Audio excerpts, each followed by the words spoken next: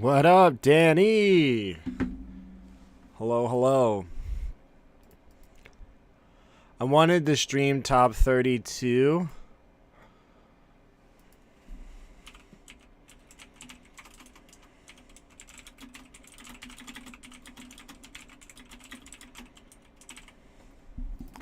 I wanted to stream top 32, but that did not work out. How you doing, Jelly Bean? Welcome in, welcome in. Top 64 or top 16 should start in just a couple minutes. So I've been kind of just coasting around, getting some things ready, but appreciate y'all being here.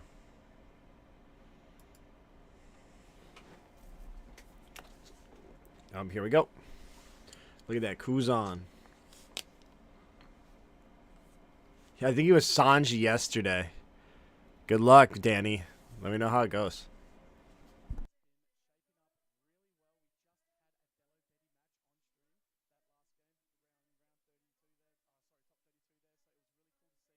That's Borsalino. Did I say Kuzan?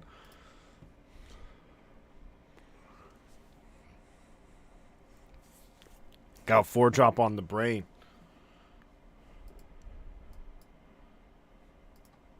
Yeah, Bello Betty lost top 32. It was played against Lucci, which is Bello Betty's worst matchup because Lucci can just not swing until they have it.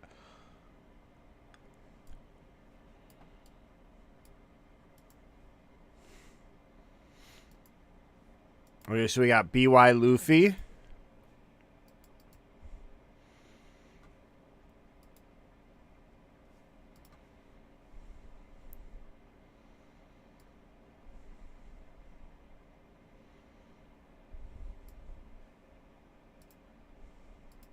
So Boa made it to top 16 because they had to play a mirror.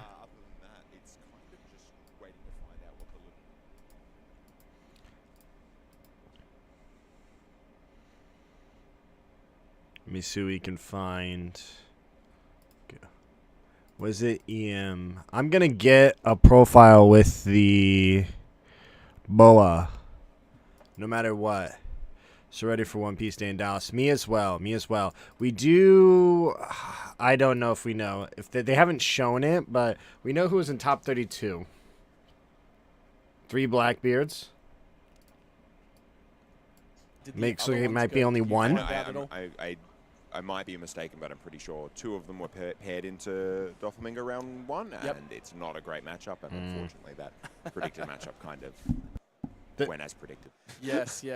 And look, I'm going to mention this right now to those viewers at home. Like, we have a live Kizaru here right now in person. You are looking outstanding, Mitch. You too as well. Dude, I was so used to calling him Kizaru, but then, you know, then we get Borsalino for so long, you're just like, oh, that's Borsalino. Anyway. I'll get you doing more.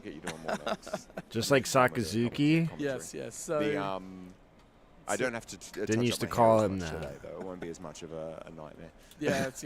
No, you look good. So we also have 2 PCPs that were in the mix as well in the top Fuji 32. Tora. Now we know that one did go through, and that is the only undefeated player so far at this event. Jason is on the warpath. Jason Lowry. He's on a warpath. He's doing very well right now. I'm also ready. I got my flight. I booked my flight for One Piece Day, so we're locked in. Time now, and he has been doing extremely well, past and present. So he usually is a red player, so it's good to see that he's jumped onto PCP. I was mentioning to Mitch, Dale, a little bit earlier that he is usually a red player, more of an aggressive sort of style, but this time suits him fine. It's good to see. Picked up a blue Dofi deck, but struggling with the red Shanks matchup. Sort of, Seems he has all the tools to keep my board at bay and then crush me in the late. Anything missing in this matchup? I mean, I think I have a good Dofi matchup. I think playing Doflamingo, though, especially as new, is very hard. Like, Doflamingo overall, on the surface, feels like you're supposed to do one thing, but everything truly matters. And, like, I mean, I think that matchup's heavily dependent on Jinbei. Like, if you see 3 Jinbei, I'd probably lose, but if you don't, I'd probably win. And versus, like, how many Rayleighs I see. But the big thing is you just need to be able to continue, like, use Blackbeard and the swing 7, like, every single turn. Swinging 7 every single turn. Like every player stacks playing up it at the moment at this level. But I'm not so a good. I mean, I just refuse to play Doflamingo. It really, they're more waiting for their opponent to make a mistake. So I'm not sure how much advice I can truly offer. I just know when I lose, my opponent sees a lot of Jinbei, and my opponent is continually swinging 7 every single turn playing a body. Correct. So look, I mean, the guys know the decks up into this stage on how they perform mechanically right. I do love Shanks. Cheers, man. Any recommendations for a second deck? I like Shanks. I mean, I think Purple Luffy, but I was a pretty poor Purple Luffy player in OP05. But it was a different deck then, and I was terrible in the mirror, which is just a historic thing for me, is not being good in mirror matches. We're having the One Piece Day on Saturday or the day prior. Think of hitting the Bandai store on Plano. Do they ever actually have like regular anything in stock though? But the day prior, but I'm considering doing like day of. It's a thought. Yeah, I'm actually really keen to see what's going to happen here. So also, that we were mentioning before as well, guys, that there was a bit of green kind of representation near the top end that we were like expecting to sort of have like, well, we're hoping to see would have made it into the top 32. So this one also was the carrot as well. That went X3 yesterday. The carrot went X3 yesterday. Interesting. On that one, that's a huge milestone, accomplished with carrot. There was Jury Bonnie as well. Yeah. And I was expecting Jury Bonnie to kind of have that bit more representation here in OCE. Just a little bit. Like, again, people like playing off meta here. Like, to a degree, so you expect people to try something. Maybe not completely different, but just a little bit. Obviously it's unfortunate that we don't have the full color spectrum represented in the top 32, but I still think it's a pretty diverse lineup, all things considered. Yes. I see a lot of people complain about bounce law. Everything. Oh yeah. Well, so like you can bounce back 2 cards of your own. So you're like, okay, I have 4 cards in hand. I'll play bounce law. Now I have 5.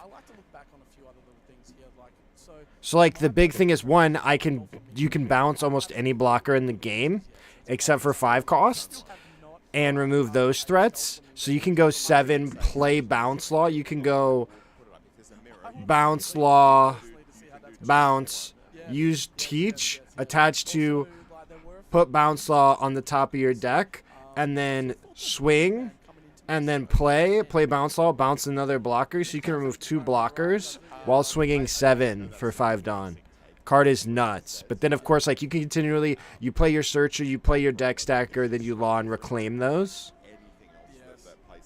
Or you remove one of your opponent's threats and you reclaim your searchers and your balancer and your deck organizers. Card's absolutely obtuse, Rubber Goose. Dare I say green moose, guava juice. Invalid, you need to pay 4 costs. Yep, exactly that. And his cost is not a real cost. A lot of times it's just cycling. Yeah. Look, I'm pretty excited to see how that's going to go because Buggy was definitely one deck that I was kind of very. Yeah, so like even like you can play 2K Buggy, bounce it back, and it's like you never played it. So you play all the cards and get full value, and you invalidate any 4 cost plays. Exactly, Jellybean. Like, yeah, like the law is just, it's an insane card. Like my opponent has again like 3 cards in hand. They had it stacked on the top of their deck. Now they're at 5. They just drew 2 from law. The card reads Pot of Greed. It's a Sanji's peel-off, but you establish a 5K body, and you're guaranteed 2K encounter. You can also bounce back a Jinbei and then continually cycle Jinbeis. You can play like 6 Jinbeis in essence with law. And you're removing a threat, bouncing back to Jinbei. Or like you bounce back Jinbei, play law. Jinbei's rested, so you're going to bounce him back so he can use him next turn. There's just it opens so many lines to protect your board, force your opponent to go life, give you resources, and continue to go wide.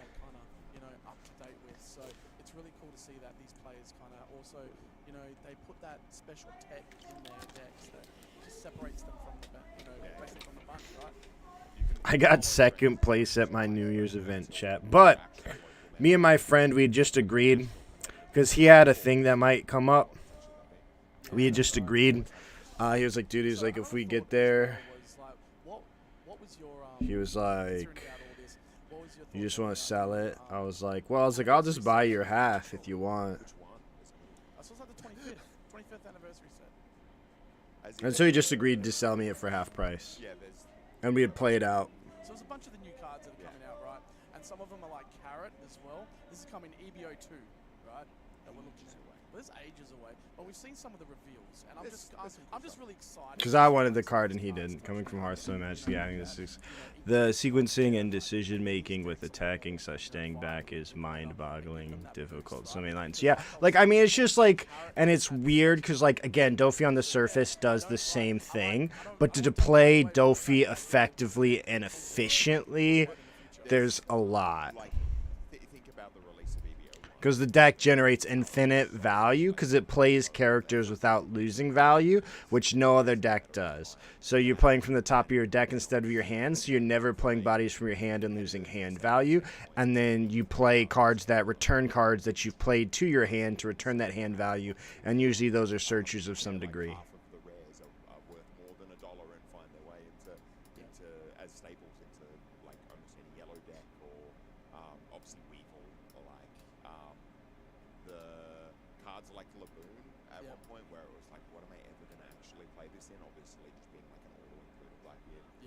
There's that EBO2 Brook that also then interacts with the Laboon as well. Where people are like, is this card just gonna is this whale gonna hang around forever now? Like, so I think there's a chance that it might be potentially a little similar initially, where sure, thanks for stopping in. With a handful of exceptions, like I don't think there's ever been. I think Impact TCG has like a master class. I think it's OP09. It might be outdated in OP08. Any luck, Shanks players versus the new kid? P-Kid? You talking about P-Kid? PP Kid? Useless Captain Pay?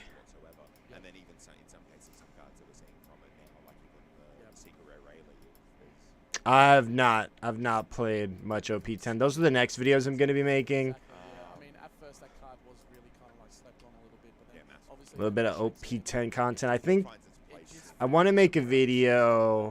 I want to make so many videos, and it's just like, how much time do I have? And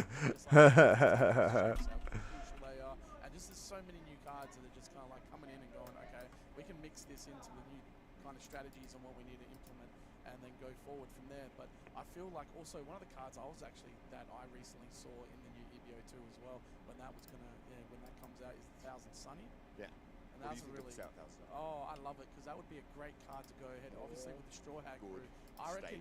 Yeah, in ST21, I'd love to kind of mix that into a little bit and see what I can get more value out of. Because we know like the activate main is you may rest the stage, and you give up to one currently attached Don to one of your Straw Hat crew. That's a great question, Abraham. I am not sure, but we got the one and only a Admiral of the Marines with us, Kizaru Borsellino. More value. More value for it, man. That's what we love. And that's why, obviously Monkey D Dragon is such a good card. Monkey D Dragon. That won me my Shanks mirror today. I dropped double dragon. I was like, if he plays 10 drop, I can save it, drop another dragon.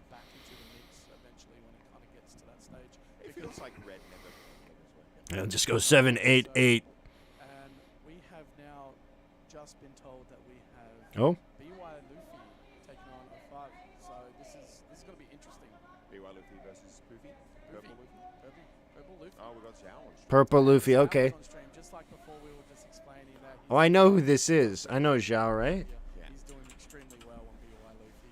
We know his record on this as well. The guy is an absolute weapon on BY Luffy. Yeah. Yeah, this guy, he's part of Eternal Magic on Purple Luffy.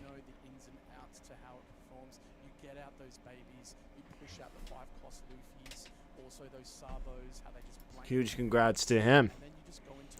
All right, let's see.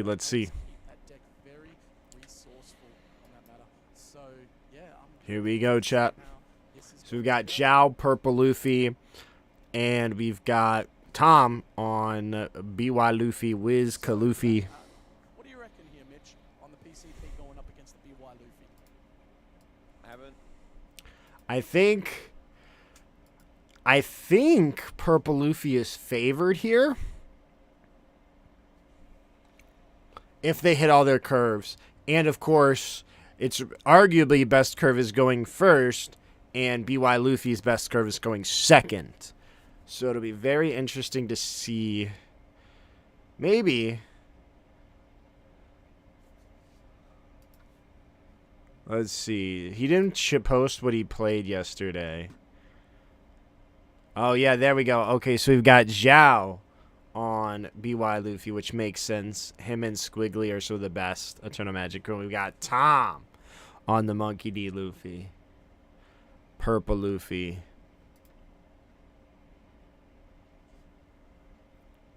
So it'll be very interesting to see.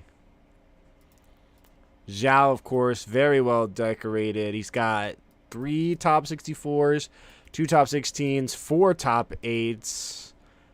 And he got second once. And he was top 16 at the last one, I believe. So let's see if he can break through that barrier and continue on. Tom, I don't know much about Tom. But who do we think will win? Purple Luffy or BY Luffy? Either way, Monkey D. Luffy is winning this game. So, you know, it may only make sense that they've continually made the main character one of the best decks in the game. So, we'd love to see it. Main character spell card, both on and off the court. You know what I'm saying? Alright, so there we go. This is best of 3, 15 minutes overtime if you're unfamiliar. And then each person gets 3 turns each, I believe, in overtime, which might not be necessary. Let's see. So, Seed gets the pick who goes first. Zhao, I believe, was 26th at the end, so it might be Tom getting the initiative here.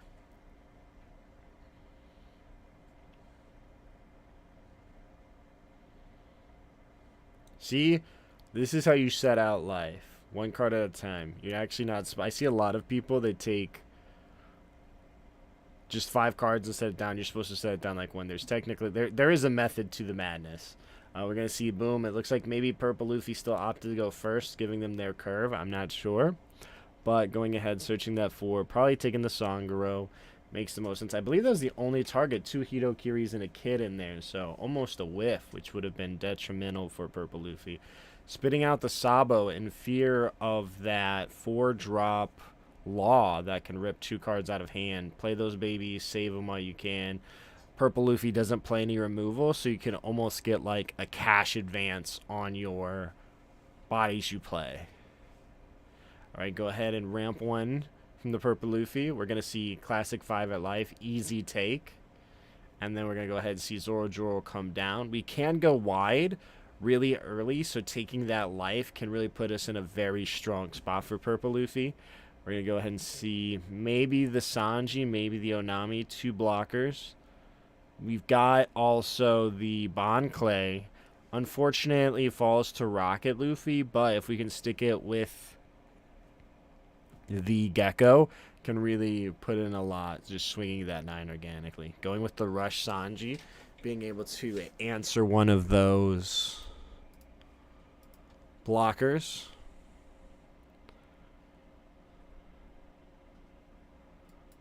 Should only be 1 world spot for Oceania, maybe 2.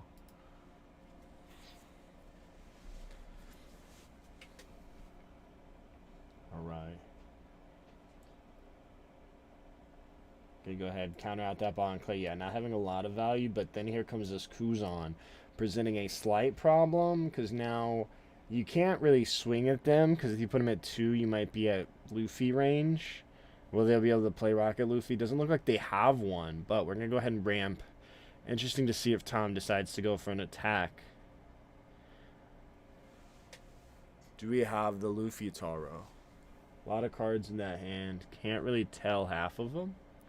But Luffy Taro is the ideal. Missing that curve could be detrimental here in game 1. Seeing that curve could pay off big. You can possibly aggro down if you don't have it. Go 7-7. Put them at 1. Oh, might just start off 6. See how they feel about it. 6 is a really good swing because if they want to counter, it costs an Awakener. Or it costs too many cards. Okay, gonna go ahead and take that. Going 5. Interesting. What could Tom be wanting to play here? Maybe just gonna play down the 7 and swing into the Kuzan. If they don't have the... Thinking about if he wants the counter. If they don't have the Luffy Taro, we could just see 7 Sanji come down and rest that Kuzan, swing into the Kuzan, trying to answer that. Could go ahead. Ooh, taking it. No triggers. All right. Oh. Yeah, it looks like it's going to be that Sanji probably resting that Kuzan, going 7 at the Kuzan, try to get a couple cards out of the hand. Oh, just taking out the baby Sabo, going 2 at 2. Get that out of there. And then now you can put them at 0. Yeah, going 7. And if they'll have to start dumping cards because they don't have any bigs in their trash. So without any bigs, it's going to cost cards directly from the hand, making the leader ability very expensive. Putting on a lot of pressure here early from Tom. And he takes it. Ooh. And a perfect trigger. That's exactly what you want to see. Takes a bit of pressure off. Loads up a big. Going to have to trash one and play one from hand. Or you just trash one from hand. So now he's going to go net. You know, he's just going to go up 2 life. Be able to continue on playing his game. But, of course, then risking bottom decking those pieces. Looks like a decent amount of vents in there, too, for Zhao. We're going to go ahead. 7. Might be playing one of those baby... Probably going to play out one of those baby Luffys to answer that Sanji as well, taking all of the pressure off of him. Go ahead, 2. Yeah, and the 9 going at the face.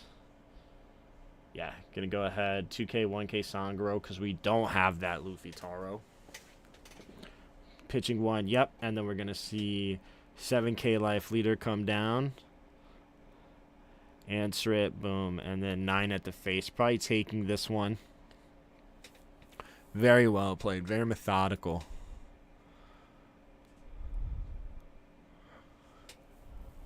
This is the official.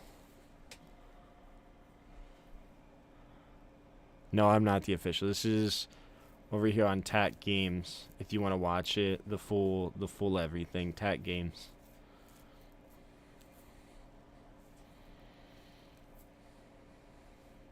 All right. Let's see.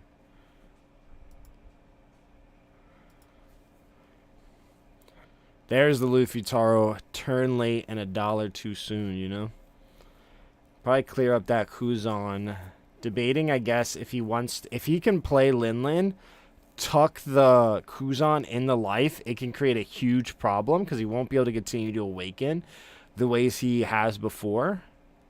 So if he has Lin, very underrated card in this matchup because you can tuck a non in their life and they have to just have Punch Luffy to answer it. Going 6 again, costing him one of those Awakeners. Probably just going to play down Luffy Taro.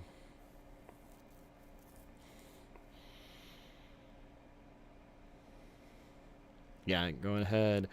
Take that 2K. We're going to see come down there. Being able to cycle once again Purple Luffy and answering one of those bodies, getting rid of that Luffy Taro is going to be a lot of pressure to deal with. But can't really afford to go down to 1 life to even just swing a solid 7 at the Kuzan.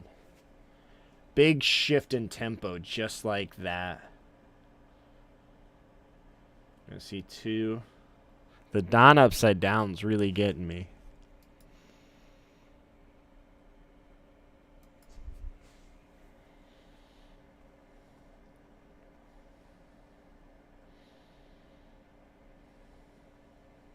And we're going to see, looks like getting some of those events out of the hands.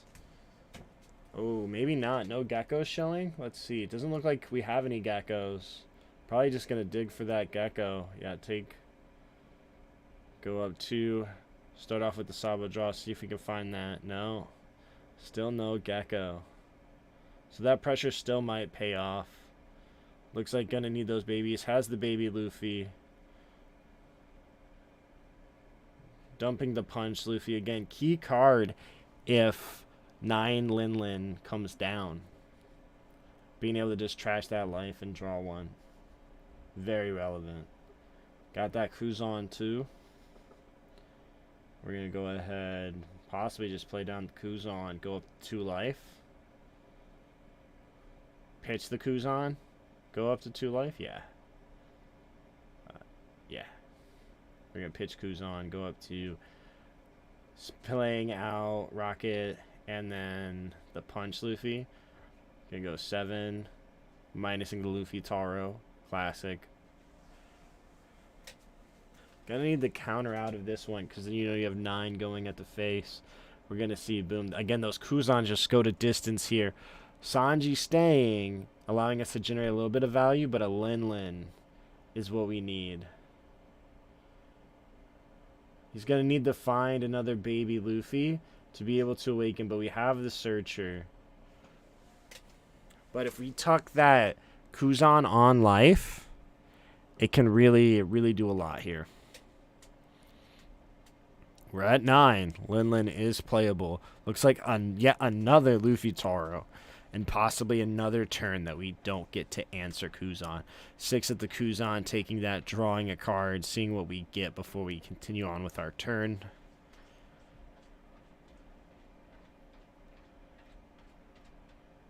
Got that 9 life leader. We don't want any of that smoke. Alright, we got 6. We know he has the flambe, so he can counter out. But is it worth it? Probably don't want to play another Rocket Luffy at this point if that Punch Luffy stays in yours. But again, very key to set up for a 9 Lin. Should a 9 Lin come down right here. Unlikely, though, just because we got rid of the Kuzan. But tucking that away. Still, it looks like we have the Lin. Interesting. Very interesting as to why just opting not to tuck that in. Probably putting that Sabo in, forcing him to have a Sabo Awakener. Can go ahead, trash that. Tuck Sabo in. Yep, put it on top. Might throw a wrench in things yet. But we could have put Kuzan on top and just swing 6 at life and then force him to have a Punch Luffy in hand after trashing, which it doesn't look like we do, but we do have flambe, which would still answer that as well. But you could also just put it on bottom, and they'll be forced to see. Yeah, let's see if we can find that Sabo. Punch Luffy also works, but there it is, slamming it down. Excited to have found it. Unfortunate. Could have put it on bottom. Will it cost him? That 9K body is going to go to distance. We're going to go 2. Sabo going to get that cycle again. Still digging for that Gecko Moria. Still not finding it. Trying our hardest.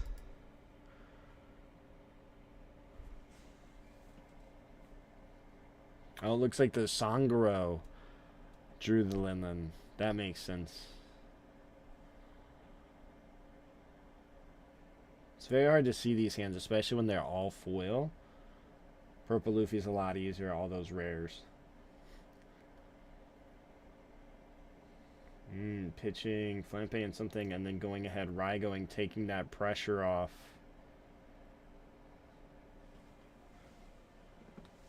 Eight at Sangoro, more than likely. Easy counter out if you have it. 8 at life.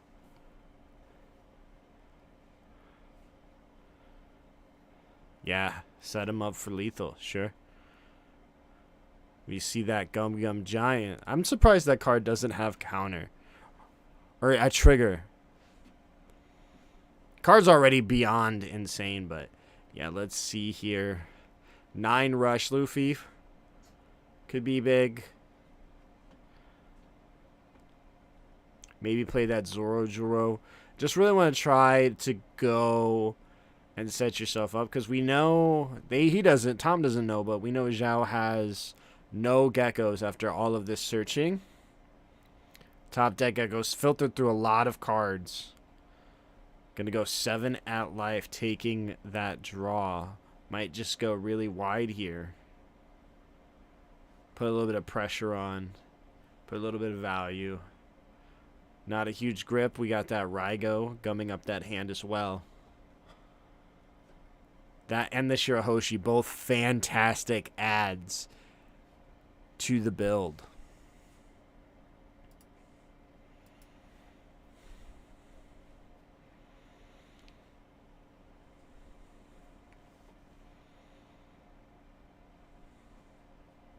Yeah, it looks like 7. Another Luffy Taro. Yeah, Luffy Taro. We're going to take that minus.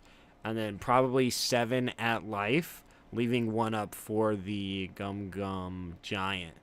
Go ahead and go 5. Probably looking, Usohachi looking really nice. Rest that blocker. A lot of back and forth here. Really feel that these players have earned their spots. Just the dynamics forever changing. Turn after turn. No gecko. Let's see. Is it a gecko?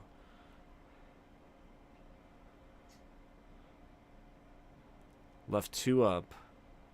That's right, because we committed 1. That makes the most sense. Okay. No gecko. 1 baby Luffy. So we can go 7K, 2 life. Still keeping us in there. All that rest of that Don to work with. We still have our blocker, but we know that they just added.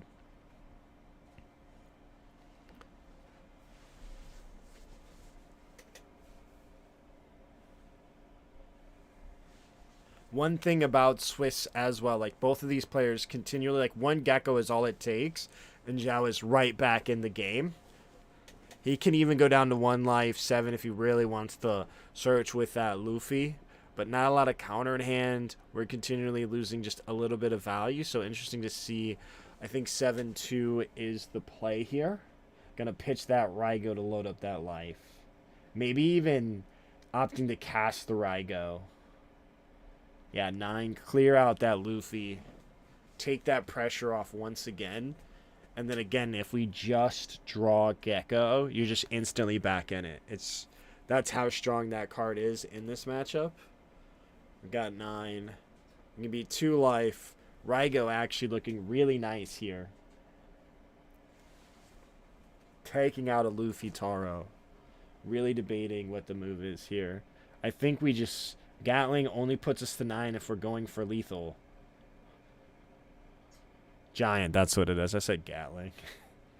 We got Gum Giant coming down, trashing possibly that Zoro there at the end.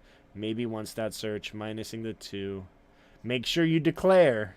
Oh, opting to get rid of the Rush Luffy. Okay, we're going to go ahead. Draw 2 new cards. Looks like we're replacing that Rush Luffy with a Rush Luffy. And then we need 1 more. Yep, there goes Bon Clay.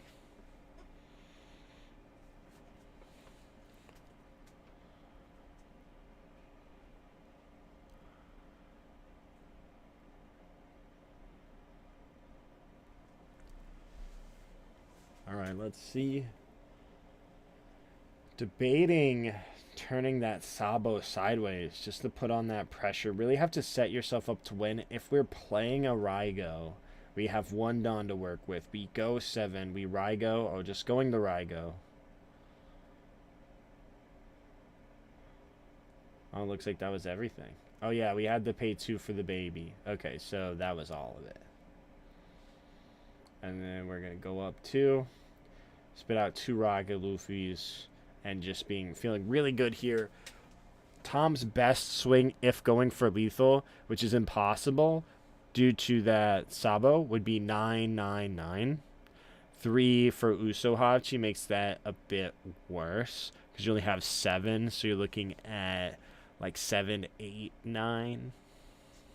Not even 7, 8, and then 9. If you play Usohachi, which 3 cards in hand, you don't feel very confident doing that. and you have to figure out how do you continue to just stay alive here. I wouldn't be surprised if we see the Zoro coming down, just trying to find a searcher.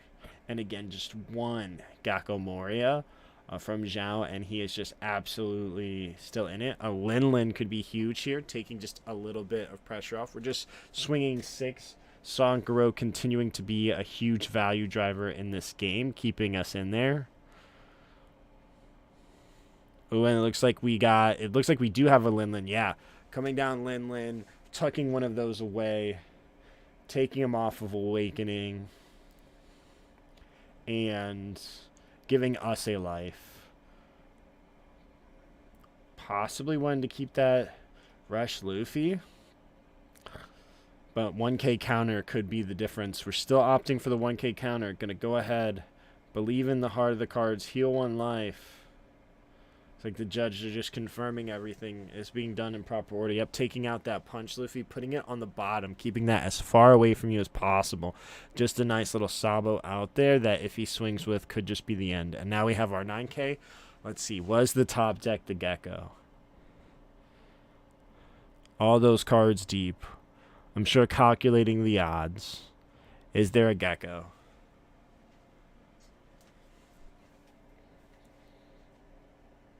Like we've seen it before, just one Gecko, and the game's just completely different. Not having seen that, though, no more Awakeners in hand that we know of. Let's see, there it is, the Gecko. Huge moment. Gonna be able to go back up in cards and remove that Zoro, while also being a 9K leader. Going to put a lot of pressure on Tom. Does he have 2 baby Luffys in there, though? I think he only has 1. I think we have that and Sabo. I don't think we have 2. Oh, there's the second one. Yeah, he's in there. Again, just that top deck dynamic.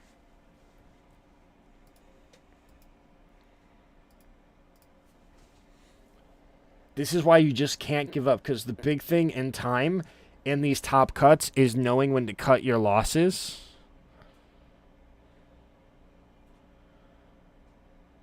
And how to proceed. Because if you know when to cut your losses, you can optimize your time, especially in some of these, like when you're playing BY and your games can be 30 minutes. But we've got the 2 Luffys. We're going to have 1 life, 9K, 1 life with a blocker. Yeah. Classic play, boom. Boom. Don't even have to attach 2 to Luffy, really, because you're not going to go down to 0. So there we go. Again, keeping that punch, Luffy. We're going to definitely use one of these rockets. Go up to 4. Going to rocket, remove that Zoro, get a card. Possibly just removing both, but maybe opting to keep one for the lethal opportunities. And then we could just see 11 going at the Sangaro. Ooh, just going to go 8. Confident in that life. Forcing Tom to go for lethal when you have nothing but a hand of 2Ks. He needs 4. Would need 5 9s to be able to just mathematically win, which is just not possible for Tom right now. Gonna go ahead, take that life. Gonna go 11 straight at the face. And looks like he's just gonna keep both of those. Knowing your opponent can't swing, you've got those Rocket Luffys. Any blocker you play, if it isn't Queen, is invalidated. He's really he does have 4 9s, but he needs 5 to mathematically win. And we know Zhao's whole hand is 2Ks. And Zhao also knows that.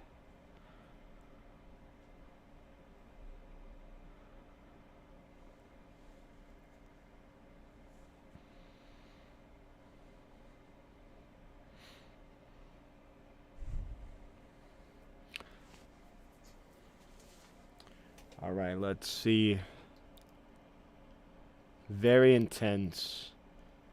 Again, you just played 2 blockers. Sanji is a blocker. Sanji is a blocker that can't be removed. Unfortunately, we don't have less Don, so we can't play him for 3. Nami can give us some value. We can go Nami, Sanji. It takes everything we have. Because Sanji should be 2. You have to have a 2 Don differential to be able to play him for 3.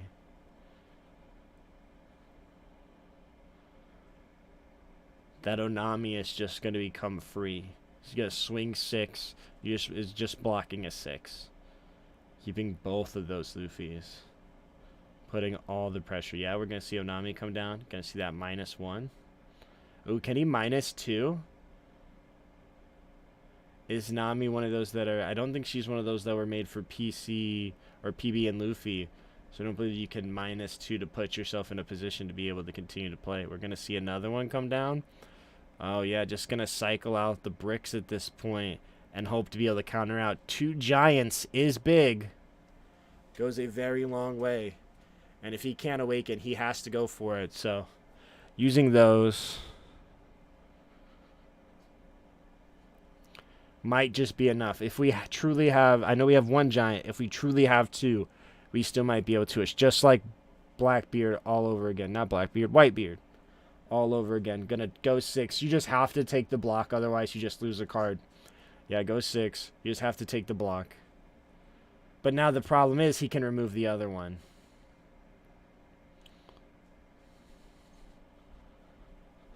So, like, again, just keeping both of those actually really worked well in Zhao's favor. So we're going to go classic 7 poke.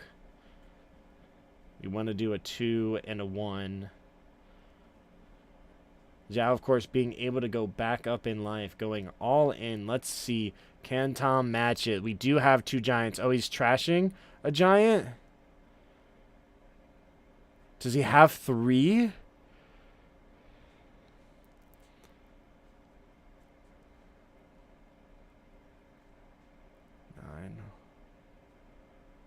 Yeah, we do have the other giant. And then he could just, boom.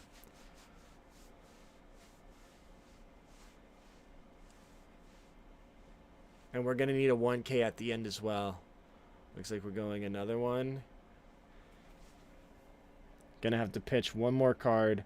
Getting rid of, once again, another brick. We've got 4. We've got 8. We've got 10. We're at 15 right now. Draw your 2. Looks like he did 2 Ks. 15. We're going 17 and another 2K. Oh, maybe that's just enough. Oh, it's because it's 18. It's 18. 5. There we go. 1K. And then here we go. 1 life.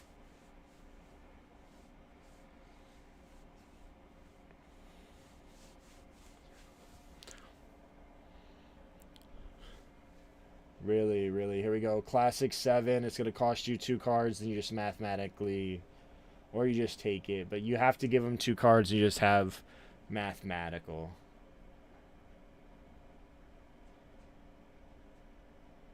Yeah, 7. Because then you should only have 3 cards. Tons of cards in hand after that, though.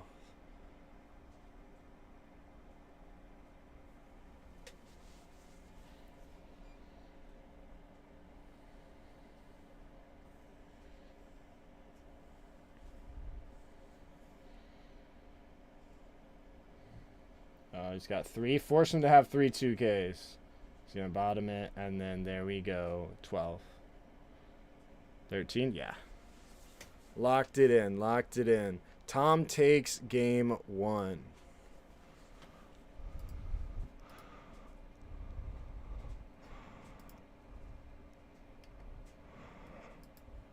Flacco pretty funny. He's a funny dude. I'm a silly dude. All right, so here we have the bracket. I'm going to take a screenshot of this. I'm also... We're going to clip that chat. Hang on. Yeah.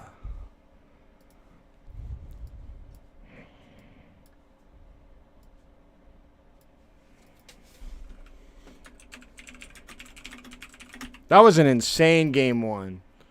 An insane game 1.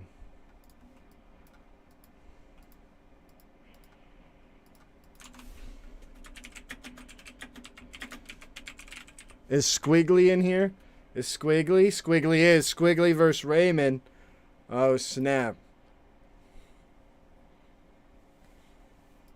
There's the bracket everybody was asking about, chat. Oh, Boa's going against Dofi. Interesting, interesting.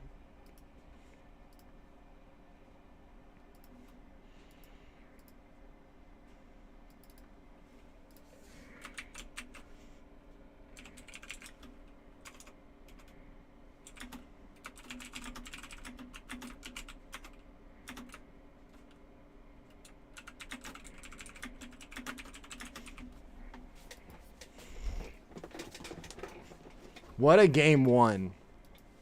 Here we move on. They're deciding if they want to keep.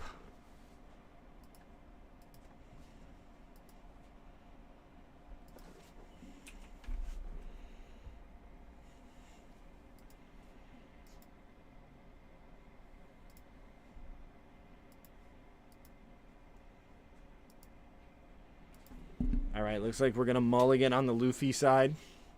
Purple Luffy, that is. Opting to not keep that hand might have been suboptimal. Didn't look great. I imagine he's going first once again, but possibly Zhao putting him. Yeah, it looks like Zhao's already got 2 Dawn out.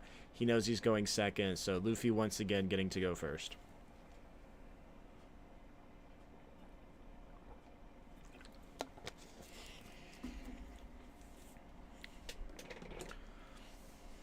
Those Kuzans are really powerful. Looks like we don't have Kuzan in hand on the Luffy side, though.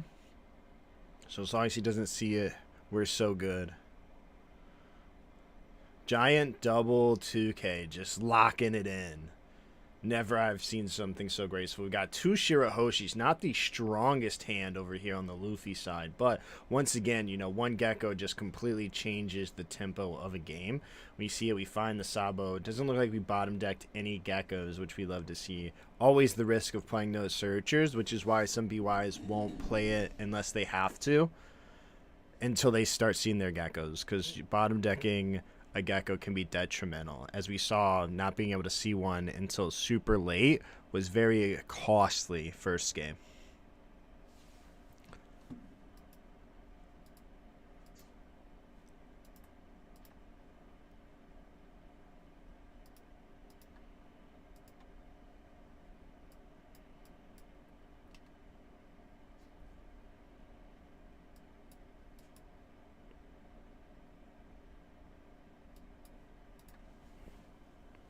Alright, classic little 5-6 action.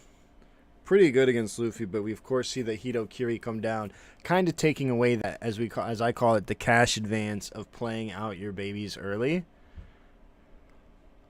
Because then they can't answer it. So here we show you, not at the most optimal play, but still pretty good. We're going to go up here, being able to answer that Garp, which will take that away, just in case you wanted to swing with it again.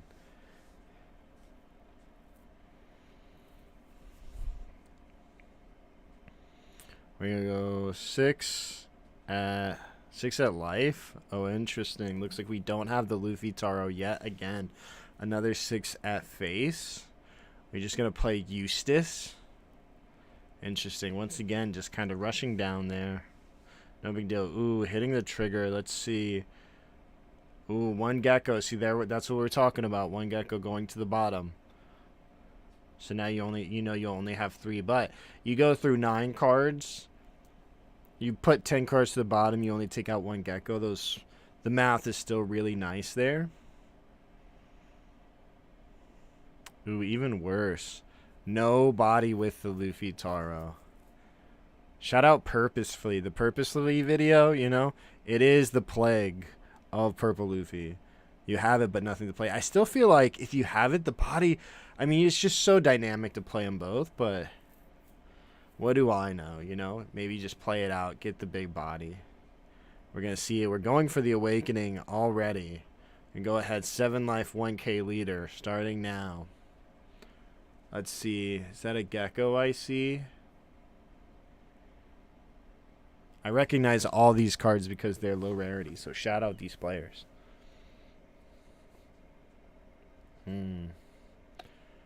Looks like we do have one. Maybe not. Are those two Sabos?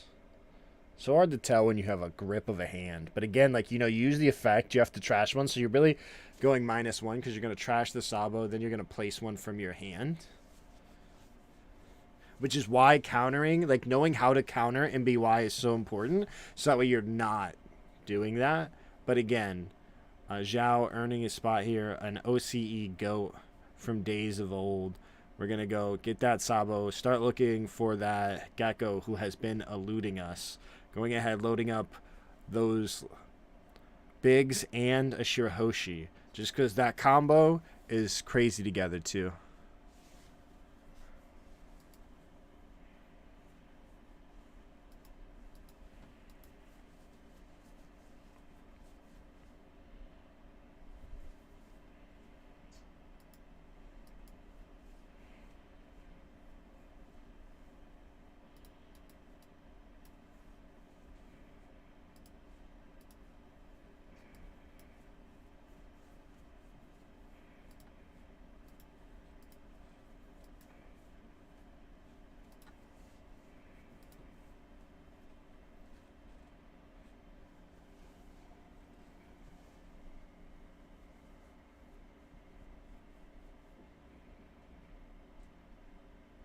All right, there we go. We see it. That's the kind, you know, again, it's called perfect curve Luffy because you want to have that perfect curve. We're seeing this Lin come down, going ahead and trashing. We're going to gain 1 active 2 from the minus.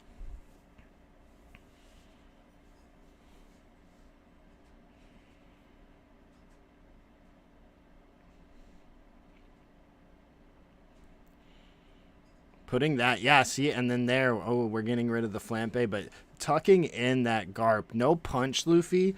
This is what we're talking about. Can really do a lot here if he doesn't have punch Luffy or anything to get that out of the life. We do have Raigo, which can answer that while also answering the Garp, which is big over here.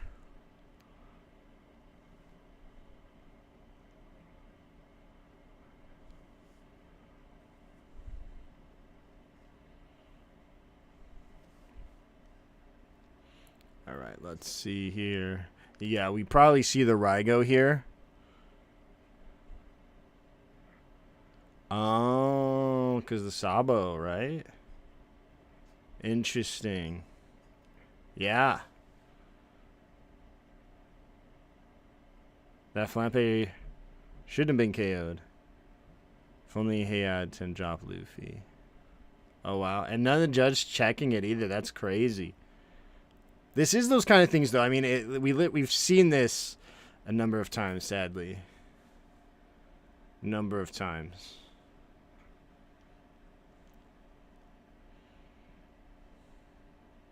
I feel like you only really notice Sabo when it's a card you want to be protected. Counting up the counter. Interesting. Yeah, I think we just have to, yeah. Pay 6 Raigo, get that out of there. And you get to take care of that Lin. Possibly, once again, playing it to the bottom was the play here. But, of course, wanting to lock him out of the Awakening.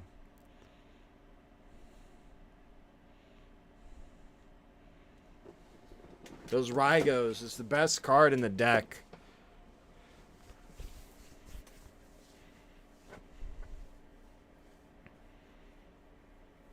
Okay, go ahead. Block in 2K.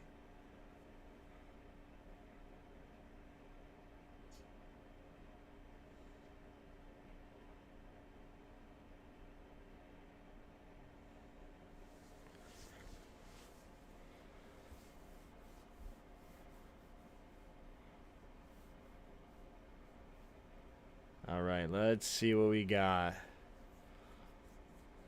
Uso Hachin just swinging here could be detrimental. Just because we have just a 5K life leader.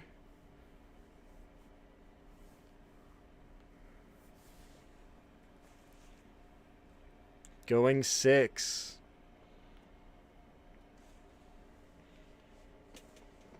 Forcing those 2Ks. Quite a grip there from Zhao, though.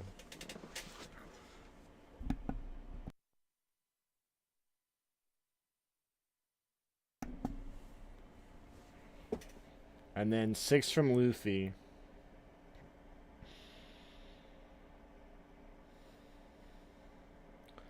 Let's see. Zhao just going to take the block altogether. Interesting. Going to poke a 6 at the face. You have to counter out of this. Have to have that 2K. Those Makinos. Giving him the Makino. We're going to see Luffy Zoro come down. Long overdue. Going there. Minusing. Don't forget the Eustace. We're going to see Sangro. There we go. Eustace. One more. And then we're just passing. Leaving plenty up for those Giants. Super wide here. No Kuzan to really check us. We've got the 5 costs. Only Hito Kiri being a 4 cost. Taking Rocket Luffy out once again. No Gecko.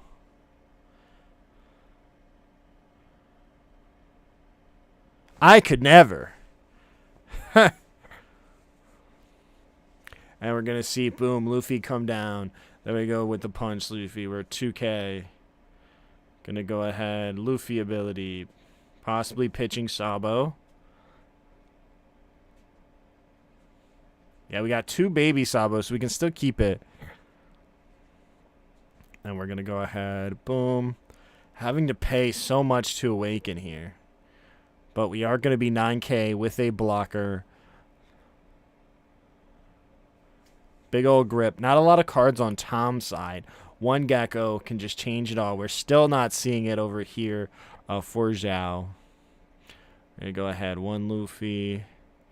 And punch Luffy. Gonna go 11. Putting him at 1. And then possibly establishing that other blocker. Yeah, Shirahoshi. Shirahoshi, yep. Passing. Feeling pretty good at 9. We could just see a lot of 1 swings. A Lin could be huge here as well. Going back up to 2 and tucking Shirahoshi into life. But we do have Punch Luffy. So they'd want Shirahoshi to be the bottom life and force him to have baby Luffy as well. Ideally, just based off of that Sabo, he's going to either take the draw or let Tom bottom deck it.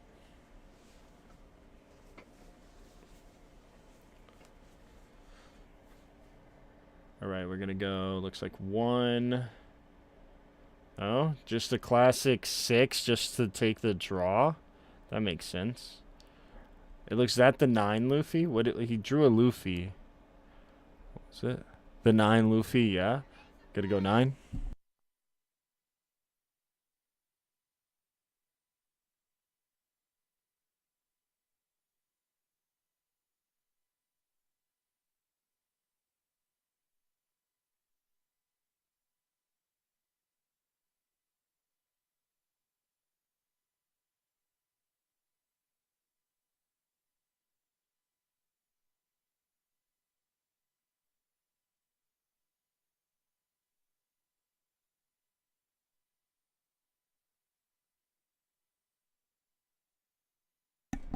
Come down.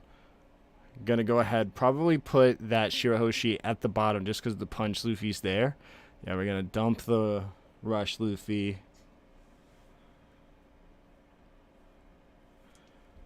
Go ahead and heal, yeah. Just gonna put the punch Luffy and yeah, take that pressure off.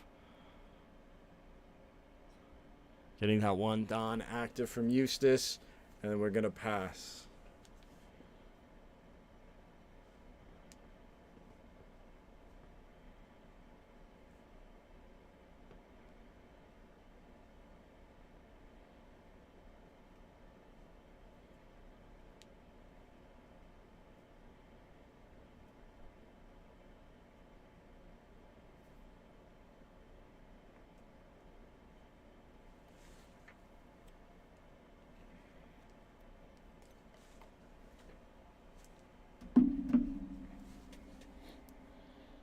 Yeah, just block that.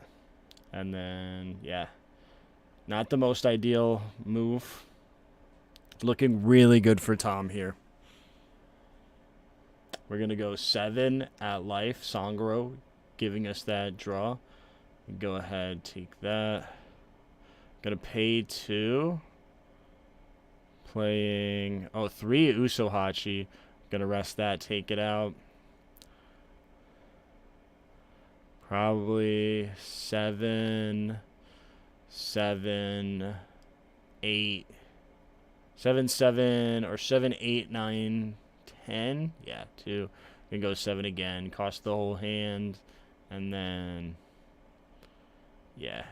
And then now you just clear the Sabo, poke 1 on life. Yeah. 8 at Sabo, yeah. And then just go 9 at life. Just take all the pressure off of you, bottom deck there. Put him on top decking. Draws. Is it Gecko? It is not Gecko. It's Punch Luffy. Let's see. Yeah, GG's. Tom takes it 2-0. Absolutely electric. Unfortunate to not see any geckos. Seeing 1 gecko super late game and it just not being enough. And then, yeah, having everything else but those geckos. That is, name of the game, unfortunately, but well played by both players.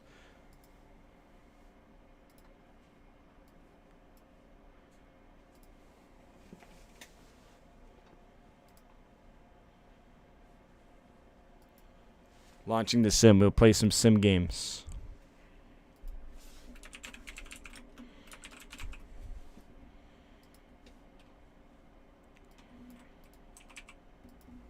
How's the stream? How's the stream, everybody? How is it?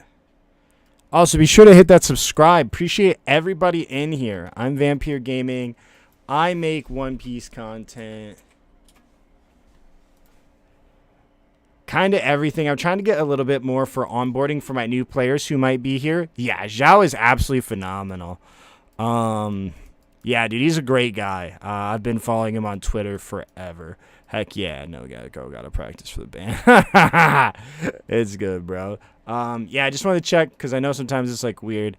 BY or Purple Luffy just won. Also, chat, feel free to check out if you haven't.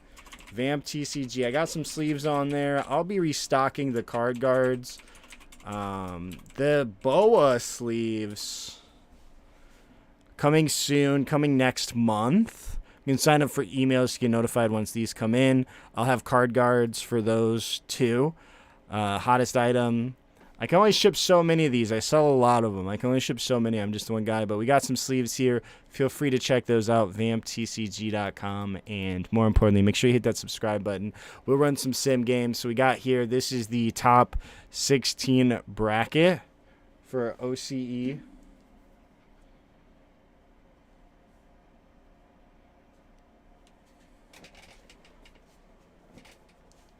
Let's see if BOA can move on. BOA to top 4. I mean, BOA is in.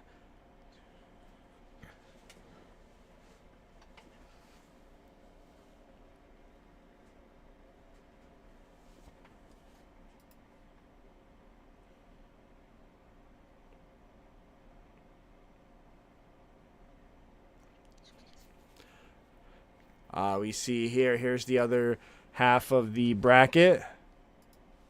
Let me see. Because we're in top 16. I'm going to take this.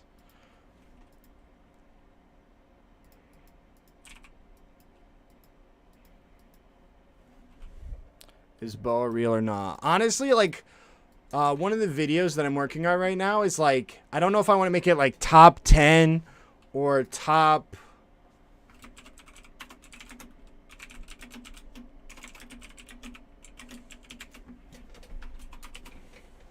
I don't know if I want to make it top 5 or like top 10 because 10's kind of a stretch, but just the most underrated leaders. Because the biggest challenge when...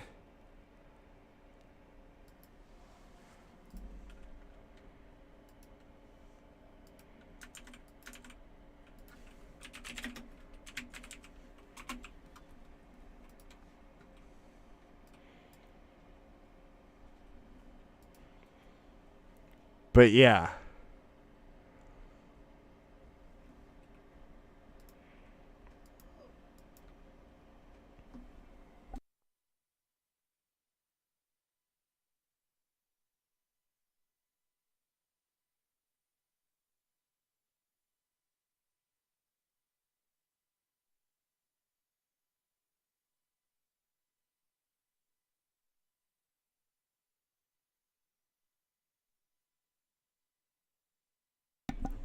I think Buggy's one of those leaders, and I think the biggest thing is that. But yeah, yeah, I think Bo is pretty good.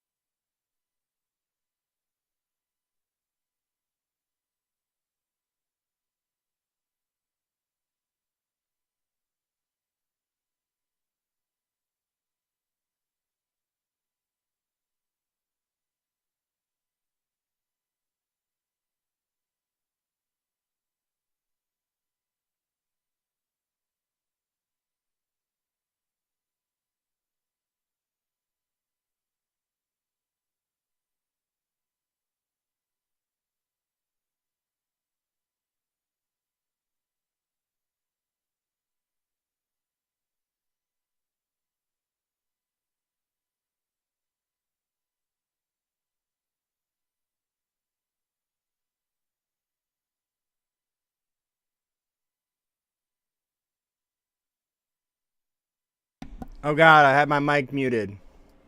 Well, I got like some cashews I'm snacking on. What should we play? Should we build Boa? Should we build Boa, chat? Bello Betty lost in top 32. Let's play against this BY Ace. No?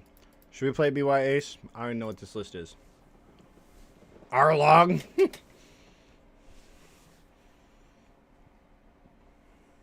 Let's go here. Purple Shanks. This man is funny.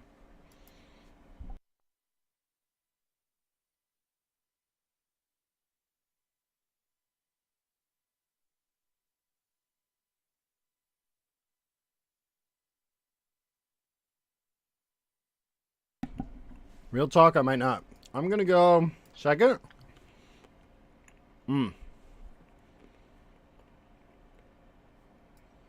I'll keep. I know this is good, but we'll keep it. I'm going to play this, sort my thing, then I'm going to spit out this Luffy, right? That's how that works? Okay, let me make sure. Let's move this over here. Just so that way we know when it's up. But it's going to be a minute, so definitely want to fill this space. Let's go here. Oof. This is actually going to be disgusting. The Blackbeard play. About to hit him with the nasty patty.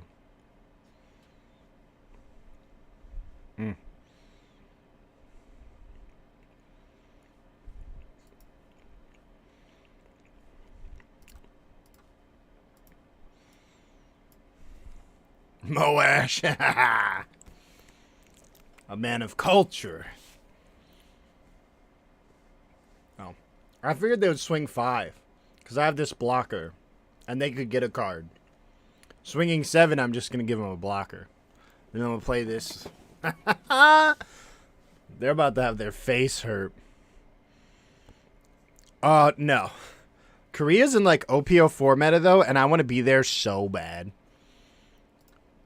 Blocker step. Is this? Oh, they got it. They get the trash. Korea is. And they have to jump to OP09 format. Bro's about to time travel.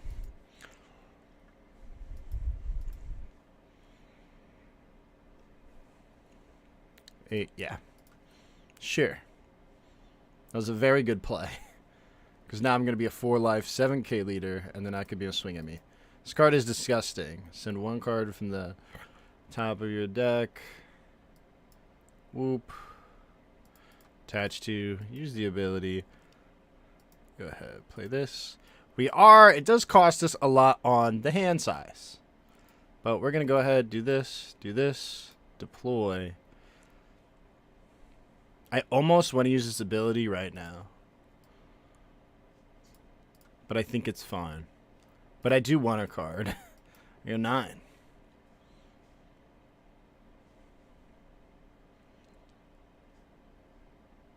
I've got to find another one of these, though. This is the struggle right now. I might play this. Spoilers. I might be on a special Wednesday night episode of something, and I might play this.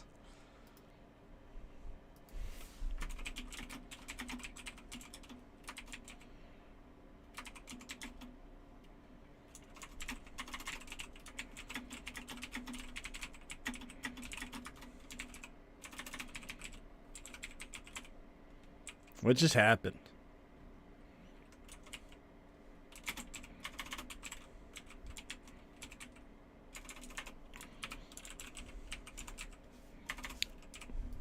I only had half the bracket, which is embarrassing. 7. They're going to ramp up, but I already got a big giant body. Ideally, I'm going to pay 2, stack 1, and then I'm just going to smash their face.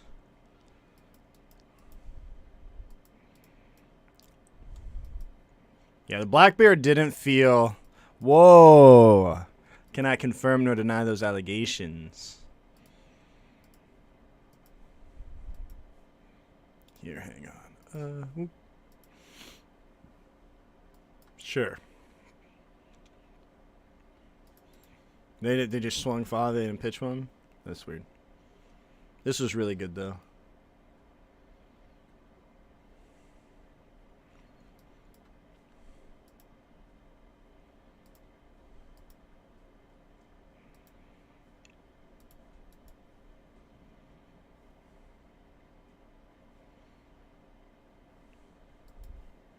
All right, all right. Ooh, a pudding. That's useful. All right, we're going to attach to, look at top 5. We've got a Luffy. We're going to go ahead, put Luffy on. Return. We're going to go ahead.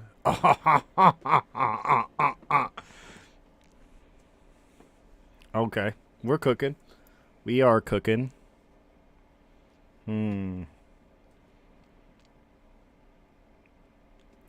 So awkward now.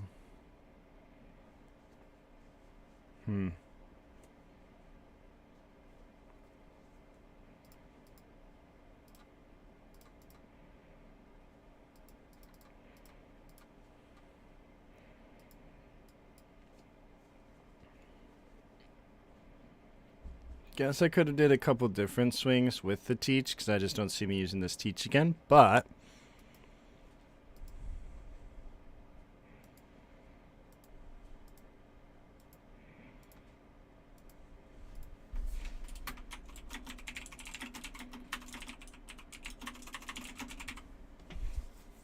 oh, here, let me just pull up the stream, right? I can just find the other bracket, and then I'll post that. Which stream did I post already? The one with Squiggly, right? I need this one.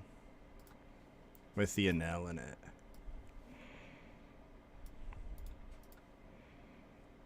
No, this is the one I already did. Right?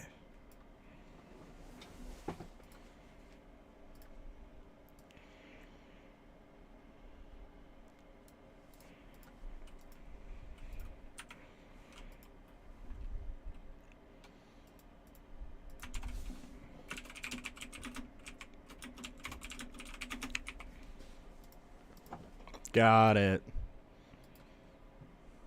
Alright, and we're gonna go. Did they just heal? Did they counter that? That's crazy. Alright, now I'm actually gonna turn this sideways.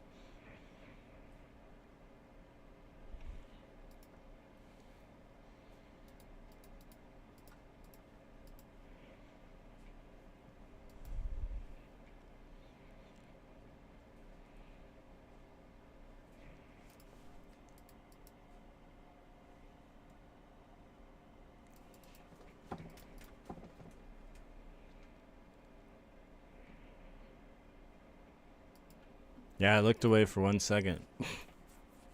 Didn't know what happened.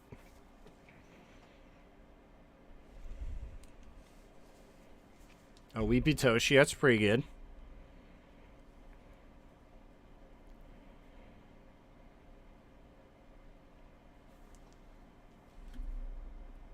Tikanojo, not great.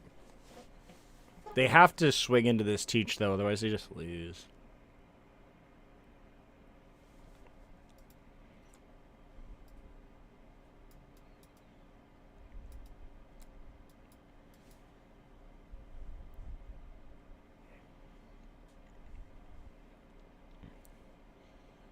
Oh, okay. Yeah, that's just a very unoptimal play. I'll give you a 2K. You need to just, that should have been at the, you should just went 5 at the teach.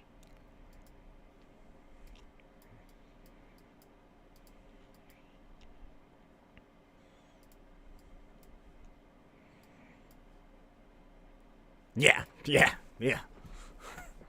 That makes sense. Let's go ahead. Ooh. If I'd kept the teach, though, like I did something nasty. So I can't stack, so I actually have to try to find it. Aha. Phenomenal. We're going to go ahead, tuck this ace right in here. Go ahead, do that. Draw a card. Ooh. I'm at too high of a life. We're going to go... You have 2 cards in hand? Yeah, we'll go 7. Actually, I'm just going to go 8 here. We'll start off 7 at life. Because you should just... And you can wait to block this. See what they do. Now I can answer this. I'm not in any danger, but I'm just play this ace. May I just play another punch, Luffy, truthfully. Yeah, I think I just played another punch, Luffy.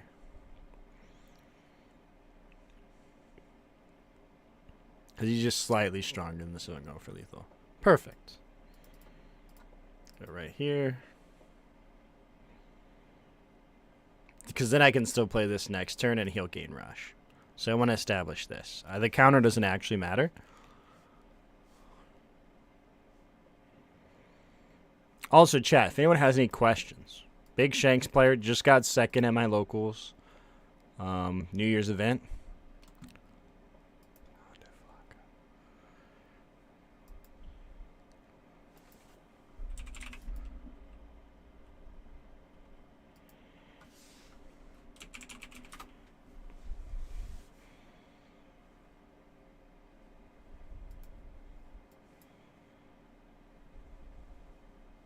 Appreciate everybody subscribing.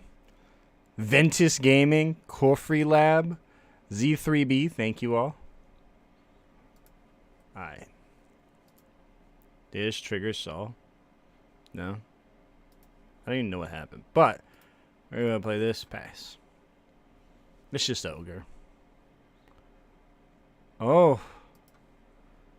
Oh. It's about to start. We'll finish this game, and then we'll switch back over. Because I'm sure they're going to talk for a sec. Here, you guys can listen. Like, the tournament itself was 1,000 people almost. Yeah, trash of life, sure. All throughout the day, people weren't dropping. They were just keeping, like, it was they just played it all out, and then the entire day, like, sure. the whole venue was still absolutely full.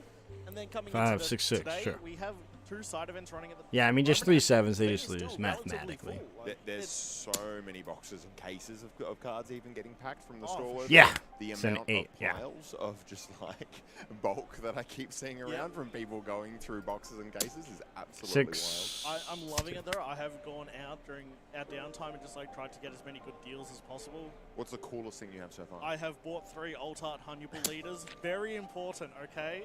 This man collects Hunyable leaders. If you have any Hunyable That is the leaders, big struggle of this deck, though, is finding, like, the baby. Like, I should play Searchers. Truthfully. I should play Searchers. You've probably seen me before. Are we getting any more card guards? Yes, Walter, yes. Yes, I just have so much that, like I sell so many, but there will be more. There will be more probably this Thursday, maybe sooner, but, like, Friday's the best day for me to ship out.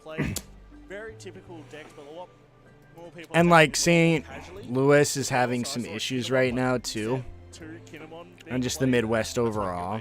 Oh, it had to be. Give us the inside scoop. Give us the Kinemon scoop. I mean, he's currently 0-2, so Okay.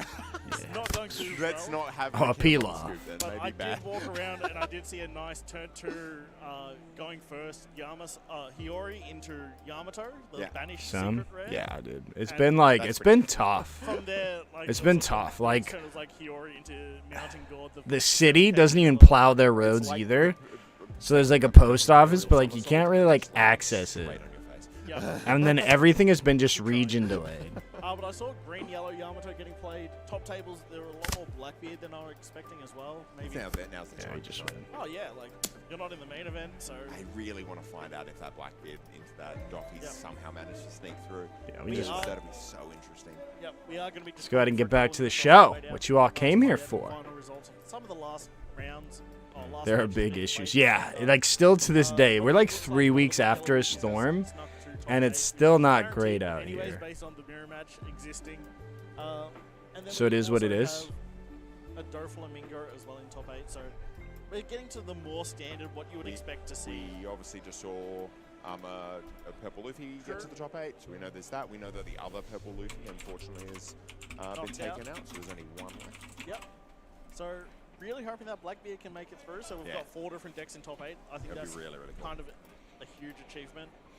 Do we know if NL or Lucci, that game's still on? No idea how that's gone. Actually, so we'll have 5 decks most likely. Yeah. That's wonderful to see. I know. Yeah, that's what you want to see. And I'm pretty sure this top 8 we won't see any mirrors either, which is, I know I keep going on about not necessarily wanting to watch mirrors, but unless they're really weird. But yeah, chat, more card guards, plenty. Yeah, plenty. It's so dumb. It's actually the stupidest. I appreciate everyone who's picked them up. Well. But yeah, it's like a lot. But we have A lot of people like to just buy one, then they come back and buy two later. Because they're like, dang, I should, you know, like, fair enough. I don't think we'll But once you feel them, like, once you get to use them, it's like, wow, this is actually just really nice.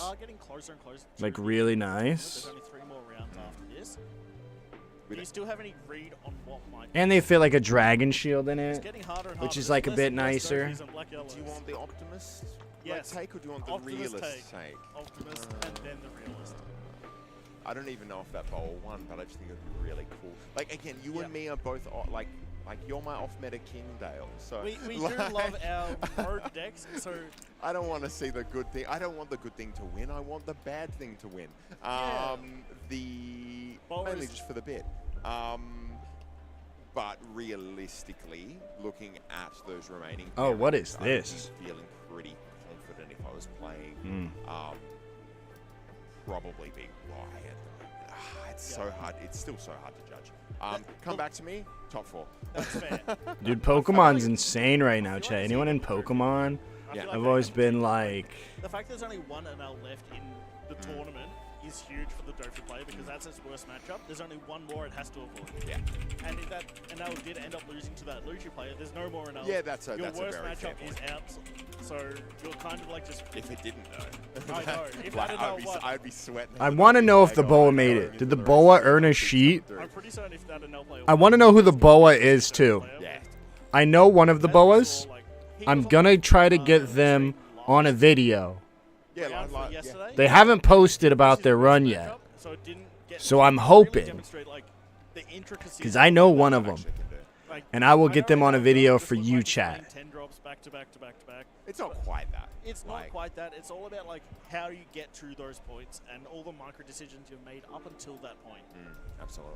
And then yeah, New your set game goes is- crazy. What? What set? Straw Hat Customs? You have to set that up. Yeah, it's. Oh man, it's I got a hard to couple do that surprises in because store and also too, when to chat. go into Couple of games. really So cool I'm gonna things use an coming. example of, Couple of really round cool one things of top coming. 32, Pro was versing Bello Betty as Luchi. But yeah, I posted actually here. Attack certain Yeah, environments yeah. live. Pokemon. Yeah, okay. Just want to make sure we're on the same It page. looked very And that you free weren't to talking about swing OP10. life, because he knew like if I hit a trigger and that trigger is just going to have flow-on consequential effects, and that's why these people are in day 2. They understand that like some of the triggers in life can be game-changing if they hit them.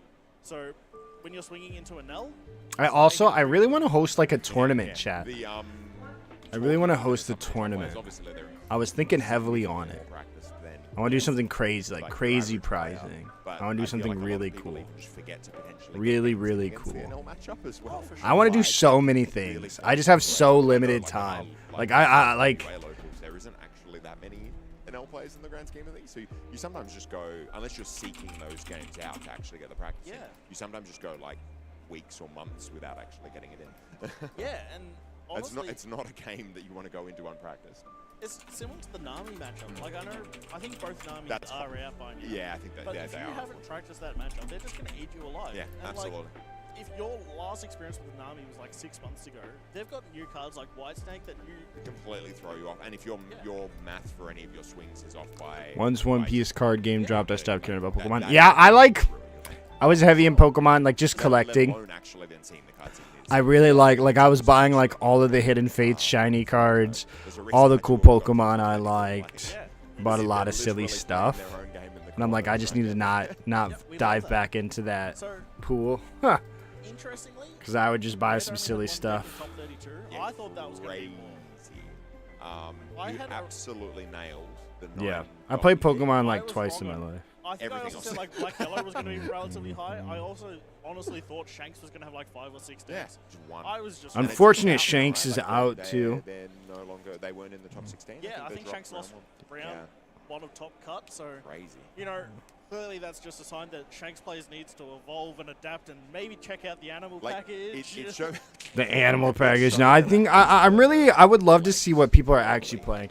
I still have my graded gross from Pokemon, but sold the rest to buy One Piece. Fair enough. Fair enough. A deck you do need to prepare for. Pokemon does really well. Honestly, Pokemon I is the think a lot of best it was TCG to grade. kind of- Like when graded they play Shanks, they Pokemon kind of does just coast phenomenal. by on just like, One yeah, I've Piece got doesn't Curve, do a I'm just gonna lot. play Rayleigh, then Shanks, Dude, then I'm just Shanks. getting no spoilers, chat, but I've been getting nothing but the problem with being a One Piece card game Twitter.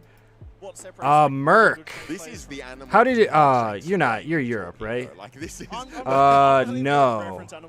No Nami made it out of top 32. But also just like maybe it's not the right It's place to bracket just play Tenko B, Shanks at that point in bracket time. A. Maybe it is like we need to start double checking. It's like Yeah. is The actually two Namis right lost. way Nami lost to to Do cycle Flamingo just and get Nami out of lost to hands. Purple Luffy. And like I have Seal just Collection of need Poke to still. That's maybe crazy. not go on the curve just I as picked hard, up like you the know? Pokemon Center ETBs. So, like, what I love about these archetypes that are driven around like large crews and characters, Yes. characters that we'll see. And some of them aged like phenomenal. That you just, like, Like it's for the like longest, Straw Hat Leader. since the first one, like Chilling Rain, Straw I would Hat just Leader buy to them. be added to it, and then I it felt might just be obligated good. to just buy them because I was trying to own them all. Like about the Shanks Since Chilling Rain, it was the first one, and then they had the error. cards do fall out of favor, you can still run the Shanks leader with a different package. Like, it's similar to Zoro, where like Zoro's going to abuse any aggressive card in the game because his effect. Yeah, or Sanji. Because their effects are just so incredible. Yeah. Borsalino, Kizaru. Dude, before One Piece, I always called him Kizaru. But then since I've played so many One Piece and I went through Borsalino phase, like, and they don't even put like Kizaru Borsalino. Just being top It's just Kizaru, and it's just Sakazuki, and it's just Kuzan. Like, I called him Aokiji for the longest. like, Is Boa still? I don't know if Boa's still in. I don't know. I do know one of the Boas, and he hasn't posted his run ended, so I'm really hoping it's him. And I'll get an interview with him, or do my best to do so. The perfect counter, maybe we see that completely drop, but I think Blackbeard's But gonna be Pokemon confuses me. Like, Roaring Moon EX is just Salamence, right? Like, very new to the English format, and in set 10 in Japan, it it's just still slightly doing really well confuses with me. the addition to Kuzan. But what happens when those cards are no longer super relevant, or like they start bringing more activate mains? Is he just going to fall out of favor because his game plan and like is so very archetype locked? what are you looking forward to the most out of OP10, EVO2, and even the small amount of OP11? So I'm going to go one step further. OP12, they've themed it as masters and students or pupils. Yeah. I'm calling it now Frankie and Tom leader. It'd be so. Just a Frankie leader in general, please. Please. Oh my god. We need it. we're talking about Frankie leader. It's supposed to be like a. That makes like like I get it. He's not very I good. get it. He's I'm very just good not at aligned level with play. it. You want Caesar Clown to be good. I know you want Caesar I Clown. also have been brewing Caesar Clown. I get it. Like, play-testing I it, do. and I encountered a And it couple, makes like, different One Piece sense. streamers, Like like, evolution. doing it when I was We do not know testing top out, 8 like, yet. We do oh, not know please top don't 8 bother yet. me with Caesar- Yeah. like, Some I'm of not my Caesar sealed Clown here, Pokemon. I'm Somebody so just sorry, posted it. but- But it's been like all of my timeline. That's so good. But Caesar Clown is definitely a really enjoyable deck. I think he's got a couple of different options on how to play him. Dude, Shining Suicide Fates was Grenade so is huge for that deck. interesting That's, too. I was like, picking up single-handed Shining carries Fates that deck foils. on the back. Like I just was like, But ooh, shiny otherwise, I'm Pokemon. super excited as well for the new range of starter decks that are coming out. So they haven't really revealed anything about them, but there's an. It's 20. Is 22 officially actually labeled yet, or is I it don't just the think it's rumors officially. going I think around? there's rumors going around, and I'm super excited I to keep see hearing how it Ace plays out. Whitebeard, Yeah. Blue, maybe, but But it sounds like Chat. there has been Have you guys seen this guy? like a Have you seen reboot this of guy the before? original proper Pretty sure he was at deck. They've got, Worlds, like, a and he was reboot doing the of World every stream. He's from leader, which is Japan. super interesting, and then Really it sounds funny like they're guy. doing, like, a Ace It Whitebeard. I just think that's just like a reminded me of reboot this. that's, like, I set bought to that card and Whitebeard graded deck. it. it's really Then it came nice back. to It was see worthless. that again. I think it was It mentioned really to be me like yesterday that. watching It really be cards like from that. OP01, OP02, OP03. It's You never just really starting to get to the know, point in the you game know? where you don't own I the just latest finally cards, picked up a you're Celebrations getting Eevee because those were going crazy. It's gonna be super And that's like interesting one of to the see how few it plays cards that I was like, I really want this card, but I What didn't the think it was other worth 20 colors bucks, are and going here to we be are. for those starter decks. Like, I'm secretly hoping Here for we more are. purple Animal Kingdom Me paying stuff. 30. Yeah. Just It's been, because to be fair, it's been Stop. a while. OP08 really went hard into the mainly the black. Yeah, and like honestly, Purple King needs his time to shine. Yeah. Just set one King, like that effect is Not even purple black king, just purple king. that effect is not bad. Like neg 1000 power across the board when you're at 10 Don. That's just a 10 cost Shanks effect. Or I was about to say, or red shanks. But like hear me out. But yeah, Like, I'll it's try another to cool chat. thing. I'll try to load some stock. I'll You try are to save some absolutely for like right. one of these streams because But I know I like I will respect it. continue to tell everybody Wow. check out Speaking of vamptcg.com, Vendors earlier, and the like, card yeah, guard's like, just empty. like, Oh top no! passwords, X-Breaks, From the just store so I can regional, go that back to my VV. locals after this tournament. I mean, it's literally the most unplayable card. Max Rody King costs like 80 bucks. Unfortunately, it is just the most unplayable card. That's nice, though. At 10, we take that. We take that. I think there's only been one prize card of mine that I've graded that hasn't been a 10. And it had a big old white dot on it that I didn't see. I truthfully think it was damage, but then I looked back and it was on my photo. So I was like, well, it was just like that. And I didn't notice. But that's why you should take photos of your cards before you grade them. I need a Robin leader, chat. I want to play Robin so bad. But like, I'm locked in because I'm going to all these treasure cups. I'm going to One Piece Day. I'm doing this. I'm doing that. Anyone here going to Worlds, chat? Anyone going to Worlds? We are starting to, like, if you're going to be studying VODs, even if you're, like... Chat, I got cookies from Trader Joe, and apparently those are, like, legendary, and I just found out about them. And I'm slightly sad that it took me this long to figure out these cookies were absolutely delicious. Y'all know about those delicious Trader Joe's? I don't shop at Trader Joe's. It's my first time in one. I looked mad confused. In terms of what I favor as that matchup, I feel it's just still so dependent on that early game for the Dolphin player, right? Sure. And in the best of 3 environment, I always almost want to back. The realistic me almost always wants to back BY Luffy, but I just said the exact same thing. Oh, my Blue Rush. Or Purple Luffy punished BY Luffy twice in a row. So oh, I think Boa made it. Boa, I think Boa made it, chat. I think Boa made it. Snowy Frog lost to Boa.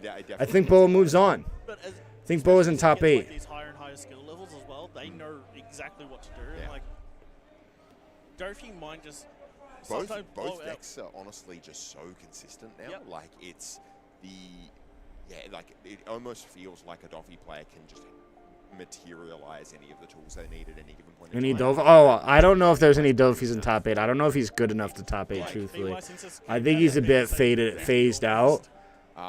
So it's I don't know like, if Dofi's like top 8 material. Is never perfect. Boa's a really nice bracket. No Lucci on her side. Yeah, Lucci's pretty bad for Boa. The cycle that they need. So I think the Dofi player in this matchup is still going to try and do the early aggressive start. Absolutely. Because Dofi is at core an aggressive deck. It wants to try and hit face as much as possible. It surprised you by being like, I'm blue, I'm a control deck. No, it's not. It's absolutely not. If it goes second as well, if it can establish a teach and have that teach going into its 8 Don turn, you can still Gravity Blade and use teach effect to play it like Jinbei Weevil. And you can establish a huge board during that. So like, what we might see is a Dofi player either try and go for that like Gravity Blade combo with teach and like set up for it to just almost win the game on the spot, like realistically. Or they could just go for the full aggression and just like teach turn 2, play Jinbei Weevil if possible, or like Jinbei Boa, and just start getting as many Boa's not bad. I literally mentioned Boa in a Market Watch video. But I love, and she was like $40. I have seen so many Boa's no longer $40. I was like, yo, it's like Boa's gaining some steam because you get a 7/5 cost remover that's a 9K swinging. Ace is my favorite. Ace is my favorite adult favorite. As a kid, I loved Zoro, but I didn't know Ace existed. Never made it that far. So I loved Zoro. I was like, 3 swords? It's better than 2 swords. This guy's great. I was like, I never thought of 3 swords. The only thing better than 2 swords is 3 swords. But yeah, that's Boa. That's Boa. Boa is like $75 now. Like, people know, but the problem is, and with underrated leaders, kind of like how I did with Ace, underrated leaders is nobody wants to put the time in. All right, here we go. We got Kevin and is that Min Key? When Dofi has no board, that deck is not threatened. It's all about just having a whole bunch of 5 and 6K board. Here we go.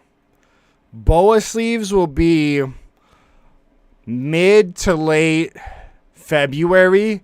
They're delayed because the Lunar New Year, which they're Lunar New Year themed. But there'll be plenty. You can sign up for the emails, but it'll be mid February or late February, depending when they arrive to me. And I'll have card guards, so you can get the card guard deal that I usually run if that interests you as well, because I know a lot of people are interested in those. So if you're waiting for those sleeves, you're good. I'll have a decent amount of stock to load with those because I know a lot of people want to partner those up. It's going to be a big packaging day. But, like, I already know Boa's going to be good. That's why I'm making the Boa sleeves. There's also another surprise, chat. There's a surprise. Not the real Michael V. That BY Ace list is totally outdated. I just clicked the first one that was in my thing. You don't want to play that. But there is that exact list that I just played is on my YouTube channel already. Like, it's an older list. There will be one featured come Wednesday on someone else's channel. What happened to the Ploofy that won last round? They won? I don't know what you're trying to ask. So we got Kevin on, BY Luffy. We've got Don Quixote do Flamingo in top 8. And so this would be really interesting. We got Pudding on our side. Classic top 8 matchup. The standard.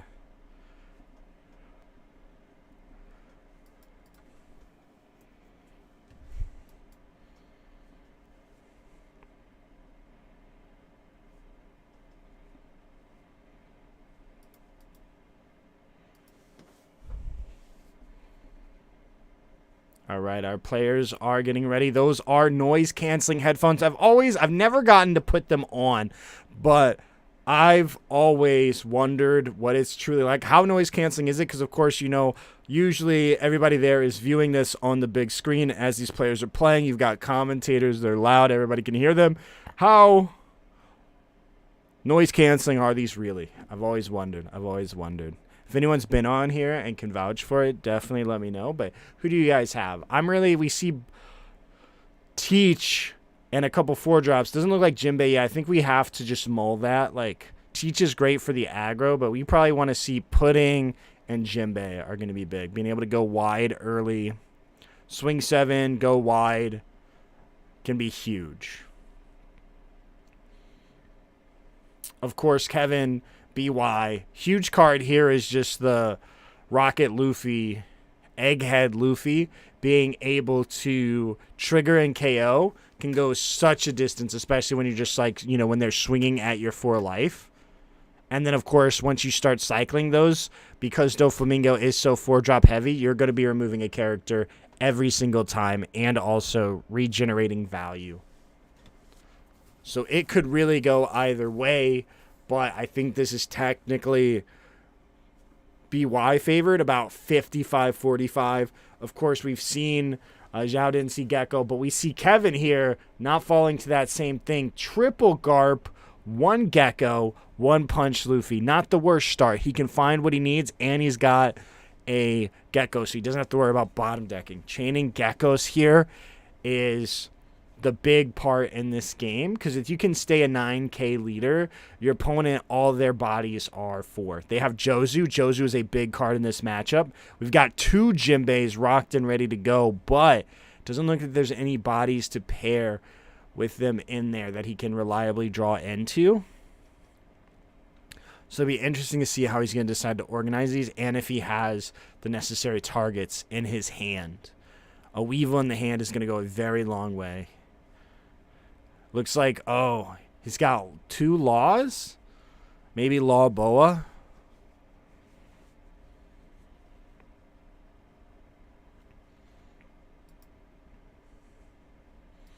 We got, ooh, there it is, baby Luffy. Great top deck, gonna spit that out, keep you out of that pudding range. And again, not much removal. They can Law bounce it back, but it is just like a cash advance on you playing out your bodies early while also playing around pudding.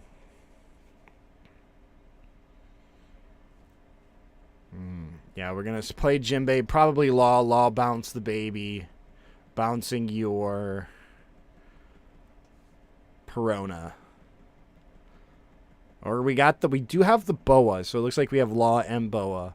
Plenty to go off of, possibly even... Oh, are we gonna go Boa? Go 8? Maybe he stacked the 3 so he can bottom deck them all.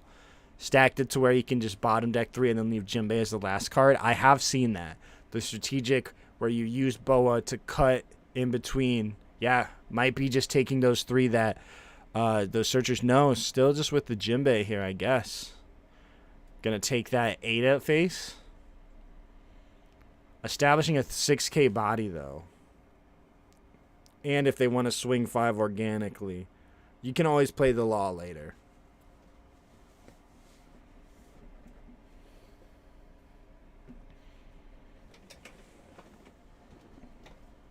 All right, we're probably going to spit out all of these, these Garps. Just get those searches, find our pieces. Hopefully not bottom deck a Gecko.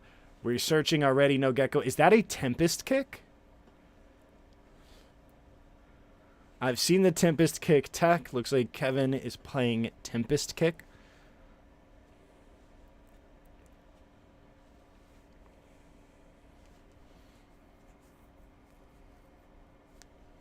All right, we're going to go 6, of course, so that way the Boa. Probably just block Boa 1K, but maybe just wanting the value here. It's always tough when it comes to this matchup. Yeah, it looks like we're debating the Boa. Just because, like, you want to save your life so you can just use it on the 11K hits and counter out early, but not a lot of value here on Doflamingo's side. We didn't have the Weevil. We know the top cards of the deck. We know Weevil is not coming. It looks like we searched that Buggy. Possibly playing out Buggy, go a little bit deeper, and then bounce it with the Law. Gonna put on the pressure here early. We have that Sabo played out. Can just, again, use that Law bounce back, regenerate a bit of value. Go ahead. If we have pudding, you know, double Law can be big. Bounce, bounce. Put those cards back. Looks like maybe another 6 again. Swinging 6 forces a 2K, and all the 2Ks in Luffy are Awakeners. So it costs 2 1Ks or an Awakener. Just forcing any 2K out of Luffy's hand before they're awakened is always nice. Looks like we don't have many 2Ks. We have the Hiyori, arguably the best one. Going 7, debating putting him at 0, and then going super wide, forcing him to have these Awakeners and forcing him to have these bodies. Yeah, I think Kevin's just going to go down to 0 here. We're going to see this Law come down. We're going to bounce back that Perona. Bounce back one of the babies, possibly the Luffy. Yep. And then go ahead, take it. Ooh, and there it is. As we started at the beginning of this, that Rocket Luffy. Going to load up one into there for the discard next turn. So you only have to discard 1, load up 2 life, losing 0 value. And, of course, taking that Law out of rotation. Those Rocket Luffys matter, and they come up. Oh, that cost plus. That's the draw 1. I still have my crew. It's reverse. It's greater eruption. It increases your cost by 3, and then lets you draw a card. Yeah. That I still have my crew. And I believe we saw Tempest Kick. So playing a bunch of cards to draw. Oh, attaching the 2. 1 step ahead. Dumping that Sabo. Now we're going to stack that. The Rocket Luffy. Those Rocket Luffys are really, really good. Again, triggering that was absolutely huge. And a Viola. This is just tech to the 9s. Flipping them face down. So that way he can get that trigger one more time. Going to go ahead play out this Sabo. Truly impressive. Now he knows he's going into a Rocket Luffy. Viola from the top ropes. Yeah, I think we just get rid of the Kuzan as well. Truly impressive. We can still draw 1 card. Again, trying to find those. Yeah, increasing the cost. Going Sabo over the Viola. Quite interesting. If he did Viola, it would take Viola out of Law range. But taking that Sabo out of Jozu range. Honestly underrated. And then we're going to go 10, possibly at face, maybe at board. And again, you now know if you push for a lethal here, which you cannot do because of the blocker, that is an 8 cost and can't be bounced. 2 blockers on the board. Viola, truly something here, especially in this matchup. Wow. We love to see it. We love to see it. At the very least, we have a spicy BY list. And I'm here for it. All right, yeah, going at that Boa, 10. Just not worth it to save. We've still got our Jinbeis. But again, 7 life leader, and we know that last card is going to answer one of those Jinbeis. So if we go 7, they can counter, they can remove your other Jinbei, and then they're still under 0 pressure just because they have 2 blockers. They have that Viola. They'll just block with the Viola on your leader swing, and then they're going back to theirs. Yeah, he's sitting there. Yeah, that... you can see was not expecting the Viola. I wasn't expecting it either, truthfully. It didn't even calculate in my head because it looks so much like Flampe. All right, well, let's see what we've got on this top 5 here. There is the pudding. Double Law. Swing with Law. Bounce back your Perona. Maybe play the Buggy. There's 0 reason to play the Buggy. Once that pudding, a lot of cards in hand. If only we had a way to draw it. But a lot of cards, possibly more next turn. After the Awakening, hitting him with it.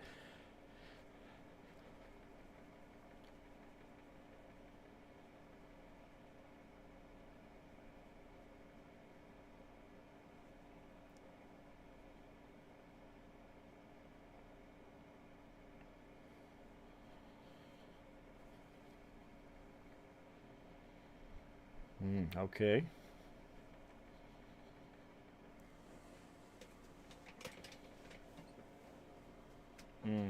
Again, just coming to realization, no matter how you swing, you're going to lose a Jinbei.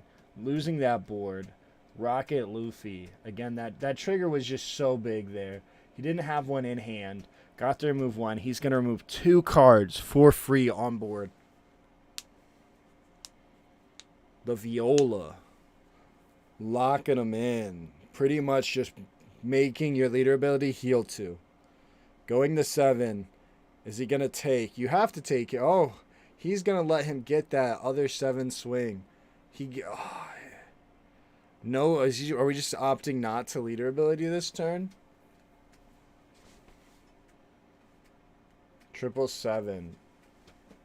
At this point, if you take it, maybe he wants it. Maybe he wants to awaken with it and then just continue on. Viola looking kind of nice. Because once you're a 9K, the 5Ks matter so much less. Once you're a 9K, the 5Ks matter so much less.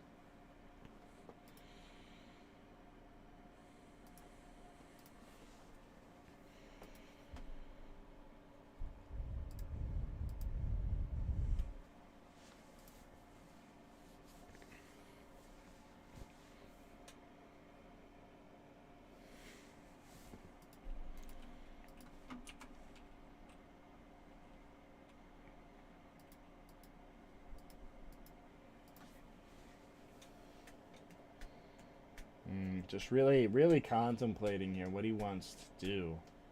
Of course, with each one of these swings, when you counter out, it takes you out of pudding. So there is the merit to countering 1. But he's going to go ahead, take it, trigger, pop that Jinbei.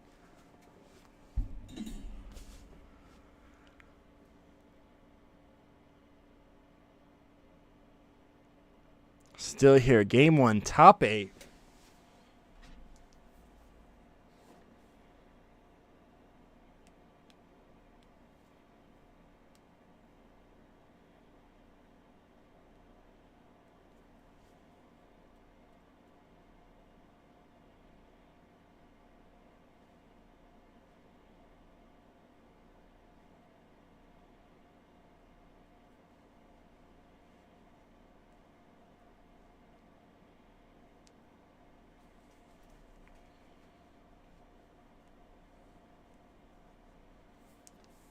I'm shocked that we didn't get the Boa.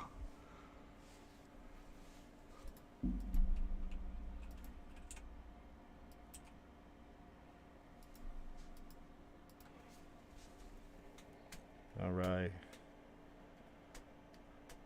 5. Yeah, classic. Put a little bit of pressure on. Gonna go ahead and take it just because those resources are low. Go ahead, go 7, possibly 9. Yeah, taking it. Ooh, Gravity Blade trigger. I think we want that. No longer protected is that Sabo. Gonna trigger it. Maybe play it. Because if you play it next turn, depending on what you want to do, is the question.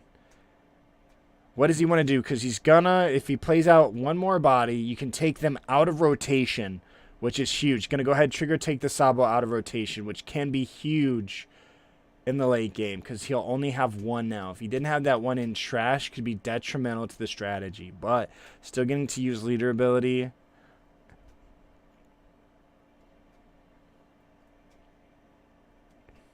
Gonna go 2. Play the Luffy. Luffy ability. Play out Rocket Luffy. 2K leader. Gonna Rocket Luffy. Take out the Jinbei. Drawing a card. Again, that card just goes to distance. Makes sense to trigger because we wouldn't have gotten to remove that Rocket Luffy anyways. Now we're at 7. No board. Decent amount of cards, but we still haven't had to face the Gecko. No blockers on board, but again, no bodies to really apply pressure. It looks like we only have 5 cards in hand on Kevin at this point, taking away all the value of that pudding. Oh, is that 6? 2, 4, 6? It's so hard to tell with blue sleeves, but 6 cards, only getting rid of 1, possibly putting him into more geckos. It's very hard to decide what you want to do here. All those 7 pokes really just gave him an opportunity and an outlet to trash his cards.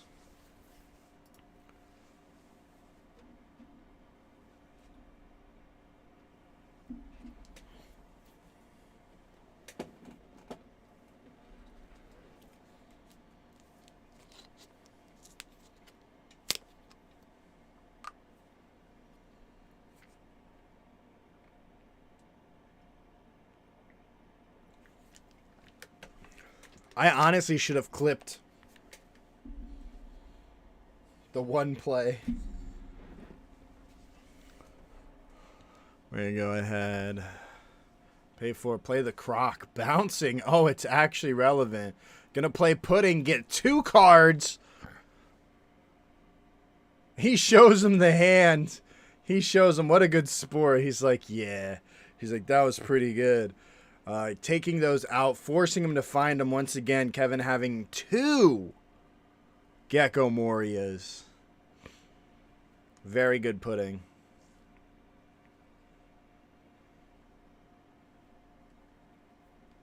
Might be just enough to keep him back in this game. If he can't find an Awakener, if he can't find a baby, it might be all over for Kevin. So Minky just... This cut matters. You know, this cut decides his fate.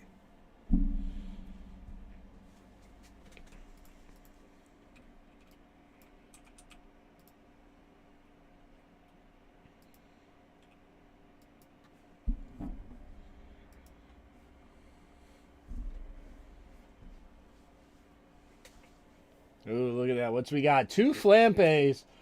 It's not looking too great. Might be really good. Might have been the greatest pudding of his career, putting him right back in it. Let's see what this draw is. We've got the Viola. We have the Gecko, unfortunately. So it looks like all of that was for naught. We're going to go ahead. Pay 8. Play Gecko. Baby Sabo. Baby Luffy. We're going to remove that Croc. And we're going to cycle and dig for that second Gecko once again. Go ahead. Boom. Play the Luffy. Gonna do that. Possibly just opting to draw here before the Sabo. Yeah, drawing before the Sabo. So you have 1 extra card to discard depending on what you draw from Sabo. Yeah, gonna go ahead and remove that. Oh, remove the pudding. Of course, prevent the Jozu. Gonna go ahead because yeah, I've Jozu bounced a pudding after putting somebody to putting them again. Gonna go ahead, trash that Sabo. Baby Sabo, Rocket, Egghead Luffy.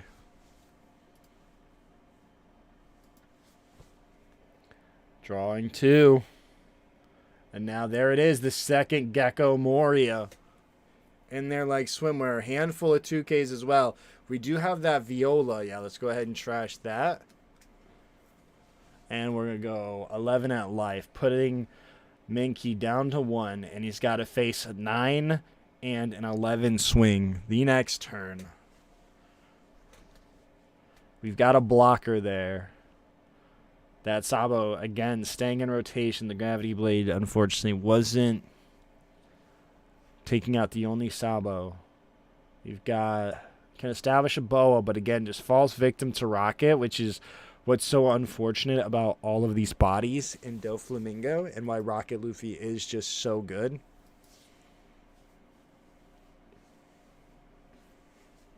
You just load it, you're going to draw a card, and you're answering a body every single turn.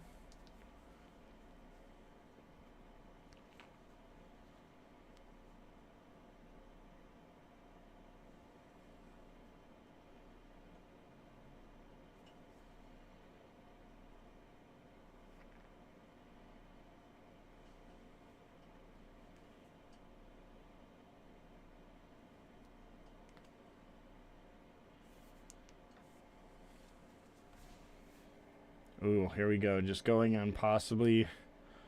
Oh, playing law, bouncing. Gonna block. Taking back 1 card.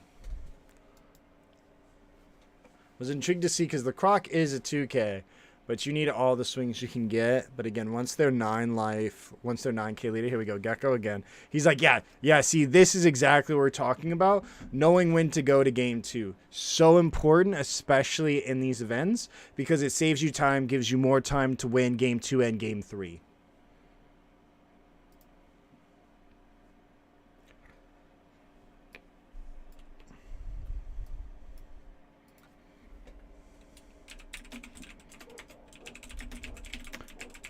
Yeah, Boa moving on. There's half the bracket. I'm going to grab that.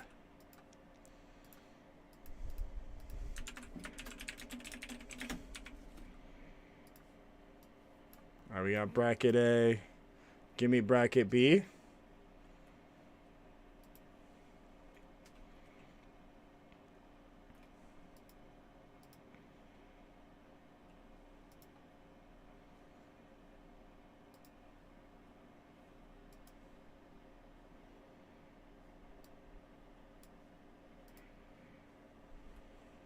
Oh, there we go.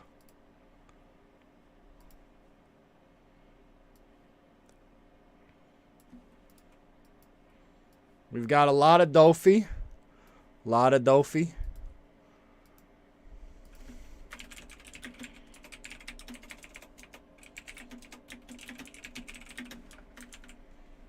But Boa has officially won an uncut sheet.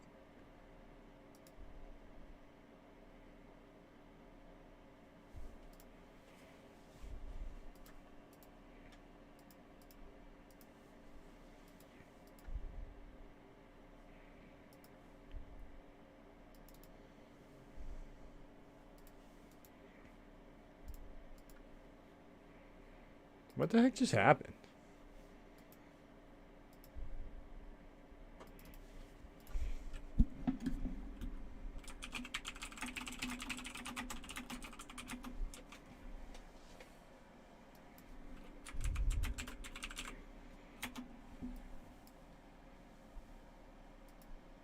There we go.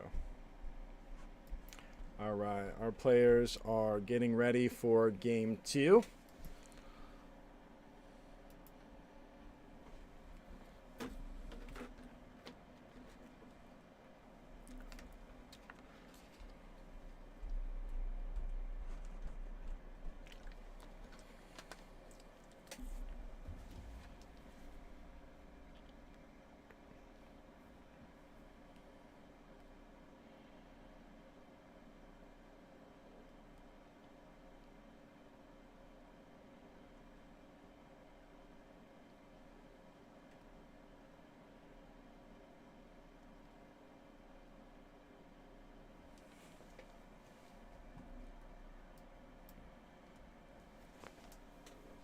All right, looks like both players opted for a mulligan this game, so they will be playing the cards that they are dealt. So let's see. Is fate in their favor?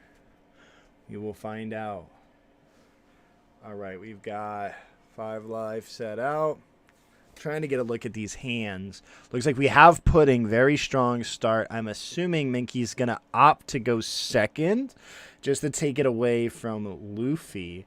But we see here also Gravity Blade. Huge card in this matchup, allowing him to bottom deck and possibly take full cards out of the rotation. Taking out a Sabo, taking out a Punch Luffy, a Rocket Luffy. Should it stick on the board? We see here, of course, him searching said Rocket Luffy. So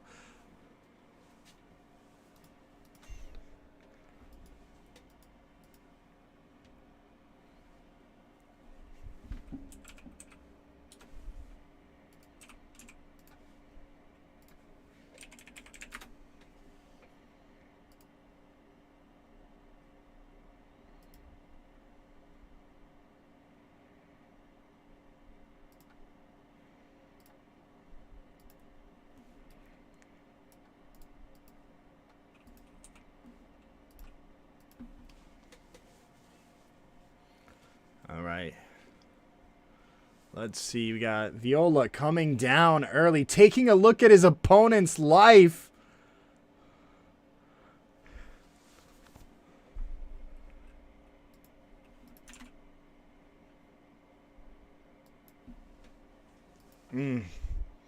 Too good. Too good.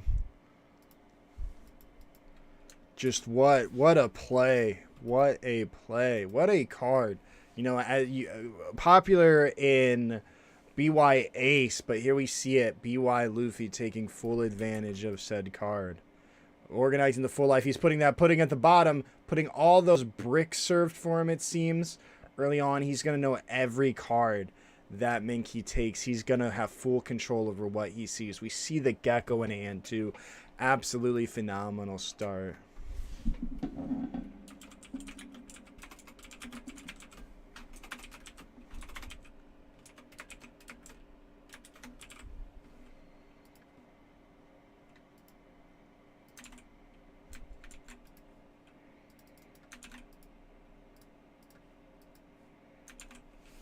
Yep, taking that Sabo, just getting the search.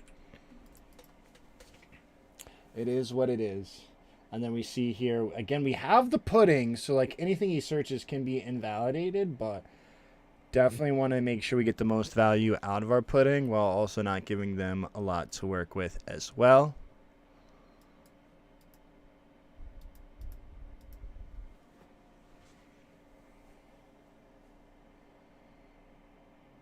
Minky really just trying to see what his best play is.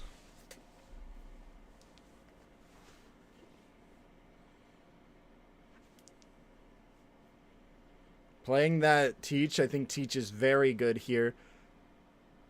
Going to allow him full control over what he plays and allow him to put in a lot more pressure in the late game. And makes his Dawn just go a little bit farther, especially with the femur. Going to go ahead, put that Viola back, removing that blocker. Putting one extra card in hand. Ooh, and he sees it. It looks like it KOs. Was it a 3 cost probably, just like Tempest?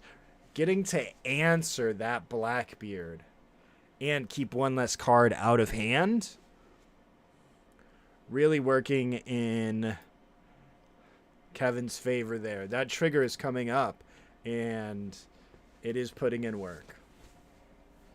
The draw one, help you find that Gecko. Just overall phenomenal performance from the card so far. That is, I still have my crew. You can draw 1 card, increase the cost by 3. We're searching the Boa here. That Law sitting out there in the open. Kuzan just like a little bit late. We're not at 3. We're not at 2 yet. So Punch Luffy or Rocket Luffy, Egghead Luffy is not live. We're going 5 at the Law. Easy 1K counter. Possibly establishing Punch Luffy. Taking that life. Or Kuzan isn't entirely off the menu. But we've got the Flampe, the best Awakener in the deck. We still have the Viola too. Should we go down and just decide we want to keep it? Yeah, paying the 5, just playing out. Ooh, Sabo. Wanting to cycle, find some more geckos. We don't have enough. We need more. Pitching and stacking, getting ready for the awaken turns. Now we've got one body in there. Going to be easy. And we've got Kuzan in case we see another gecko and even decide to value gecko. And the Rocket Luffy or the Punch Luffy would have put one extra card in hand, making putting just a little bit better. Here we go. Boa. Looking at the top 3. Once again, another pudding.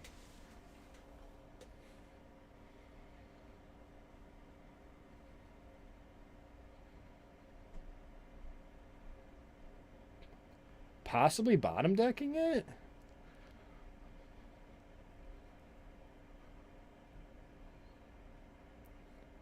Like, does any of these expand my game state? Did he have any bodies to play?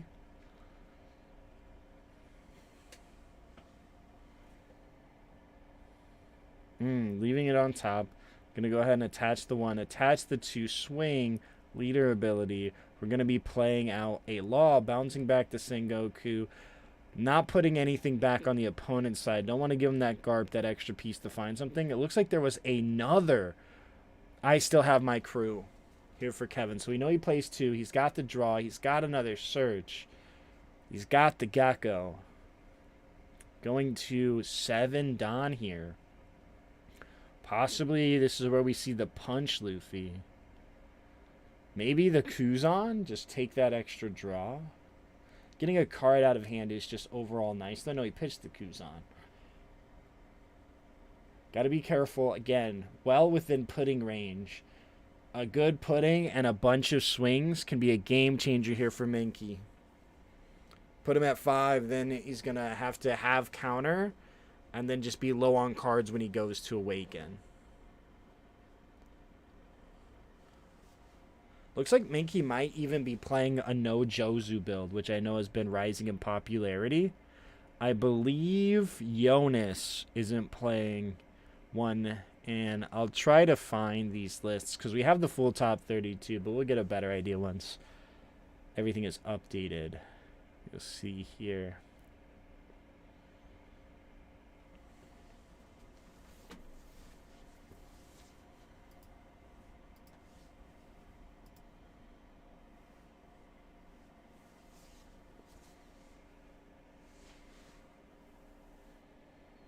Paying 2, spitting out the Luffy. Are we going to... Oh, yeah, bump the cost. Can't be Jozu'd. Gonna draw 1. And then, again, just playing out those bodies. You know, I'm sure he's fearing that pudding. So that might be a big driver behind the play there. And just go 8 at the Law. Very expensive to save. 2Ks. No Sabo in trash. Any regular body being played here. We got, it looks like 2K Croc, 1K Sengoku. Bot decking that baby Luffy and the Sabo might be big. Taking both of those, both a baby and a Sabo out of rotation.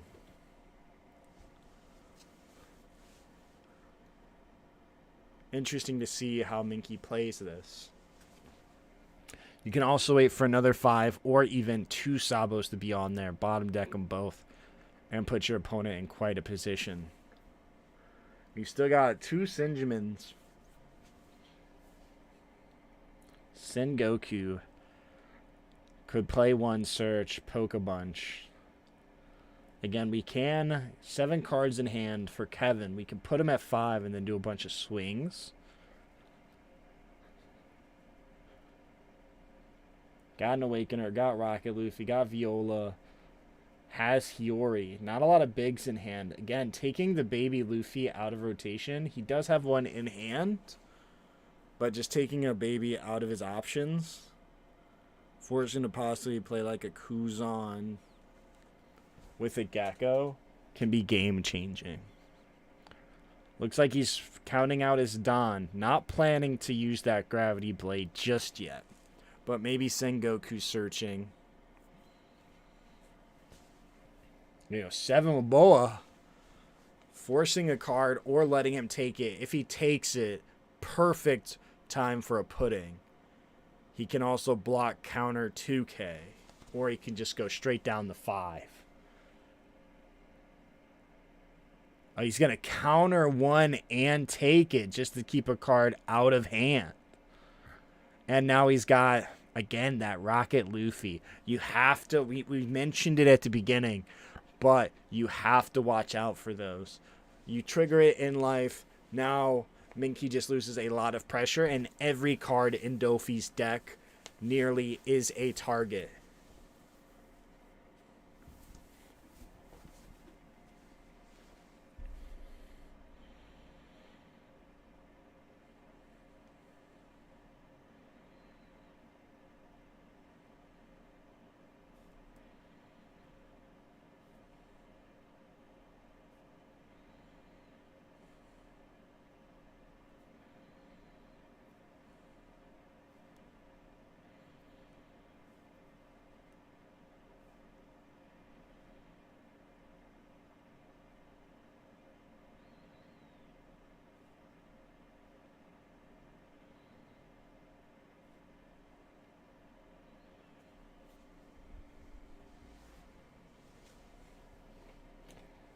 Possibly. Is this the Gravity Blade now?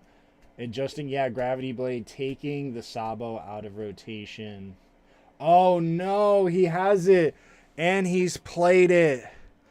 Oh, no, that's why that card matters. The cost 3. The cost 3, having to put those out.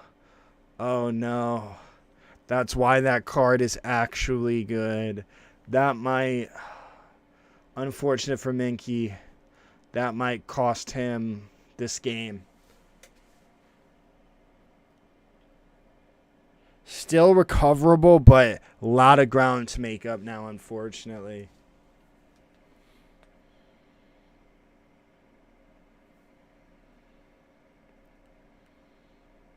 All right, we're going to go Flampe, take 1, draw 1.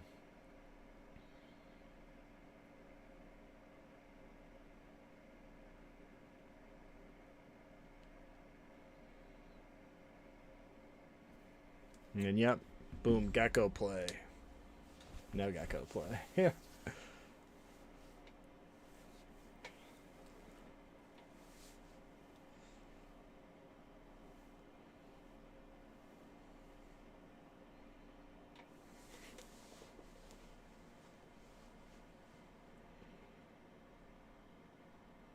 This is just one of those things, when you're at this level and you're on stream jitters are a thing. And now we got the Luffy. Once those Luffy start coming down, then we got this. Again, he only has 1.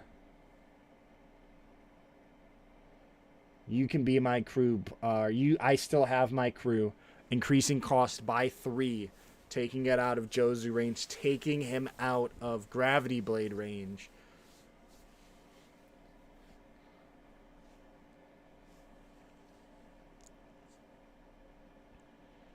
Gonna go ahead, Rocket Luffy, take out the Boa, gaining 1 card, drawing a Kuzan. Looks like we're gonna go 2. Play out. Oh, are we gonna flip it face down? Yeah. Loading up that Luffy. No way to get rid of it. Might as well make it valuable. Viola putting in a lot of work.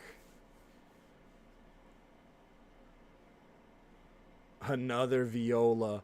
Those 2 blockers, first it was Nami. It looks like he's changing or even refreshing his memory on what he set there. Yeah, putting it back, same order. A lot of plays have happened, but that Viola really, replacing the Nami slot is what it seems. Like, people were playing Nami for that extra draw when you can still play Viola off of Gecko. Can still get the look at your opponent's life effect.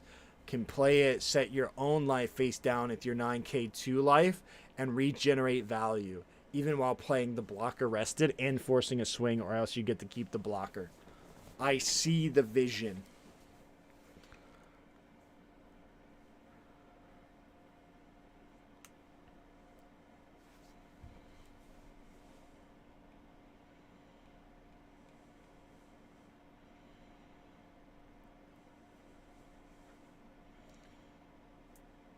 Still plenty of time to bring it to a game 3.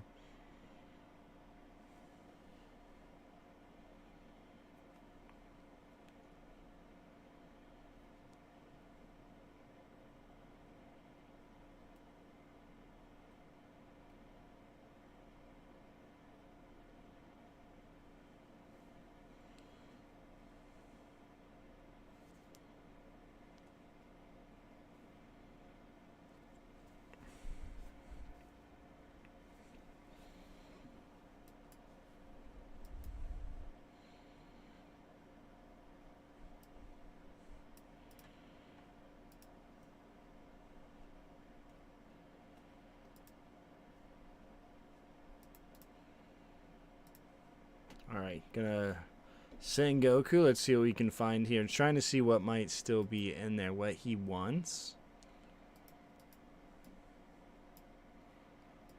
Let's see. Oh, is there Jozu?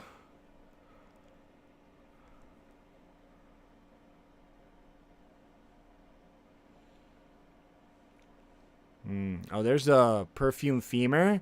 It looks like might be an event to add.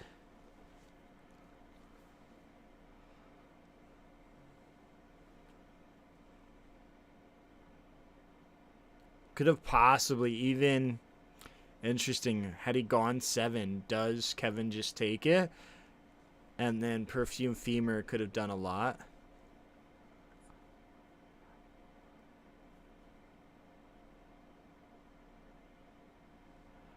Teach.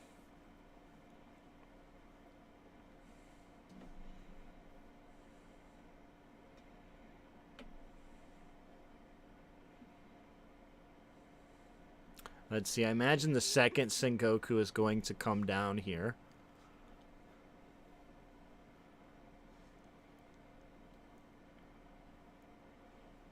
Alright, we've got 7 at life.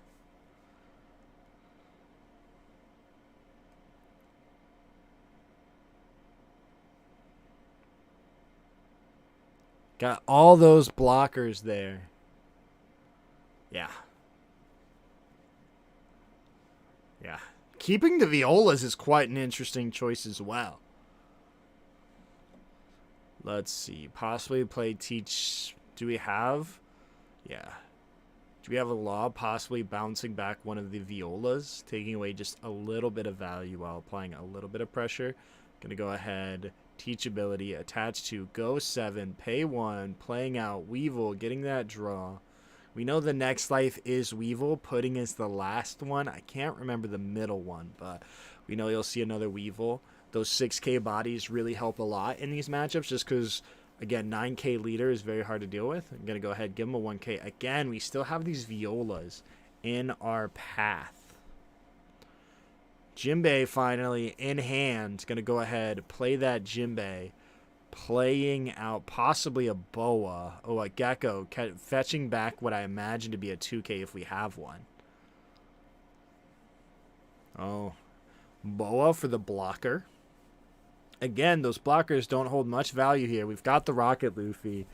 Rocket Luffy just continually able to remove your blocker, remove your 6Ks at the cost of them drawing a card.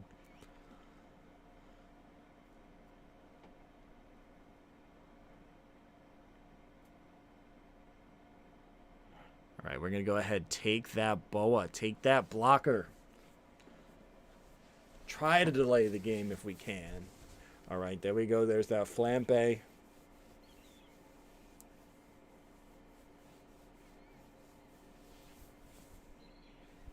There we go. We've got Gecko Moria coming down. We know the top life is Rocket. We're going to go 9 life, or 9K leader, 1 life. Gonna remove that Jinbei probably.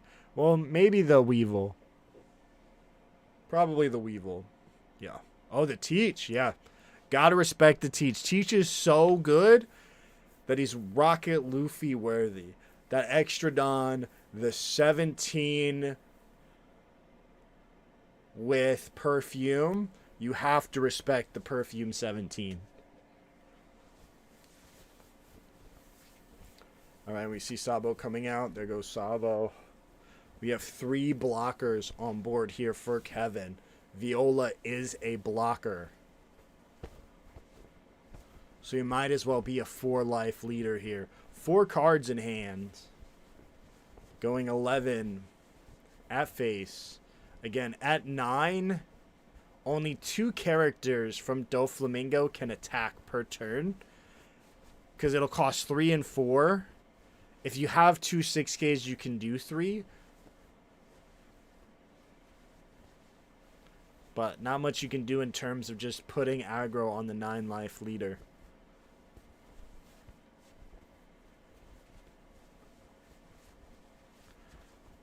We got, looks like 2 puddings in hand now. 1 still in life. We just added, I believe, the Weevil. Possibly Weevil Boa and just pass. Just gonna go. Is that 10? 10 isn't interesting. Forcing him to have a 2K. Gonna go ahead, take the block.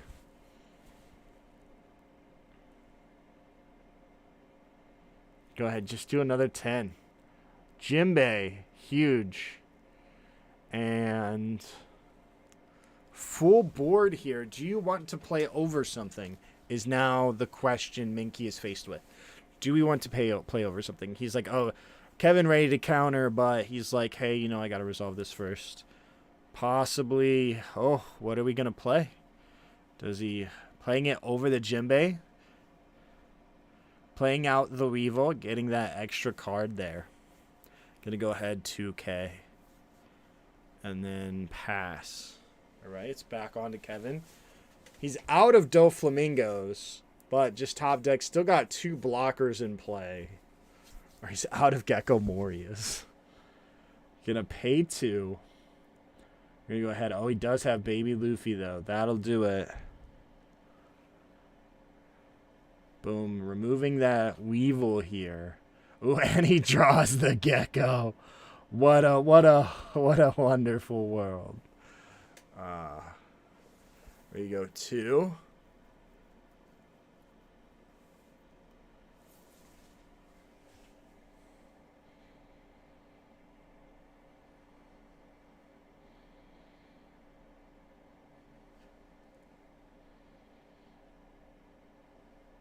All right, we're at 9. The Viola, the GOAT of this game, just really 2K just reusing the Rocket Luffy. Is Rocket Luffy just going to distance in this matchup?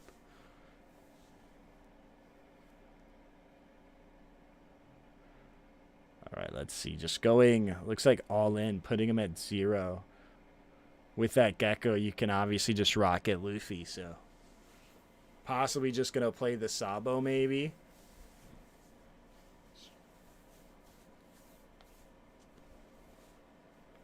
That's so much.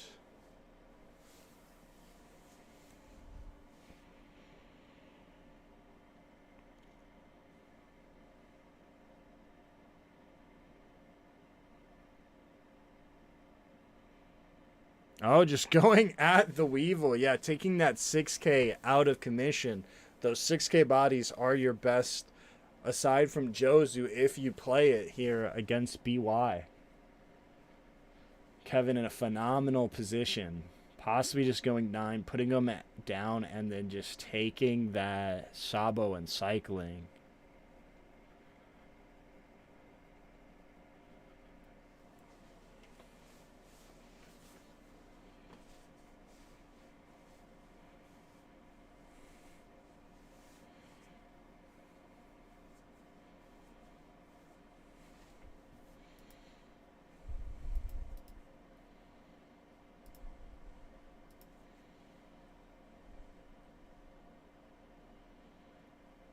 That's why Top Cut is such an interesting thing.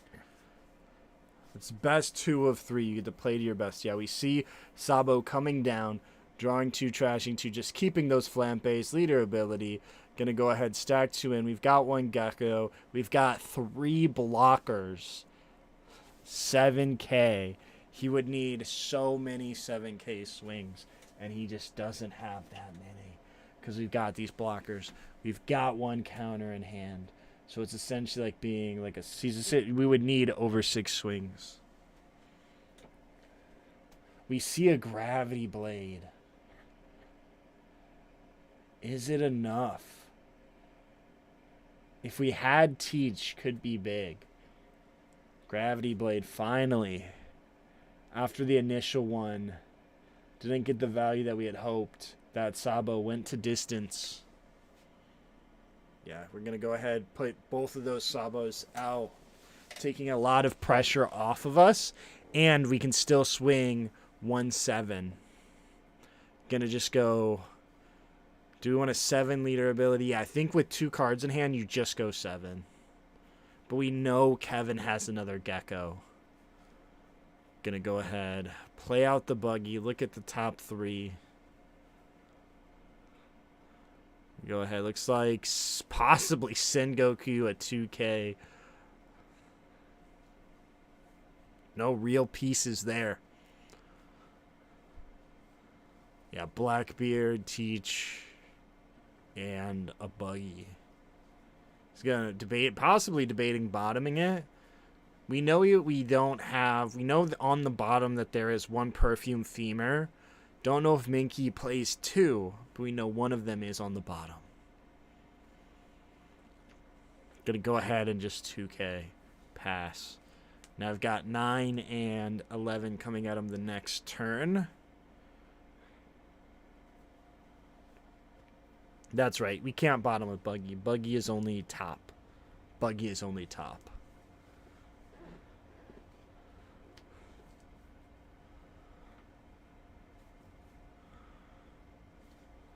See here. Yeah, double Luffy. We're going to rocket Luffy, blow up that board. There is an argument just to leave them because you know you're not losing, but go ahead, take them off. Get that little bit of value there. Get those cards back in hand. Boom. Pot of Greed. Gecko Moria. Gecko Moria, Pot of Greed. Gonna go 9. Yeah, just conceiving there. BY Luffy taking it 2-0.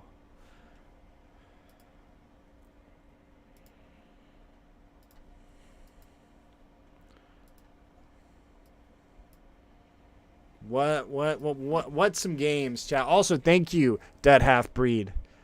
I appreciate the kind words.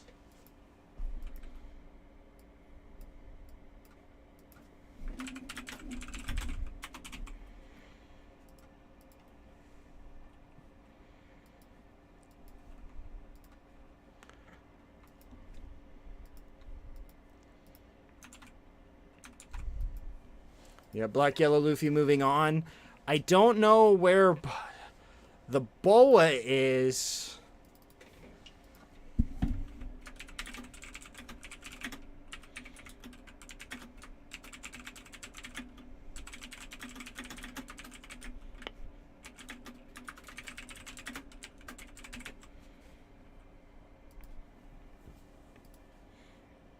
Top 4 with Viola.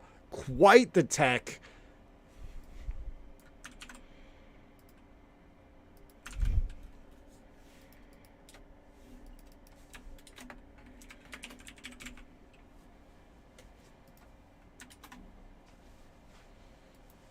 Yeah, we need the Boa to win. This is the bracket. Yeah.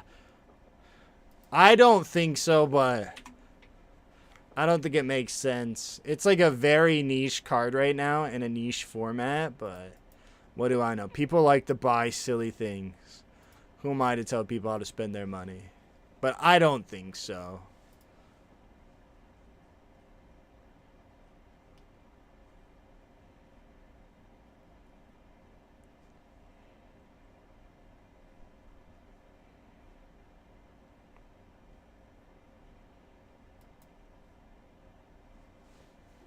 But yeah, we see here we've got not much time left until the next round. There was just a couple minutes left here, and there's only a few people playing. I'm trying to see. There's not many players left. Adachi, let's see if I can find Adachi. Adachi. Is this somebody I follow?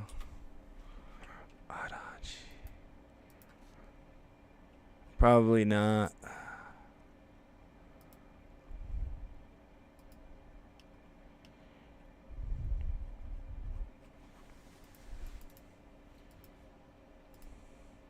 Yeah, chat. That the Great Eruption, dude. The Greater Eruption is so good. BY doesn't have a bad matchup. BY's worst matchup is Blackbeard. BY's worst matchup is Blackbeard.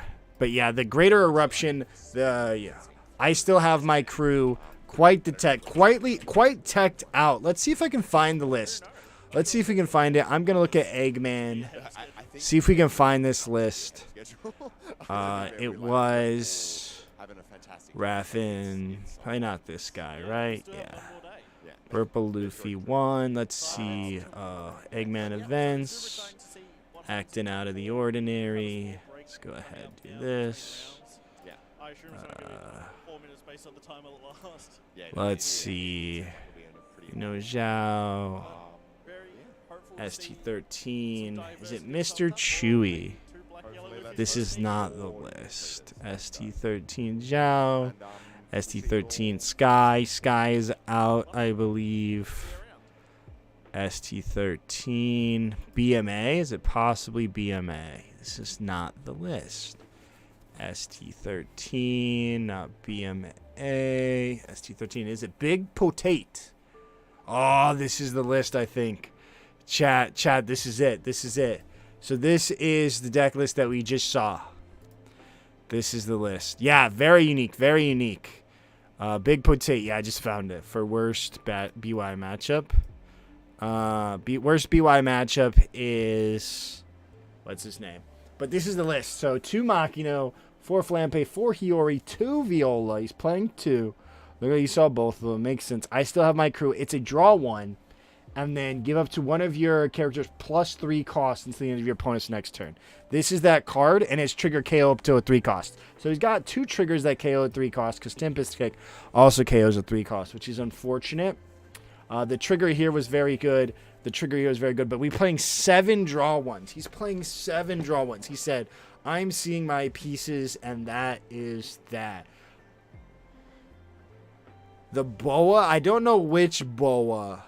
Is still in.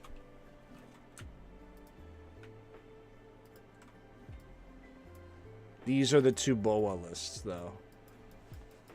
So we've got Boa Hancock, one of these. 6 Jozu. This is a big card. Bounces back and takes off pressure. And then, of course, this bounces back a 7, which I think is super interesting. This, of course, just gives you your Boa ability, which lets you draw 1 whenever a card is removed from the field by your effect. You stay at 5, you can draw 1, and essentially go draw 2 as long as you opt to stay at 5. And then, of course, you can do things like play Kaya, cycle, play Jozu, put Kaya back, and you can also draw 1. Yeah, because any character is removed. So even if you do this, if you chain laws, you can go back up. I believe it's Nose 2. I haven't seen him post. I DM'd him earlier. But I don't know, and I don't want to bug him. But I'm going to try to get a video with him regardless. But I hope it's Nose. But here's the other list. Both playing this law. Make this law money. Please. I have so many. But, chat, be sure to hit that subscribe if you're interested in hearing from the Boa. If you're interested in hearing from the Boa, I'm going to try to get the Boa on the YouTube. Get like, you know how I did an interview with Mangly? Same thing. Going to try to get the Boa. Appreciate everybody who subscribed. If you're not, look at that button. See, consider it. Consider it, chat. Would be really cool. Would be very cool. But yeah, so here's the other one, Jinbei. It's really law. I mean, you're really just, we're playing this. This one opting to play a lot more events. We see 3 Red Rock, 1 Raging Tiger, 2 and 4, the Perfume, and a Gum Rain. It will be live later, and I will be uploading the game separately if I can. I'll be uploading them separately.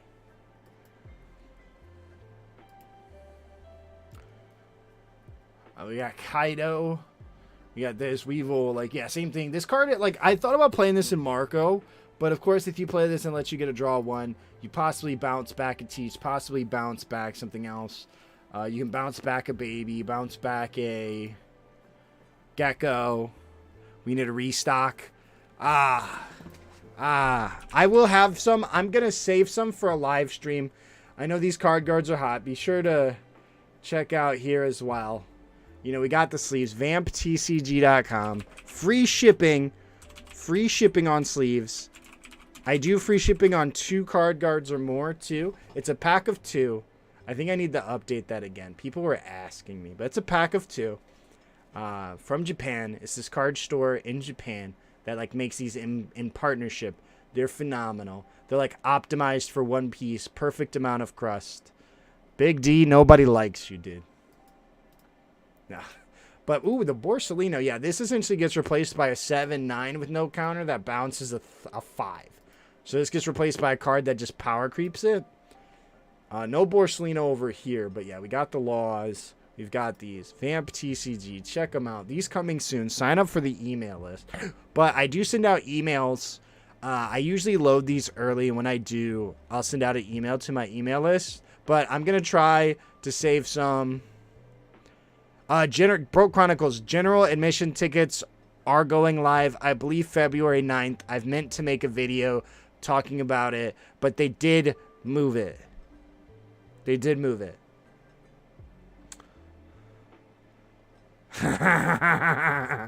Nah, you know I'm just playing, but don't hate on the sleeves, bro.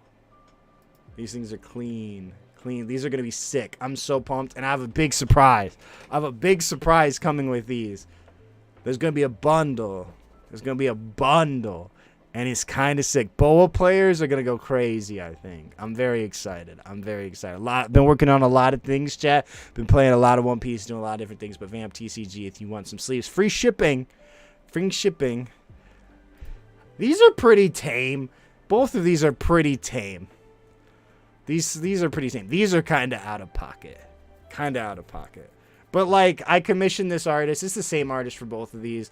And this is what they delivered. And I wasn't going to, like, ask for any changes. So I was like, it's just a little spicy. But this is pretty tame. I use these at my locals. But eventually, I've got a couple of designs. The biggest bottleneck is money, obviously. But I got a couple of designs because they ship instantly. No pre-orders. They ship instantly. But I've got a couple things cooking. Let's see. Should we play a Nico Robin? I'll try Mangley's list again. I'll close this. I got so many tabs open right now. I need to make sure I have this so that way when they go live, we'll be good. Some guy had... Dude, some people be, you know, like, I'm like, okay, like, fine. I mean, you do you, right? As long as it's not, like, anything super crazy. But, yeah, I try to keep them very, very tame. Like, you can see, like, you know, very fitting. Like, I mean, there's literally One Piece cards that are worse than these sleeves. I'll show you right now. All those sleeves, none of them are bad as this one card, okay? I'm going to show you one card that is infinitely worse. One card that is infinitely worse than those sleeves. One card, chat. One card. Just one. Y'all ready? This is about to get my YouTube revenue taken away. Are you ready, chat?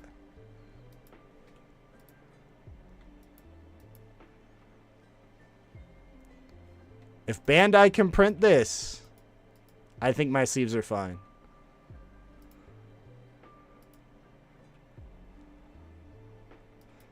One Piece got some out-of-pocket cards, man. Just like this. That card right there. Click that link for me. But it's this card right here. Look at this. Look at this. This is a card, chat. This is a card. Okay? You see that? You see that, chat? I can't show this very long. Because YouTube going to take my money away. Robin. They put clothes on Robin, which is wild. Like, that's a card. These sleeves ain't that bad. Right, like, we got this, and you got that. Like, this, and you got that. Like, literally, this, and you got these. But the boa's gonna be sick, chat. Boa's gonna be sick.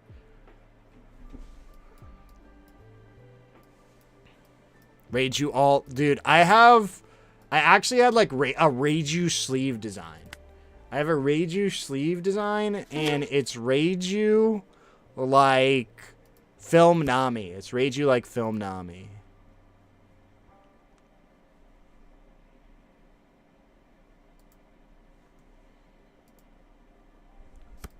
Did NL win? Who was in the top? Let me actually absorb who's in top 8. So we got Doflamingo, Luffy, Boa, Doflamingo, Luffy, Lucci, Dofi. Okay. No NL.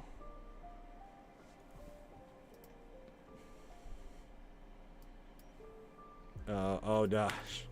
I was too busy looking at the bracket. My bad, guys. Bro doesn't even own my sleeves, dude. Let's try this. Sure. Swoop. I'm going second, 2-4. Yeah, this is not. I have to mulligan. I lost the purple Luffy in the finals today of my New Year's event. It was unfortunate. One. And then I'm gonna just spit this out. Yep. I'm gonna spit out Hongo. No, actually, I think I still just play this Lucky Roo.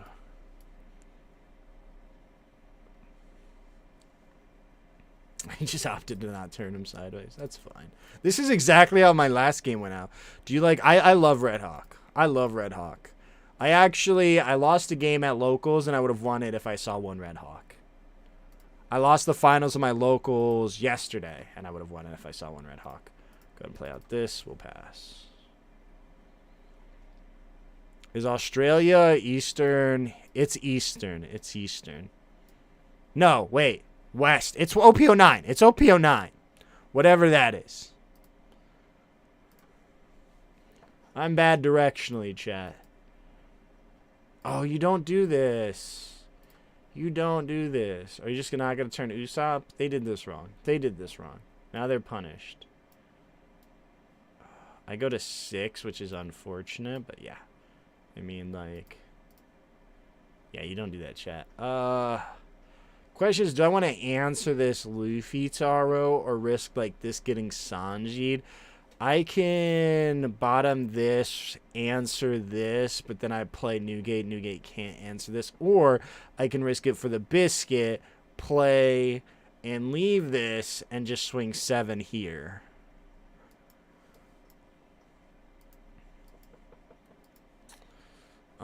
If he because he can Sanji me, swing 5 here, clear this, poke my face. The question is just, do I want to answer this Usopp? If I answer this Usopp, he loses a lot of steam. But he gets to keep the Luffy Taro, and I don't have a exact answer to Luffy Taro. And I don't have this. I'm gonna play this for sure. Buff this. Keep him here. I can just swing 7 here. But if I swing 7 at life, it's actually just better. So I shouldn't swing at this unless if I'm gonna snake and bot deck it. I'm gonna go 7 at life. Because if I put him at 2 life, he can't ramp again. Yeah. He can, but he's gonna like Lin, and he's gonna tuck this. I'm a 6K.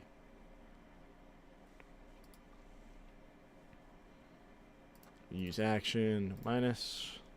I imagine he's going to Lin.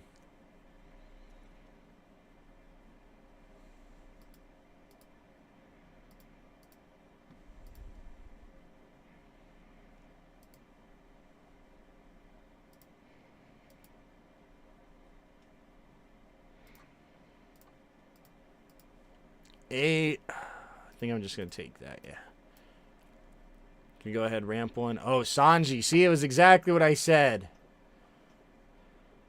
Oh, he's going to go here? You don't do that. Oh, no. Oh, no. You rest this. That was just chronically not right. Because now I'm going to attach one here. We're going to use this. Super punished. We're going to do this. KO. And now I'm going to go 7 here minus. Yeah, I needed to get rid of the 1. Super punished. 4 cards in hand. I'm going to go 6 here. Yeah, no pass. And now I'm super healthy and can play a Shanks. You still keeping the 1 of 9 cost Newgate? No. No, just because I played too many Blackbeards. Wheel leader effect. Minus. 7 at me. Yeah, I'm just going to take. You want to play 9 Luffy? That's fine. I'll take it. Yeah, that's fine. Yeah, I'll take it. I'm still just going to play this. Oh man, I forgot this plays this event. Yeah, we're going to do this. Now we get the poke here. 6.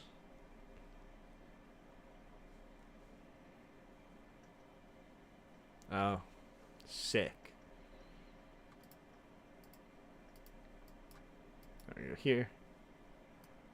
I'll rage out the copper pack of those. Yeah, it's going to take a bit. Unless if like something else comes out. When is the next round? We don't know, but we have it open. It'll be back soon.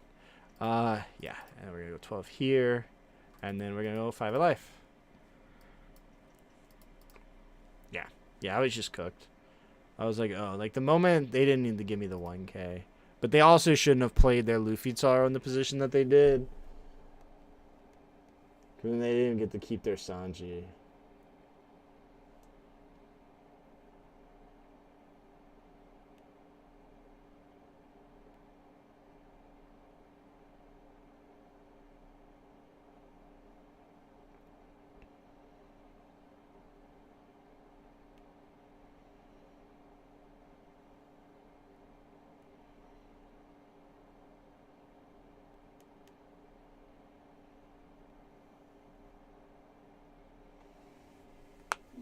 Yeah, 100%, 100%. Where is the finals? The finals is not here yet. We're going on to top 4. We have 2 more rounds. AU Nets. I lost double the Doflamingo. I always run short of events. I'll try my hardest next year. Yeah, look at this. I feel like they just got a ton of stuff for top 32. It's pretty good. Pretty good.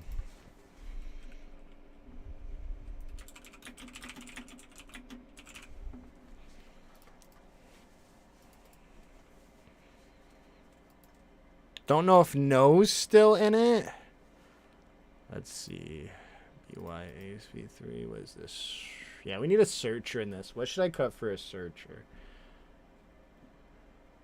Kind of like this. What is it? Garp. Add in 4 Garp. Yellow. I think that's important. I really do like Yamato though. V4. Something like this, chat. There's no pudding in this either. Very tight list. There's only 1 Luffy target too, right? Blue. We just need 1 more Luffy, man. Because like Sabo has 2 targets. We need this Sabo. I'll show y'all this Sabo.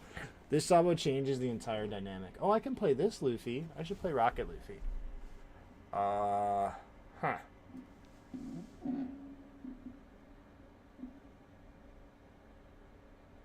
Haha, you funny. What's the other card? Because you can play something off Emporio. Viola. I have plenty of targets to just blind Emporio. I think... Yeah. Yeah. I only own 4 of these. I need more.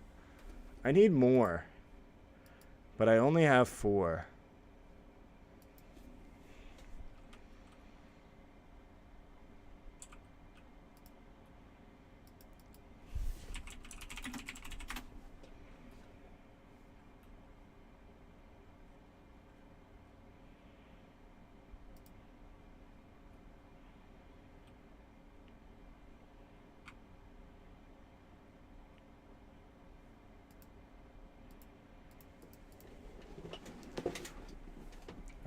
Let's see. For Rocket, this. We've got a Searcher. Yeah, let's try this. What could I cut for Pudding? I'd have to cut Yamato. Are we really just going to do that? Pudding. I really like to teach, though. 2 Pudding. Whole deck's counter. Got that going. Yeah, I think this will help a lot, truthfully, now I think about it. But no, let me show you this Sabo. This is like...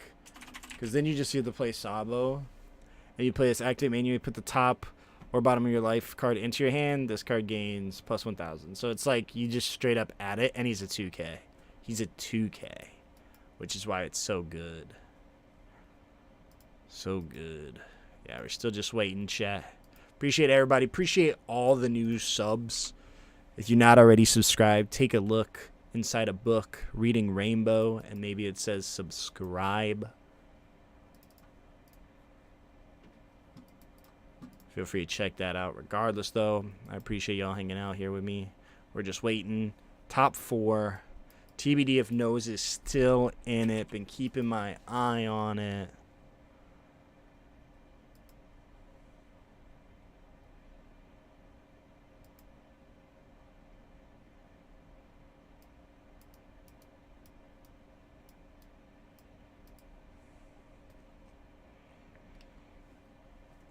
Let's just see. Am I playing ace? No, hang on. Whoop, whoop. That was the Mangly. Let's try be by ace. For the memes.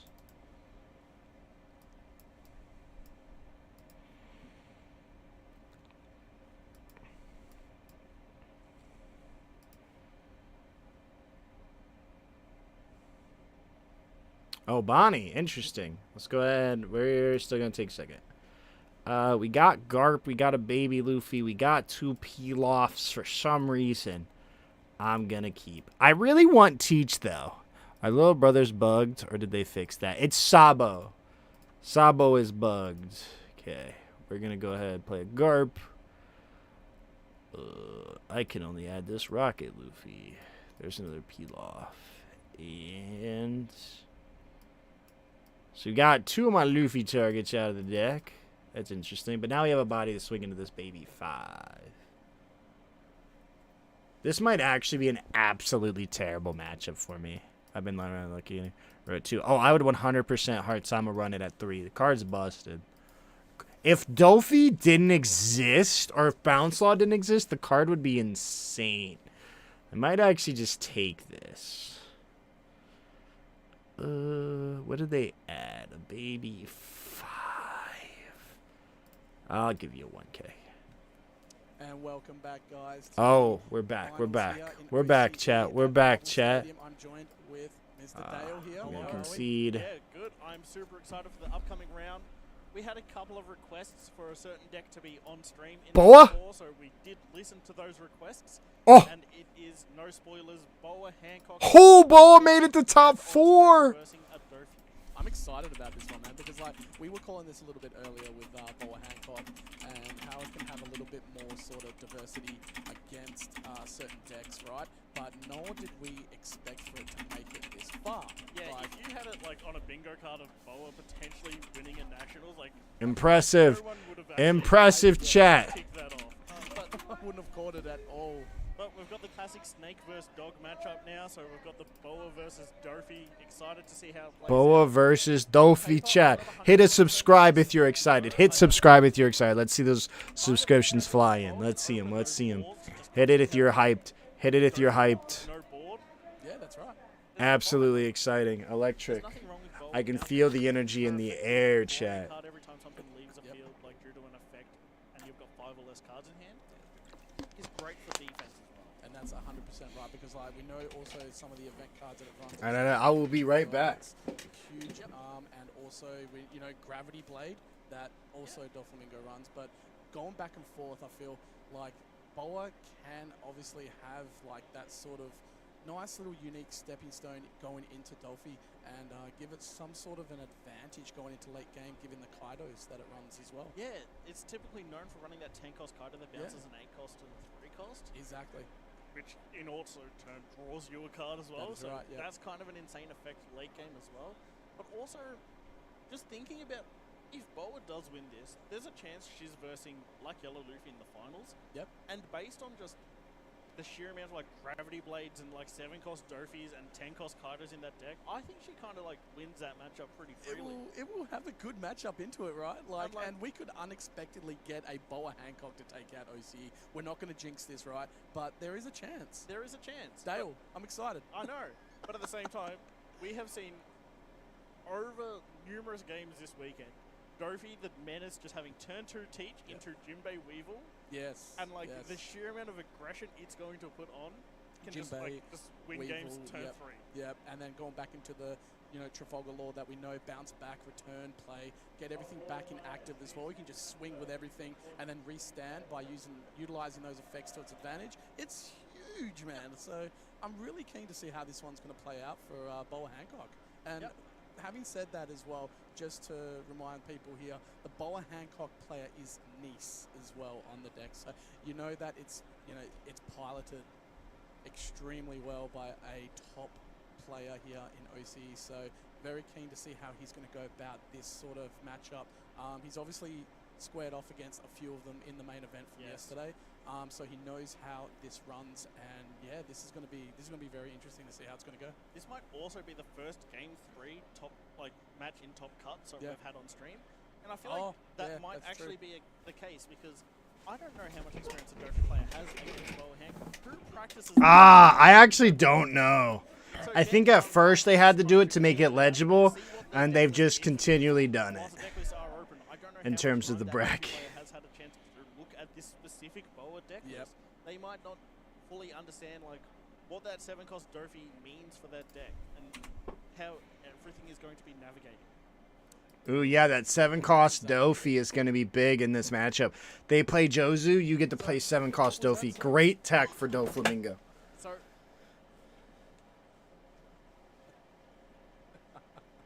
So look, we've got. I just want to say love you too, Mar, as well. I have heard you are watching the stream. Big fan. But awesome. Super excited to go into this top 4 round. Just Boa. You can't go wrong. Seeing a rogue deck like Boa make it this Here we are. Sheesh. Okay. Kizaru had to return to the military, you know. All right. We got Jasper and Nice. I feel like every time I've either judged or like commentated on an event, Jasper's in Top Cut. Like, this is one thing I like about the Australian scene. They're taking photos, commemorating the moment.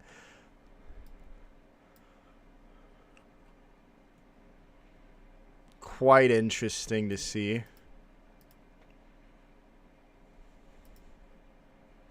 Very exciting.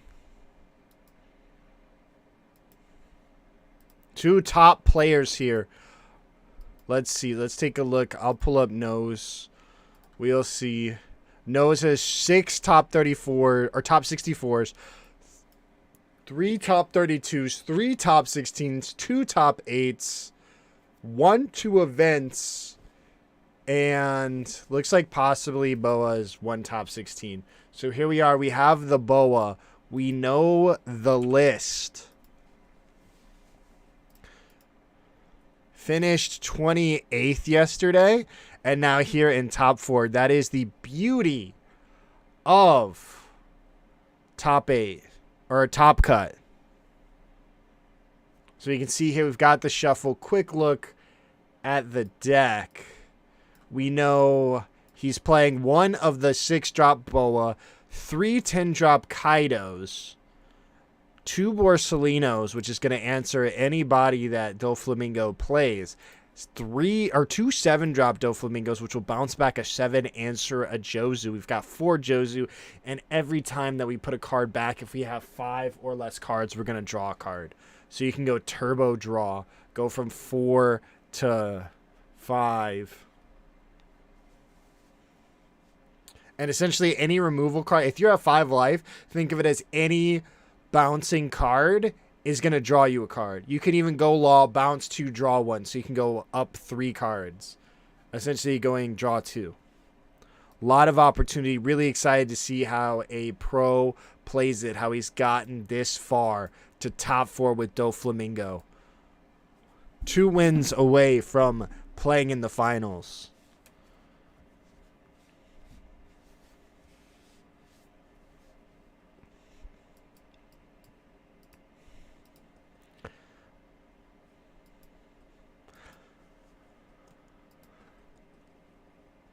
Oh, look. Yeah, they're both on the same 2 here. Looks like both Eternal Magic, so I'm sure that they're familiar with each other's deck. Very fascinating, of course. Eternal Magic having a huge showing here in OCE, as they always have. Yeah, we got 4 Kaya. Kaya bouncing back with Law, bouncing back with Jozu, circling, finding your pieces, becoming arguably the best card in this deck just because of that draw, too. And then being able to get it back. We've got, a Teach, Boa. What is that? Was that Boa, Weevil, Jinbei? That looks like the most insane hand I've ever seen. Huge opening from Jasper. We've got life being set out here. Looks like both players are opting to keep. So we'll see here. Boa, again, pretty much the same thing as Doflamingo, but you're playing from your hand, and as long as you bounce, you're replacing value. As opposed to Dofi, who just plays it from his deck to save value. And we've got gold. Udas. Phenomenal.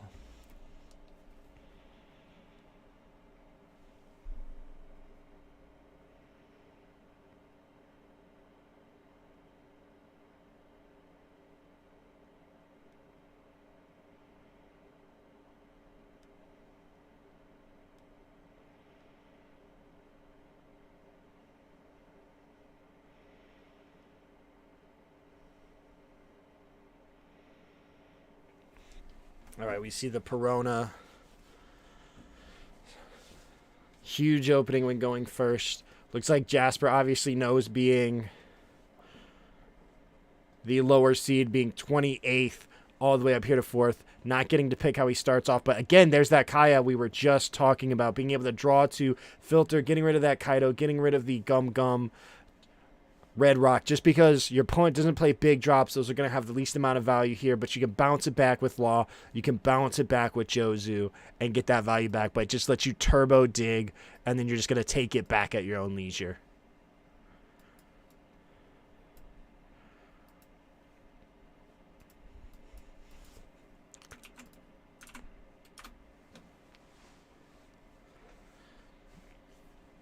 All right, there we go. Stacking on top with the Teach. Teach going to put in a lot of pressure here.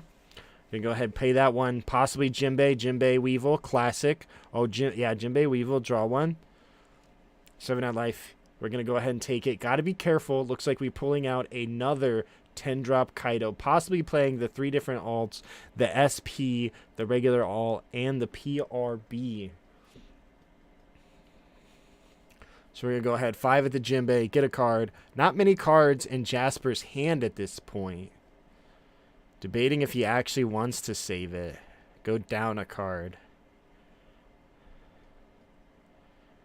It's like, yeah, going to go ahead and do that. Go down to 2 cards in hand pretty early. We're going to go ahead, play 4, play Jinbei into Law. Law's going to bounce our Kaya. Possibly bounce that Weevil. Maybe the Blackbeard. Yeah, there goes the Blackbeard. And then again, reclaiming that Kaya. Looks like he has more than 6 cards in hand. Or looks like he has 6 cards. Maybe 7, so he won't be able to take that draw just yet from bouncing. But soon enough, that bounce is going to generate us a lot of value.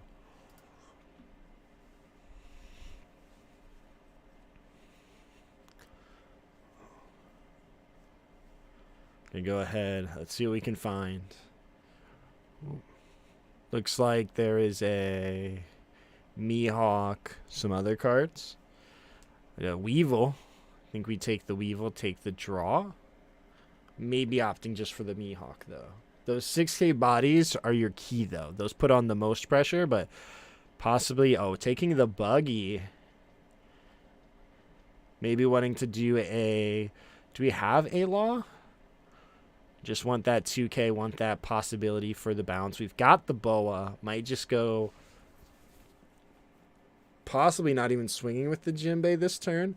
We're going to go ahead and go 6. Because No's just going to turn his body sideways and swing at them. Because Jasper is just so low on cards. So we got that. Going to go ahead, give that Kaya that you know. Take away that knowledge that you have. Going to go 6 again.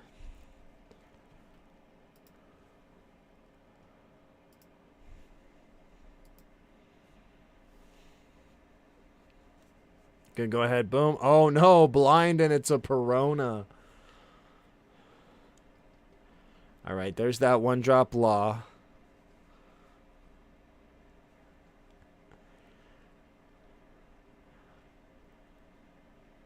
All right, all right. Gonna go 5 right there. Force a card. Might just have to let it go.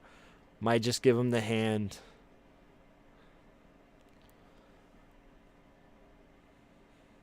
Gonna go ahead and give up that teach. Gonna go 5 there again. Giving up another teach. Only 2 cards left in hand. One's a 2K. Possibly go 5 there once again.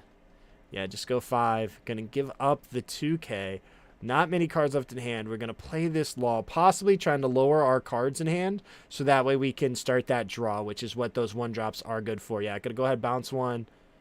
And then, yep, there we go. There's that draw. And we still just put the Jinbei right back. Jasper, no idea if he has targets. A lot of pressure on already. Oh, we have the Boa. So we have a target. We can Jinbei Boa. Looks like maybe even a Perona if we want to play our whole hand. But, yeah, we know he draws the Perona. We're going to go 4. Just play there.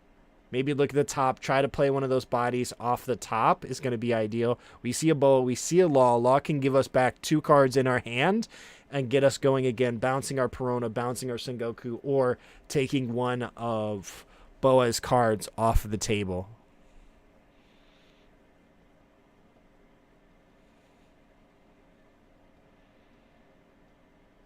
Gonna go ahead, possibly go 8 at one of the bodies. We have that 1-drop blocker Law, though, which is going to be relevant unless we decide to bounce that.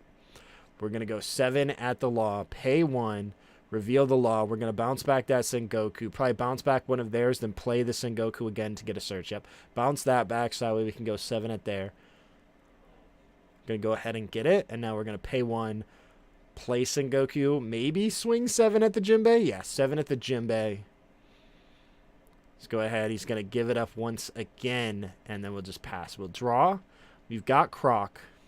Again, not many cards, but that Law does regenerate value, which is really good. We're on our 8 Dawn turn. We've got that blocker. Taking out one of the... Yep, we got the Law coming down. Going to go ahead and pay 7. Gravity Blade, taking those 2 out. Straight to the bottom, and then drawing a card, replacing the value, going 5 there, picking at that hand, and then finally giving Dofi a little bit more resources, a little bit more life. But now, pretty healthy still on Boa. Not a lot of danger because you have that blocker. A 10 Kaido could just bounce back too. Potentially. Might not even need it, but establishing a body that large could be huge. We'll see what Jasper does this turn.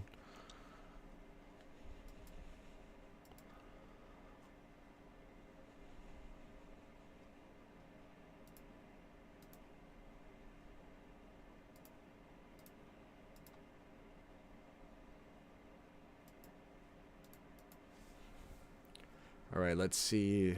We did stack the top 3, so we could just go... Use the leader ability.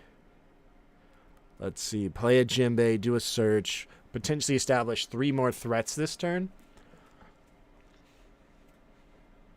And go ahead. Go 7. Probably at the Law. If this isn't... You're going to play Boa. Make it 8. That makes sense. And then probably just take the 1 blocker. Organize that. Get that draw. We see another bounce Law, which can, again, just regenerate that value. We see it already in action. You have 1 card in hand. Next thing you know, you start Law bouncing. You're getting a couple more cards back. You get your searchers. You get your top decks. 8. Yeah, you just block. Keep that Law. That Law, you can do the Law loop. You're going to draw a card every turn, get a lot of value. Take away theirs. We're going to go ahead, pay 1 Sengoku, see what we can find.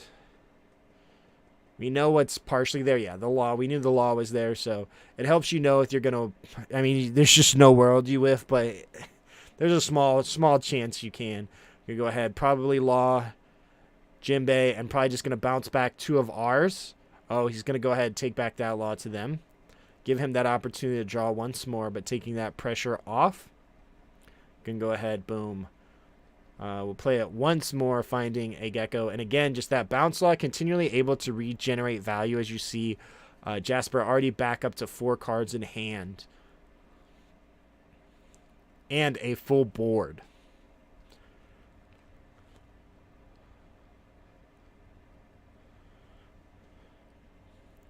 We can play a Jozu, possibly draw a card. If we can spit out something. Jozu Law, too. Bounce 1, bounce 1. No, we need 1 body on board. Let's see. What do we have? We do see that 7-drop Doflamingo there. The 10-drop is an option. We'll take 1 card off of board and establish a huge threat.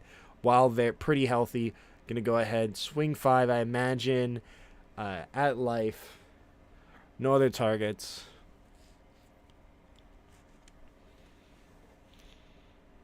So you just want to, yeah, I mean, you're pretty healthy. You have a full board. You can afford to go just full aggro next turn if it isn't answered.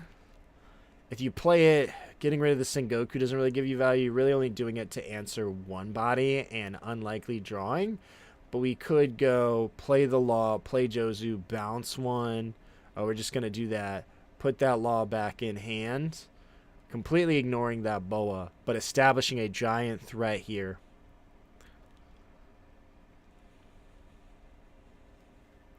And it's the big thing here with establishing that is it's a body that can't be answered. Both of these players are essentially playing the same deck. And you can bounce, remove, do this, and do that to a majority of their cards. That Kaido, you cannot do that with them. That Kaido is going to be there for the rest of the game, and you still have 3 life. Your cards that bounce are going to generate you value. You've got those 1 costs. You've got so much going for you.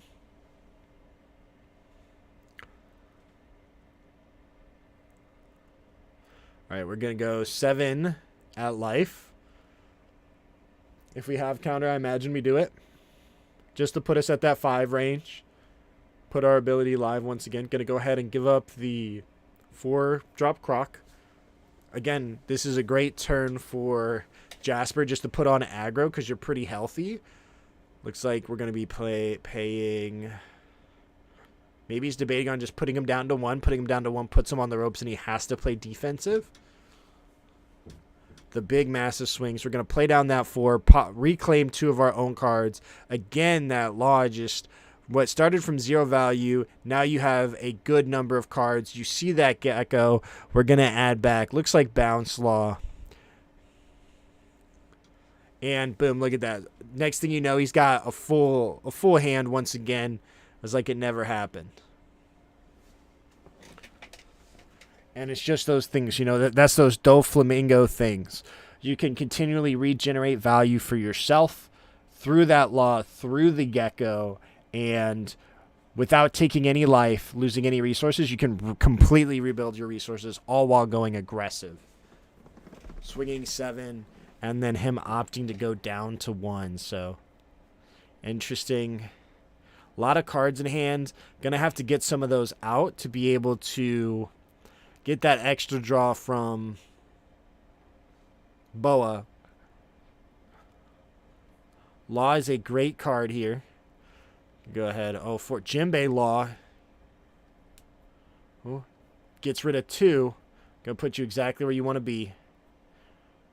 Oh, is that 3? Playing the Doflamingo. Looking at the top 5. Okay.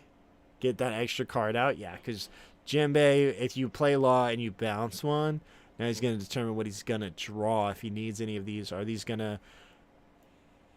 elevate his game state. He's got a blocker and some 2Ks. Oh, and then there's, the Borsalino. Okay. Yeah, Borsalino really good in this matchup as well. If he had it on curve, could have been huge. Not being able to establish that threat was a bit unfortunate. We're going to go ahead, play Jinbei, play the Law, bounce back that, and then we're going to bounce back probably the Boa. Going to go for the Law just because it's active. Take that draw, and then we're going to go, boom, 12 at the 6, guarantee it, and we're going to go 6 there, and then we're going to pay one more, play Law. We got 2 blockers, feeling pretty good once again, pretty big board as well. And if you can just Law loop, you're really in there, being able to potentially bounce your own cards, generate more value. We know he's going to see a blocker. We know he's going to get some 2Ks. 1 life. We've got that Kaido. Kaido's going to clear any body that he swings with. His other bodies can poke for life. He's got, looks like 5 cards in hand. Showing us how he got here, why he deserves to be here. Hit the subscribe button for the Boa. If you believe in Boa, if you think Boa is going to bring this, hit that subscribe button. I'm going to try to get the Boa player on the channel. All right, classic 5, little poke 1. We see that Doflamingo. Going to go ahead, give him a 2K. Looks like we're out of 1 case. 3 cards left in hand. We've got that Kaido again. We've got the Doflamingo. We can bounce cards and continue to draw. We've got our blockers. We can put on pressure. He's going to need to go wide. Perfume Femur. Now you know you cannot go down to 0. You cannot go down to 0. You know that now.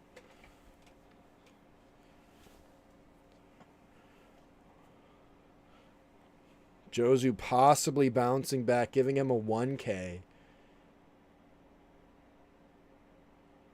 Oh, looks like he's just going to take his own. Oh, yeah, putting back the Doflamingo just because it's more expensive. It is counter, but it is more expensive. And then we're going to go ahead. We'll see. It looks like possibly a Blackbeard. No. Yeah, Blackbeard. Going 6, paying 1, playing out the Law.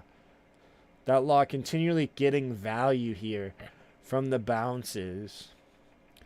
Taking pressure off. Only option, yeah, the Law. Now we got 7 going at the face. Has to give us 2 and a 1. Yeah. We've got the Doflamingo, though, so we can establish a blocker, go at board, and return that Jozu back to hand. But will we be able to threaten lethal? Well, it's still a lot of cards. Again, the biggest thing Doflamingo does is continually generate value with the Bounce Law, with the Jozu, with all these other cards, returning their own cards. Lots of opportunity here. Yeah, imagine we see this Dofi come down, put back the Jozu. We see one Don come down. We see a draw, and then we can go 6-6, or we can just go 5-5-7.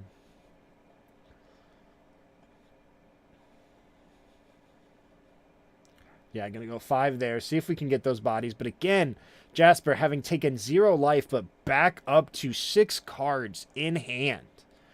That is the power of Doflamingo. We see it here. See him go down to 1. Okay, now we have 7. Go 7 there.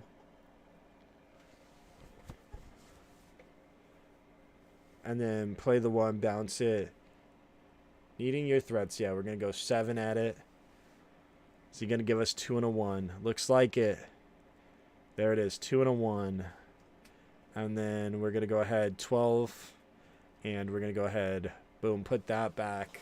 We know once again that he has Perfume Femur. He can go 9 and then 11 or just 10 and 10. Knowing that Nice only has 3 cards in hand. Once he puts him at 0, he's forced to go for lethal. Still plenty of cards in hand too. Nice needing to go for lethal with 5 swings having to connect. 4 cards being added to Jasper's hand. The back and forth, the momentum change.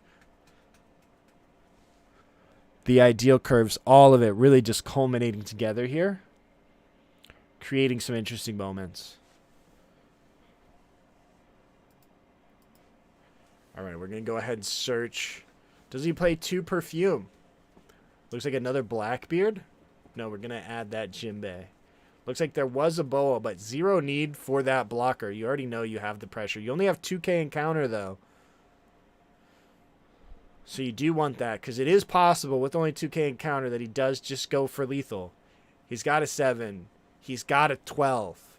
He can ladder up. Go 2, 2, 4. He goes 7, 7, 9, 9, 12 in an attempt for lethal. So you do want that extra counter. If you pull a 1K, if not, it could be over if you don't pull counter out of life.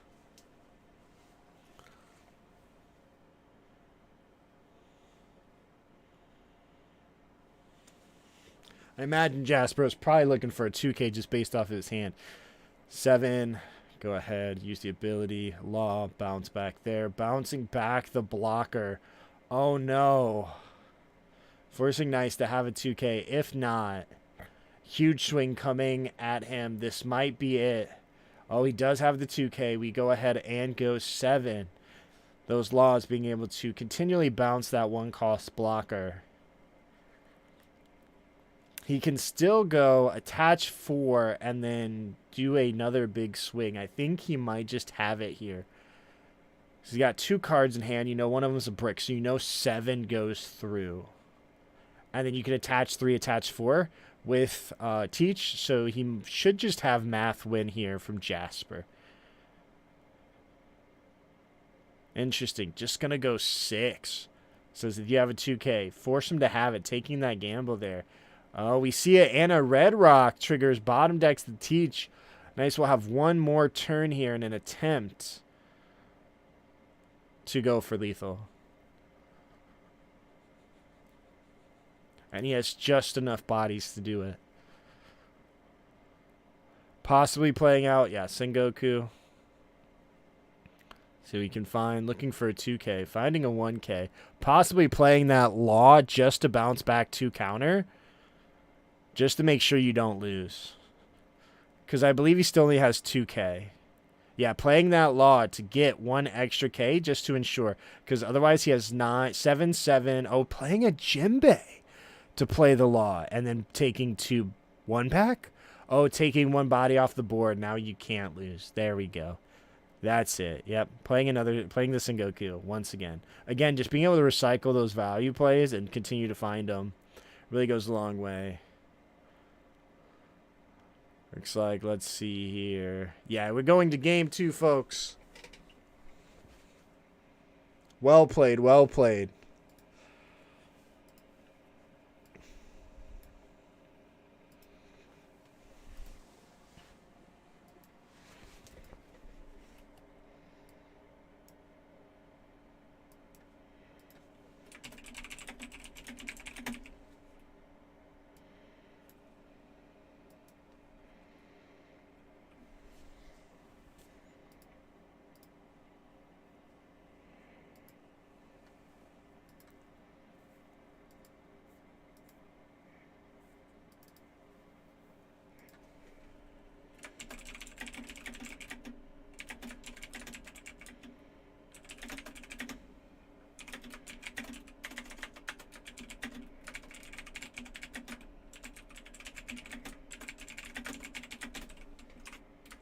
All right, our players are getting ready for game 2. Now, those bounce laws are incredibly good, especially here.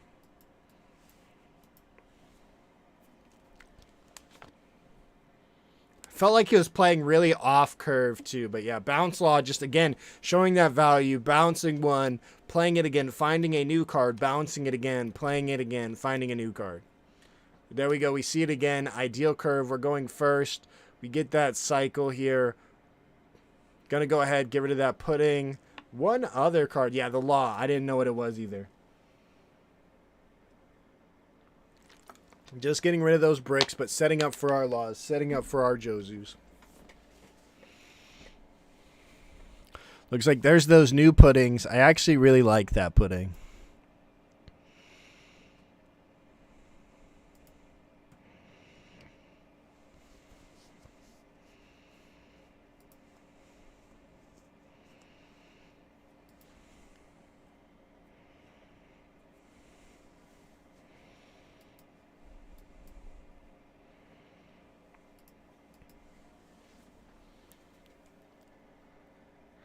Looks like, again, you put pudding to the bottom. You don't really care about pudding.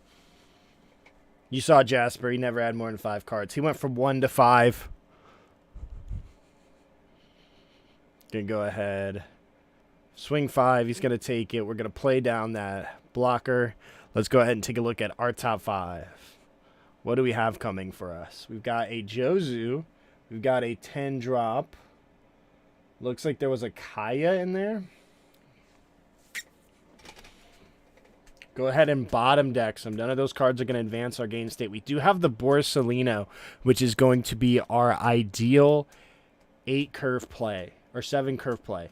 That 8,000 power, it's going to be able to answer any body our opponent plays, put on a lot of pressure while also bouncing one. So there we go. We see Jinbei coming down. And then we're going to see possibly a Law putting back. Oh, we're going to go ahead and just do the Weevil.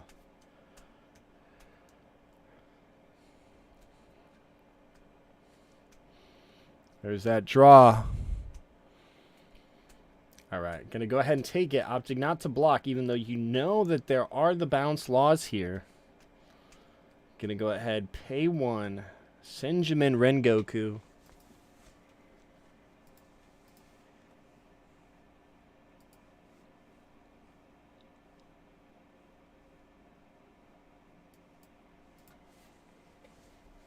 All right, and we're going to see draw 1. That Gum Gum Giant, or Red Rock. That's Red Rock.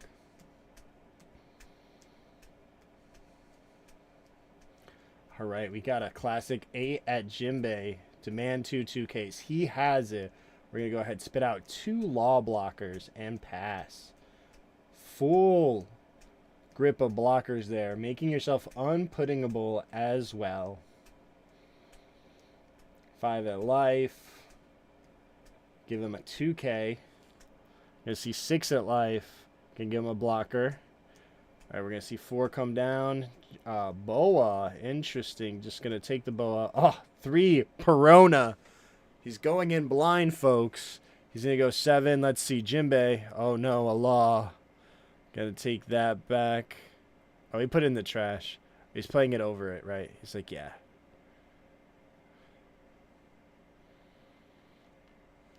Judge is obviously trying to make sure everything is going good. Doing a great job. All right, there we go. Boom, bouncing back Sengoku. Maybe putting back the 3-drop blocker. Or do you... Yeah, splitting up those cards.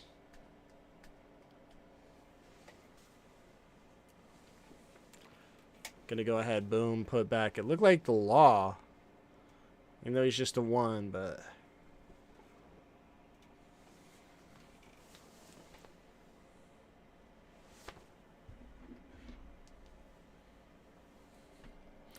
Let's see, is he gonna... Looks like he's holding a handful of bricks, which is not ideal here.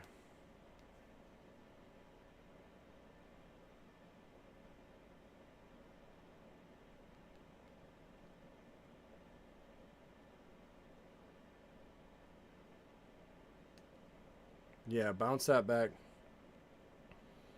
Gonna go ahead, take that draw. We finally see some counter here.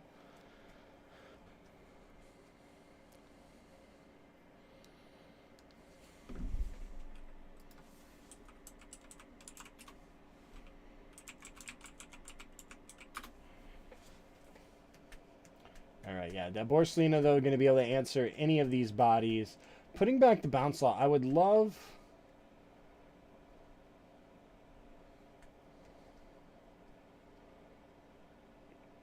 to know more.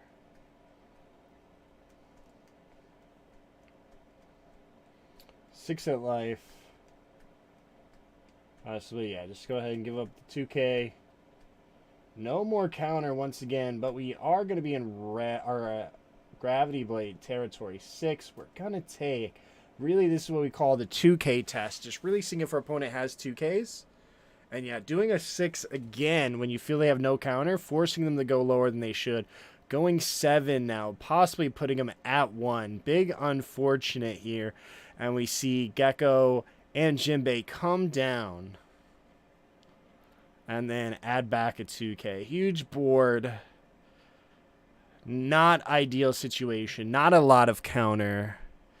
Gravity Blade will answer those 2 active bodies. Then you can go with the rested ones. You can go 5 at Law. Go 8 at Weevil. 8 at Jinbei or Law 8 if you really want to get rid of it. 2 more 2Ks. Jasper just having it all.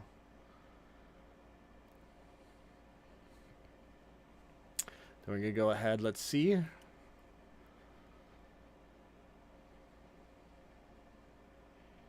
And we're going to see. Oh, we're going to just go ahead and play Borsalino. Pay 2, possibly play out. Yeah, 2 Law blockers. And we're going to pass.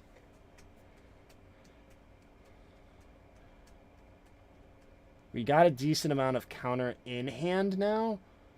And we've still got that Gravity Blade. So now we've got big bodies that can clear board.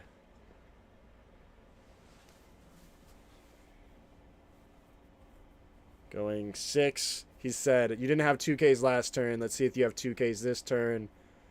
Looks like we don't. Again, another 6. This is why the 2K test is so important. Looks like went ahead, gave up 2 cards. Gonna go ahead for play, bounce Law. Gonna bounce back one of our characters. Probably, yeah, that Gecko so he can regain value. Maybe even the Law, yeah.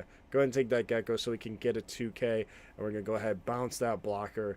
And we're gonna go 6, knowing that they don't have it. They take, and then 7. And that's it, unfortunately, ladies and gentlemen. Boa's run ends here in top 4. Doflamingo moves on to the finals.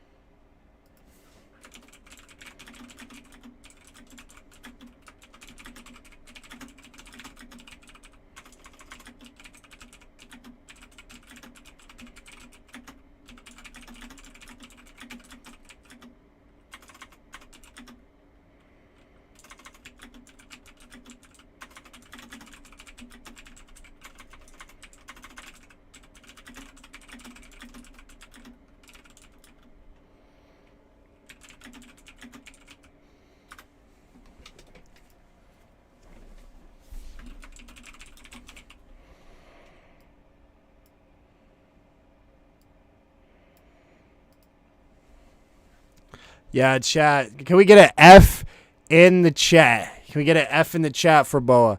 Can we get some Fs in the chat? Some Fs in the chat for Boa. Super unfortunate. I think hit teaching Law, yeah. Law is a bit of a problem. You saw it game 1, just generating value. He still had 4 life. Went from 1 card back up to 5 cards. On to 6. Again, I hit up Nose. I hit him up yesterday, congratulated him on his run. I'm going to try to get him on a video for you all. Let's see if we can make something happen. But he really, really went on.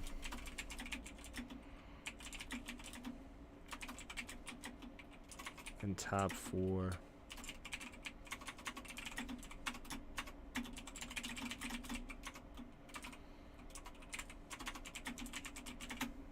So it's probably going to be Doflamingo versus BY finals.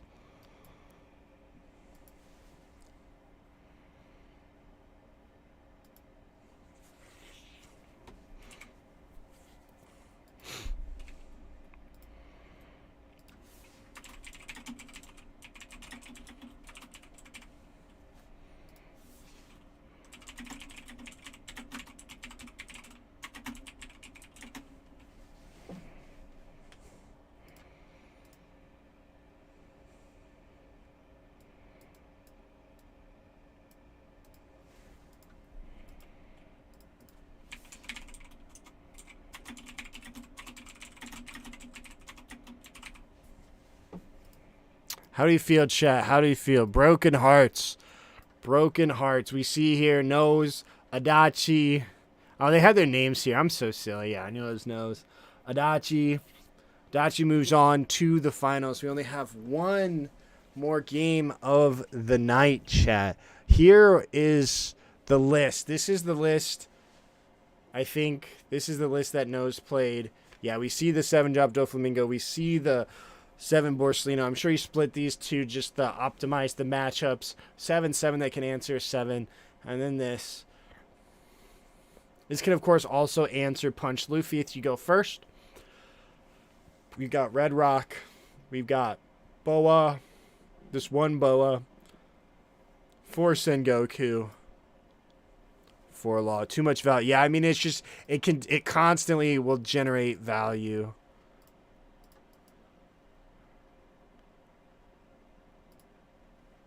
So really, no, that was not the finals. That was the semifinals. He's going to the top 3 player playoff. So he'll still be playing for third place. Let's see, regional. Let's see. One Piece. I'm going to look up. Everybody's been asking how many invites OCE gets. So I'm going to find out super quick. Official events, competitive, because I just don't know. Invites, Oceania.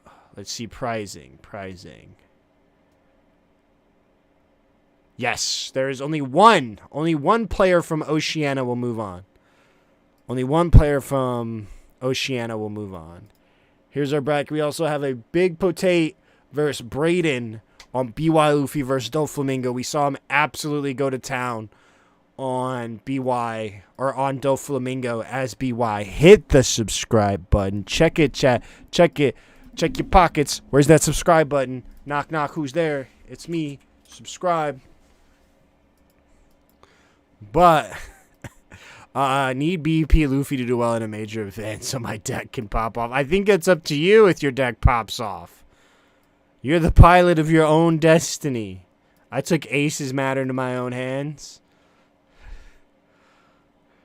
But yeah, so quite interesting, quite crazy. Appreciate everybody. Appreciate all these.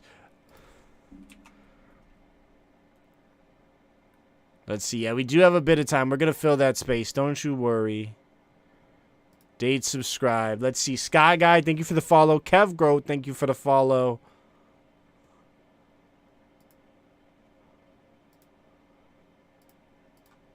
Appreciate y'all. The sub. No Shanks. I think Shanks lost in top 32. Any leader can pop and get popular. Would love to see it get some love. It's all on you. You can make it pop. Squizzo, you know what to do. Does that black later sleeve you sell have a similar size to a Dragon Shield oversleeve? I actually don't know what size a Dragon Shield oversleeve is, but I fit a regular Dragon Shield sleeve inside of it. It's like a very fitted top loader that'll fit a regular sleeve. Yeah, the Shanks lost against BY. Yeah. If BY gets banned, I'm rioting. BY deserves to get banned. Gecko, ban Law, ban everything. I don't know. I also, one of my videos I mean to make is a ban list video, but be sure to check out vamptcg.com. Appreciate everybody in here. Feel free. We got some sleeves. You can sign up for the email list right there. You can put in your email. I load these up. My next live stream I'm going to try to have some for y'all just because like I sell these on like Thursday so I can ship them all out on Friday. So I can ensure you guys get your cards soon. They come quick. Postal has been a little bit slow around here. They banned them and everyone going to cry about Blackbeard. Yeah, they're just, it's so interesting. I want to make a video. I'm going to make a video because like as March is closer, that's the thing. Got those leader sleeves from you on Thursday. I love them. They're so great. They are so great. Like I didn't think I would love them. One guy was like, dude, he was like, buy a bunch. He was like, because you'll be sad. He was like me, because I only bought 2. And he was like, now I wish I bought 1 billion. And then I had a ton. I got a ton. And I've also sold a ton of those. And like it's like I can only ship so many. I ran out of bubble mailers last time, and so I bought more bubble mailers. And we're out here back to main. All right, let's try this again. Oh, should we build? Let's build an OP10 deck. We got some time. Let's see. OP10. What should we build? What are the leaders? Oh, let's build Usopp, yeah? How you feel about Usopp, chat? What OP10 should we build? What OP10 should we build? Let's just search OP10. All colors, right? Ooh, what does Caesar do? You may return 1 punk hazard with a cost of 2 or more. Oh, this is so bad. This is so bad.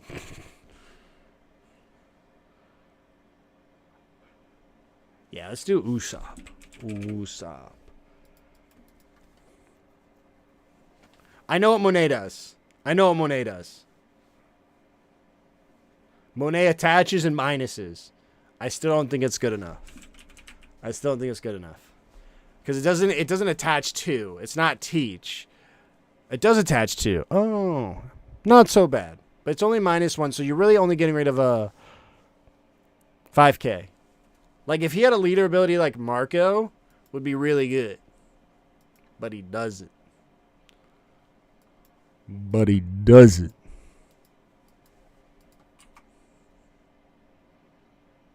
Appreciate all the new subs. You literally cycle your hand over and over again.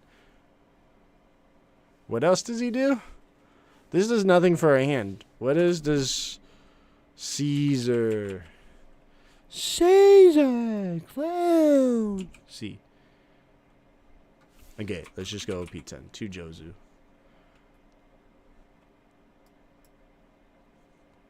Yeah, I mean, he just KOs. Yeah, but those are expensive. I have to play a card from my hand, and he doesn't regenerate hand value. 2 Gecko.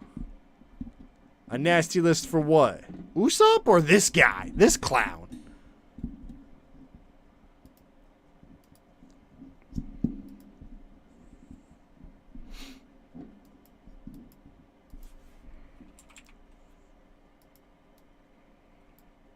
Oh, that reminds me of something. Okay. I didn't expect this to take as long as it has. Can I share my Caesar list? I mean, you can send an Eggman list here, but I don't like... If I have to play a card to minus, and then I have to commit Don, like he's a 4-life leader, you're losing value. Let's go. Yeah, 4 of those. Oh, yeah, 4 of these. Oh, yeah. 2 of these. Margo. Let's just search Dressrosa. That'll save you some time. Dressrosa. Yeah. Let's see. Probably want some soldiers, right? Do we play stage? I think we play stage. 4 Sabas, right? That feels right. Oh, yeah. We want 4 of this guy. Oh, yeah. We want... Probably 4 of this guy, right? Once returned, this character can't be KO'd by your opponent's effects. He's got counter. This card has counter.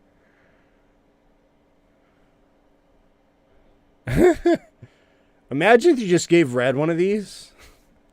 You may place 3 cards from your trash in the bottom of the deck. Then your opponent has 5 cards. Your opponent trashes 1 card. Imagine if you just gave red this. Let's see. Can somebody make this card good? I have like 7,000 of these. I don't know if you need to play. I know the recent list played that Luffy. I don't even know if you need to play that Luffy. We got Rhino Schneider. This is the one that gives you banish. I don't think we play that. No patchwork. I think there's an argument to play this. Is Jozu worth playing in Nami to get rid of threats and Psycho Kaya? No. No. Because you can... You add Kaya back for 6 Dawn, but you can do it for 2. It's called Snake Dance. And you don't get hit. Ooh, maybe one of these. Maybe 1 Mancherry. Definitely 4 back. That card's busted. Probably 4 of this, right? This card's pretty good. Is it not letting me? Oh, what the heck just happened? What got added? This? Okay, let's cut that. Gats! Gat!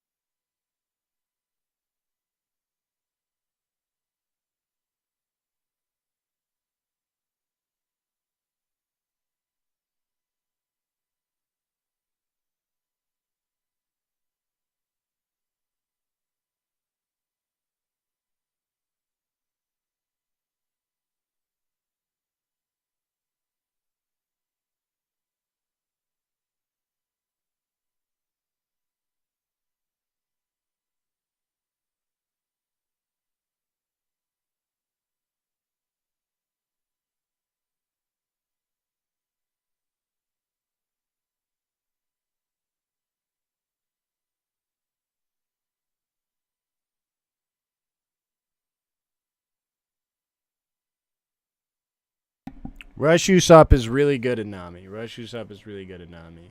Alright, we got some spots. What do we need? Play this probably? How many 2Ks we got? One. Probably play this. What else is good 2K?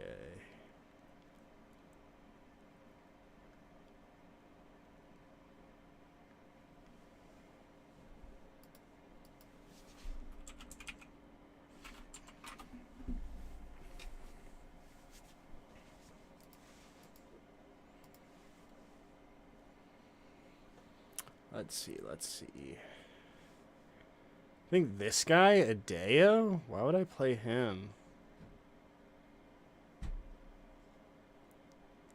Does he fit in any curves?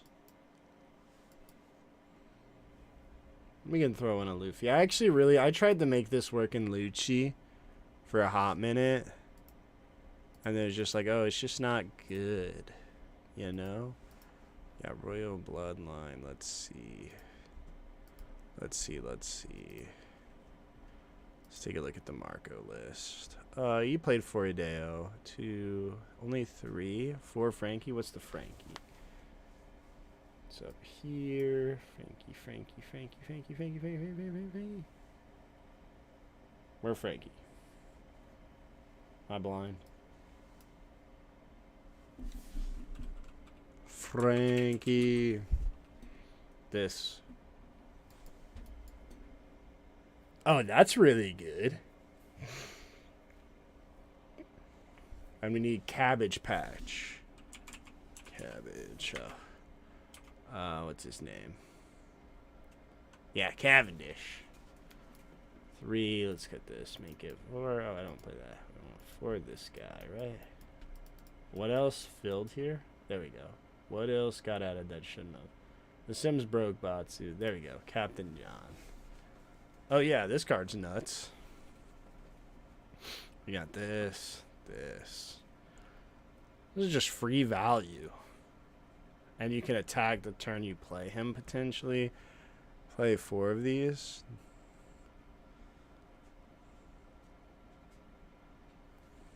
I guess you can play this or play that. It's probably the trade-off. You want Red Rock, right?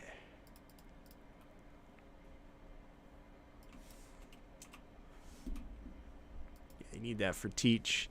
Dressrosa Zoro is one of my favorite cards. Don't you need 4 stage? Probably. Oh, God, I just got rid of 1. We don't play Rebecca in this, right? I guess if we're not playing Rebecca, we need stage. Oh, look at me. I type in stage. There we go. Corda. I'm not gonna play this Luffy. I'm gonna play 6-drop Luffy.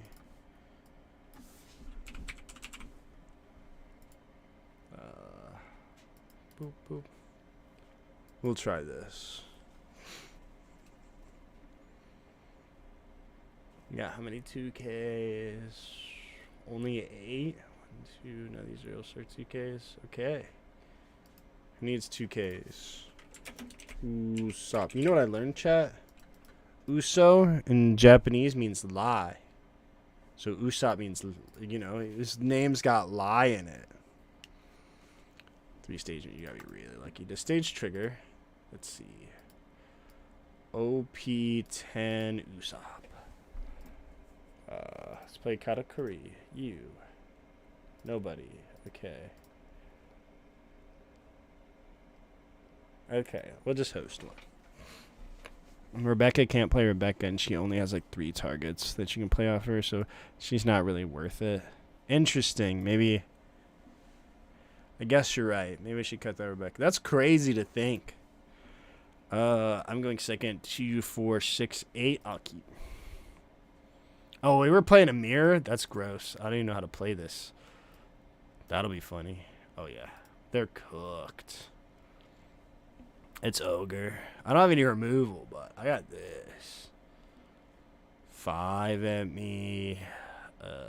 This card has a 1K. I give him a 2. Sure. Play a blocker? Sure. I'm gonna go 5 at you. I guess that's where Adeo's good, right? Is I could have played Adeo on my 2. I see. I understand. Just all my Dressrosas are 3 cost. That is so big. Everything here is just anti-yourself. That's crazy. I think I'm going to go ahead and take this just for the card. Swinging 6 is really good in this match. I can play this.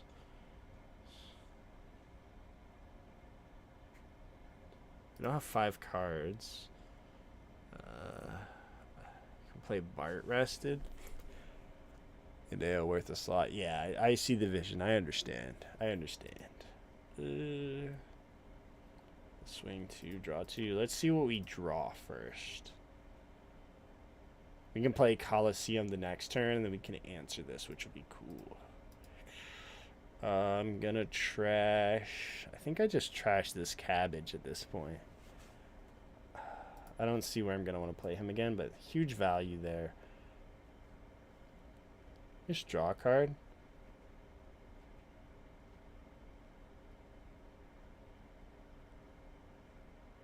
Oh, Usopp, so you block, you get to draw a card. That's nuts. I'm learning, chat. I'm learning.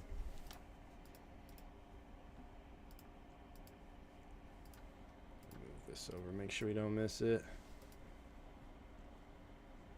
That's pretty good.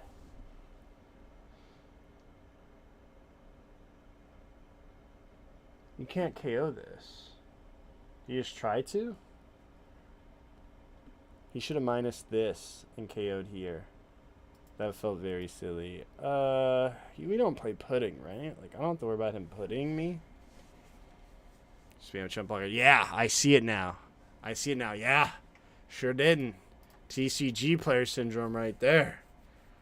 I know what it did. I do now. Let's go ahead and do this. We're going to go ahead.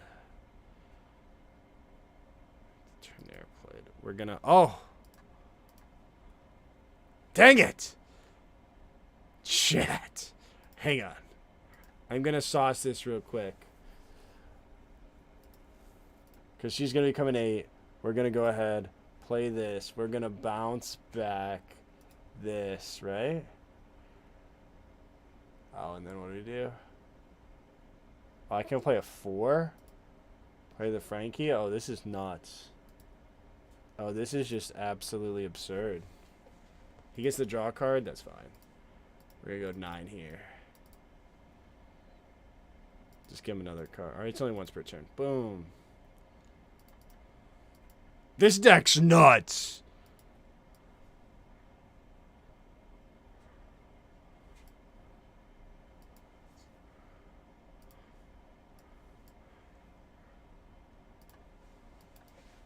One hell of a All right, match we're back. today. We're back. Yeah, it'll be interesting to see what happens now. I got this game on my other screen, though, because this is Be tight. Luffy, which Yep. He's very, very practiced in, apparently. And while we have everyone as well tuning in, guys, before we get real into the nitty-gritty stuff, I'd just love to give a shout-out there. This to deck is nuts. TCG.com. Go check them out on the marketplace. They Yeah, are we're going to new go ahead. into it from New Zealand. They are establishing themselves online. Yeah. as They buy scooped. and sell They page. scooped. You I can was actually big sell ahead. their products there to their platform and Just also finished the buy match. their He scooped. He lot of scooped. singles. He plays Zoro. And I they think it was also they played have off the links Jim in there Bay. below. If The you have sellers are stage, also you can use verified Zoro to through swing into the passport rest and of Jim driver's Bay. license. So Make you'll it a have bit safer. Yeah, they keep it a lot safer. Yeah, I would have. So shout But out they've to been Fetch pretty TCG decent over about there. jumping You straight guys are into doing an it. awesome job.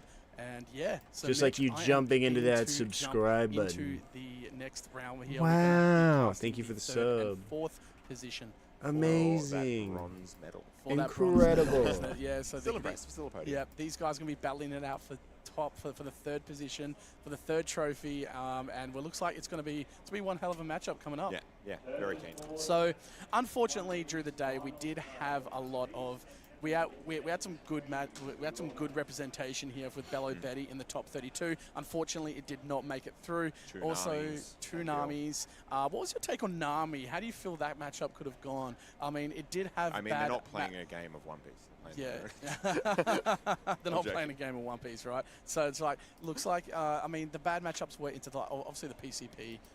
It was really rough, but if they did kind of see a little bit more of what they needed in the early going, I feel like a lot of these Namis could have maybe had a lot more, you know, kind of go into it. Of course, it's just a woulda, coulda, shoulda, but now that we're ending in what will be a Doffy mirror match for the final, there's it's kind of like. How is Shanks doing in OP10? Shanks does okay in OP10. Obviously, overall, he does okay. That we're about to see fighting for the top dogs are Blackbeard just got taken off the table. and. So yeah, the top. He just took the words out of my mouth. the top end of the tournament has very much been I know it's woulda, coulda, shoulda. Perfect curve, Ploofy. One thing managed to sneak through. I also had the same question, Ryan. Absolutely. Here we have Kevin and Nice. So this is the correct. third So player looks like playoff. Awesome. So we get to see Boa one more time. He is the Boa Hancock player here, Mitch, and also Kevin. So, and this one's the BY Luffy. So this will decide who gets third BY place Luffy and that Yamato. Boa Hancock. Now, apparently, Boa Hancock has a very good matchup into it. Send everything. Then we will have the finals. That's they right. really got That's me it. up late. And that's what Got you me can do. up all night. Are you talking about Boa Hancock against Boa sending BY everything Luffy? from the BY Luffy Yes, to the okay, bottom. so to it the is- bottom. Okay, we get that. The guy making a pure statement here that we do need to also control that field. We need to make sure that we are keeping those cards on the bottom of the deck. But look, it is going to be very hard to maintain that sort of pressure, especially with the level of, you know, basically the structure and the level of competitive play that this deck can bring. BY Luffy is in this position for a reason. We know how well this deck can just explode.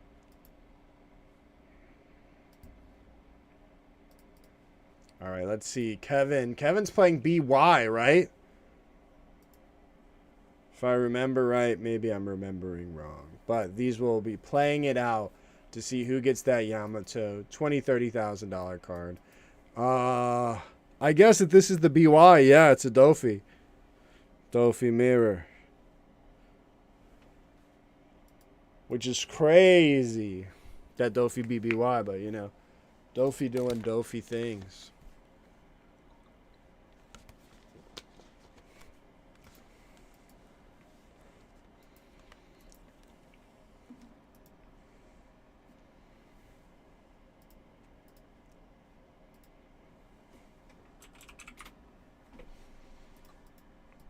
So we get to see, the cool thing is we get to see Boa played twice. So all of our Boa players are going to get so much value out of watching. Yeah. Here we go. Yeah, it looks like BY. So it looks like a Doflamingo Finals. Doflamingo Finals.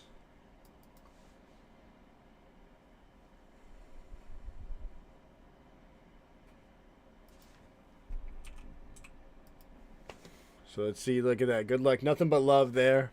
You love to see it. Let's go ahead and we're going to get into it. So, cutting the deck.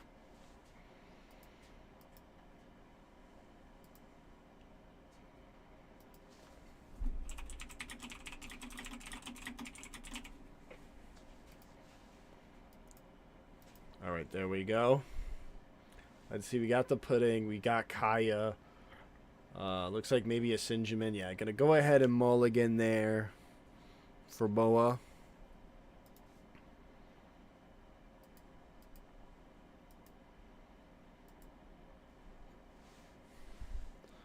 Unsure how good Boa is into BY. I don't really know that much about Boa overall because we just really haven't seen any. Boa's biggest showing has been here. One top 32, one top 4. But it shows the potential, the meta really widening overall across all of these. We see a little bit of surprise. We saw Bello Betty. Anything is possible.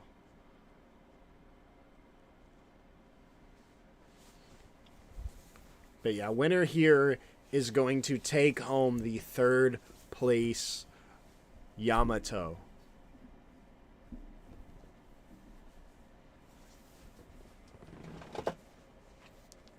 Gonna go ahead, just play out that again, playing around that pudding. Getting that, quote, cash advance. But every body we have that we can bounce back is a plus for Boa. We're going to go ahead, boom, take a look. But again, same thing we see here. Kevin playing the viola that can restack that life, and then of course a majority of Boa's bodies being 4 costs able to get taken out.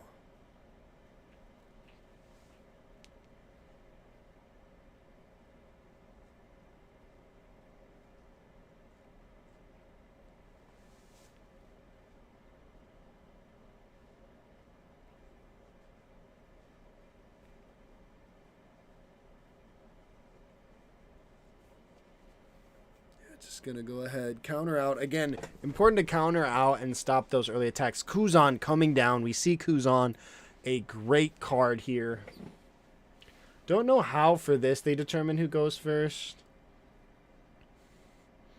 But Luffy getting their ideal curve. We're going to see, looks like Jinbei into Law. Law bouncing back that Kuzan. Get him out of here. And then Boa effect, we're going to go ahead and take that. Again, being able to counter out early, just so that way we can put our Boa effect live, continually dig deeper, find our pieces is going to be great. I'm sure 10-drop Kaido is also going to be huge in this matchup as well.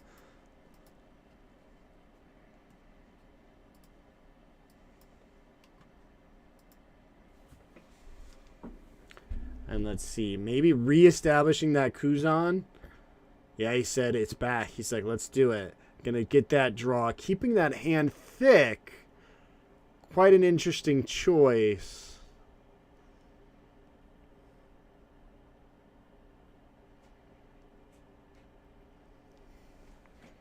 Oh, and then there's that I still have my crew that we saw. Really just put in that work.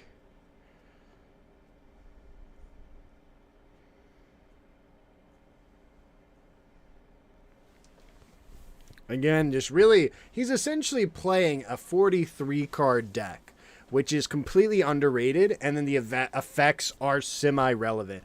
So you're playing relevant cards, and you're playing a 43-card deck. Because I believe he's playing 4 and 3, and so then you can find your geckos easier. And they become easy discard targets. Going to go ahead, play that Doflamingo, get that 7-body, put him right back in your hand, and then he's going to take that extra card once again. Taking that pressure off, establishing a decent threat to swing into Luffy.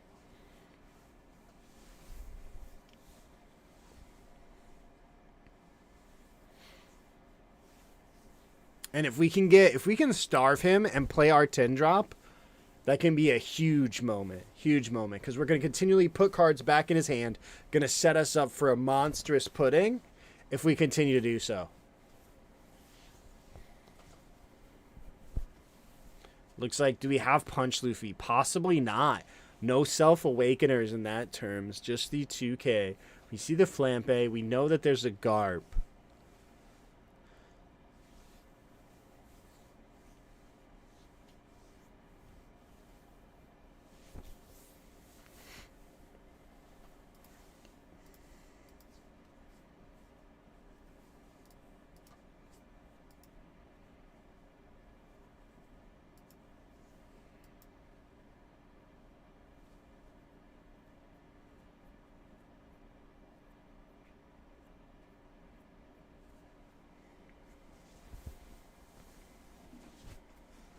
Really trying to figure out what the play is here.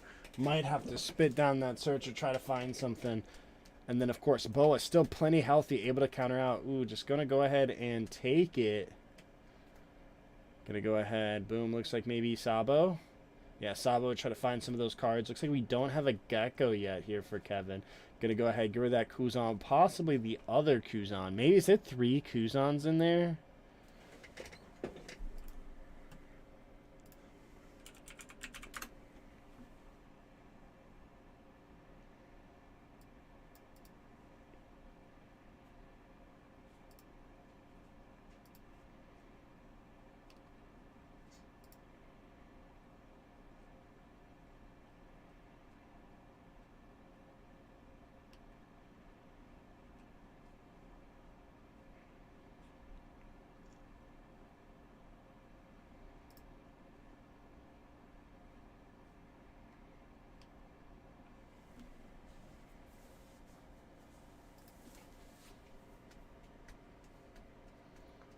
again, just getting slowly but surely here, getting closer. We're possibly going to play out that, get our cards in hand down, and then you can just go ahead and even red rock. Bottom deck, take that. Oh, yeah, it looks like we're going to go ahead, just Borsalino actually, just bounce back the one, establishing another big threat here for Luffy, putting more pressure onto him. Looks like we don't have a 10 drop, but we can still hit a red rock. Looks like just drawing a Gecko here for Kevin. The first one, maybe.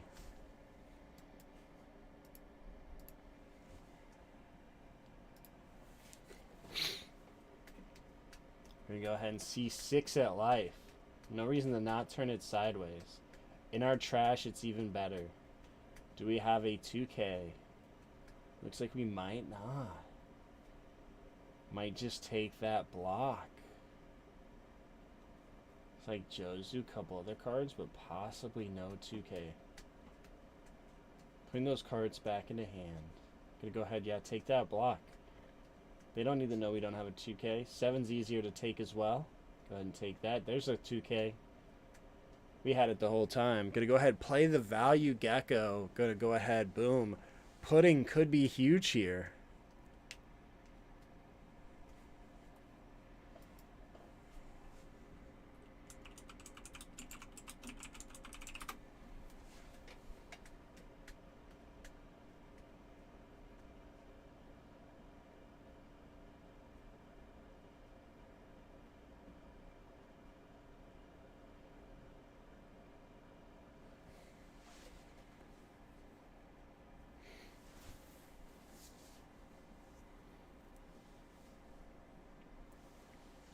Yeah, Kuzan just gaining 2 cards there.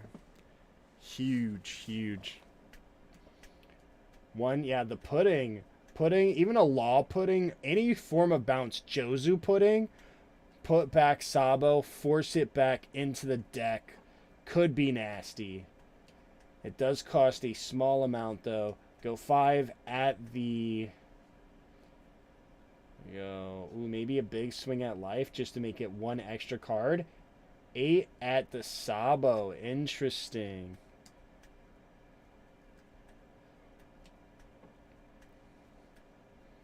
So asking for cards here. Putting into that could have been nasty, but says, I don't even want to bottom deck this. Maybe even consider bottom decking the Gecko, taking that pressure off if he can answer this. Or if he gets it, he could go pudding into Gravity Blade. Or into Red Rock. You want a Red Rock last, so that way when he goes through his shuffle, he's going to go ahead and pitch one just to load that rocket, Luffy. Ensure it's in the trash. Predicting a pudding, predicting anything else. He wants to have those there should something happen.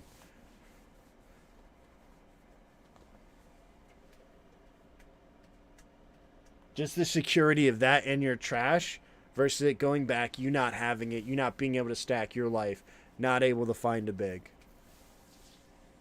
We've seen Kevin do this against Doflamingo as well.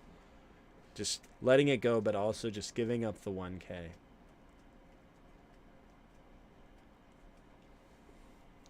So he's going to go 7 at life. See if he's going to give him 2-1. If he gives you 2-1, you're in a good spot. If he takes, you can still pudding. Pudding Red Rock, I think, can be just huge here.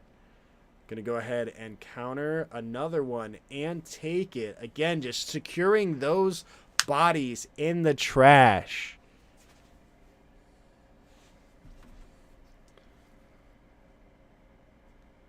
All right, we're going to see 5 at life. So give me another one. So essentially the same thing as playing pudding, but now he can play something else.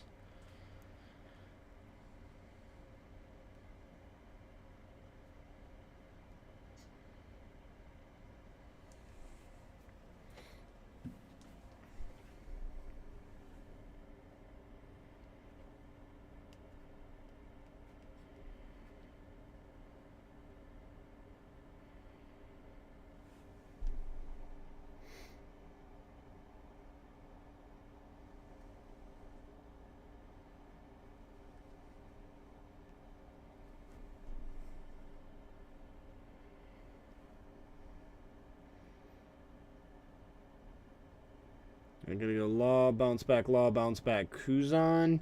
Maybe, yeah, put that at the bottom. Leaving it in rotation, should he play that pudding?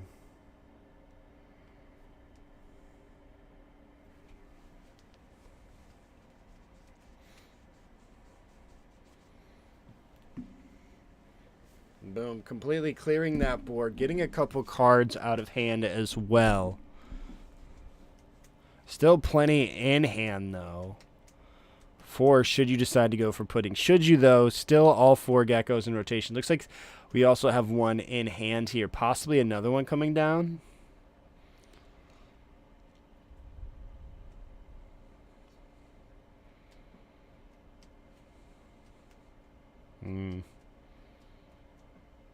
Looks like we have another red rock as well. So should Gecko come down, we can get it out of here once again. Gonna go ahead. Counter 7. Keeping us in that sweet spot.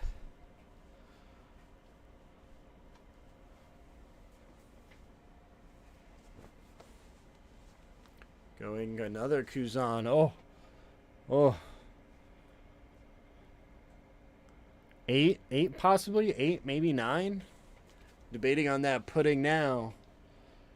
You can go Law pudding too. Law bounce back to Law, put back a Kuzan, and just completely flush their hand. Even start off an 8 at face. See if they take it. Even 9 if you really wanted to. Force them to give you a ton of cards.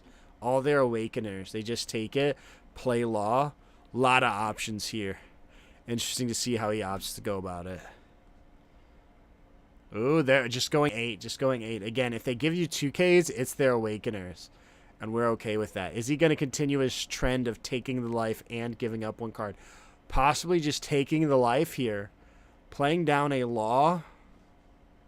Yeah, playing down a Law. Oh, just going for the pudding. Doesn't even care about the Kuzans. Guess then he's going to maybe play Jozu. Bounce back the pudding. I also like that. Put the Kuzan back in hand.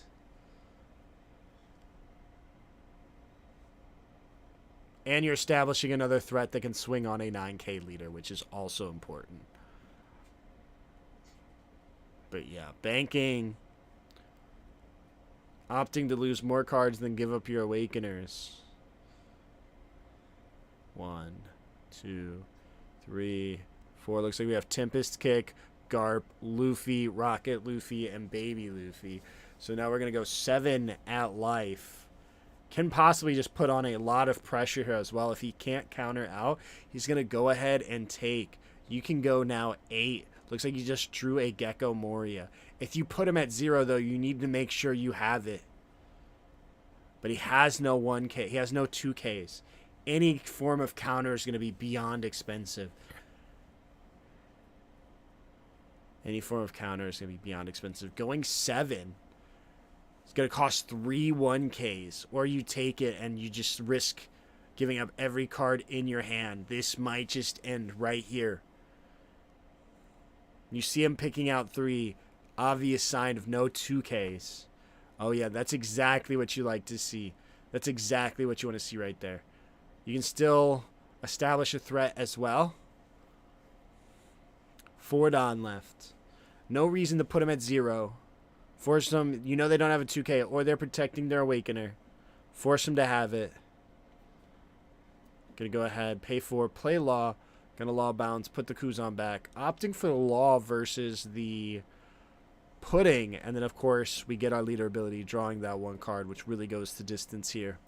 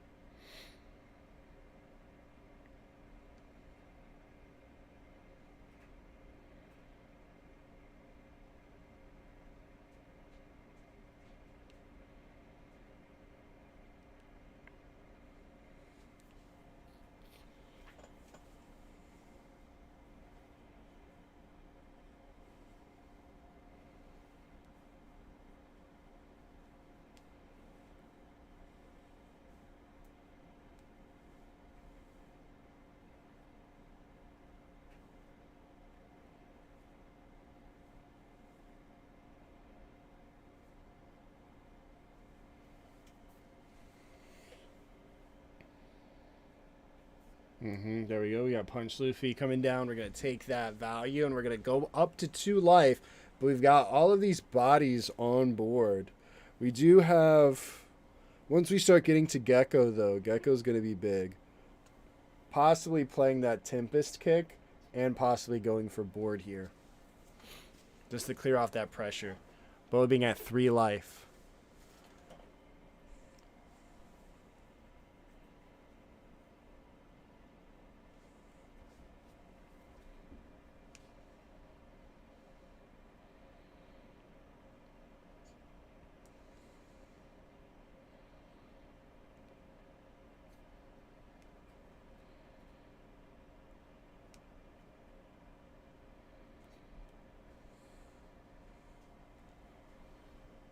All right, we're going to go ahead, pay 1. Yep, take that draw. And go ahead, minus. Possibly spitting out a Rocket Luffy to answer that. And then going at the Doflamingo. Yeah, trashing the Zon. We're going to go ahead. Sabo, Rocket. I'm going to leave that Sabo there. Rocket putting in that work. Going to go ahead, remove that Borsalina.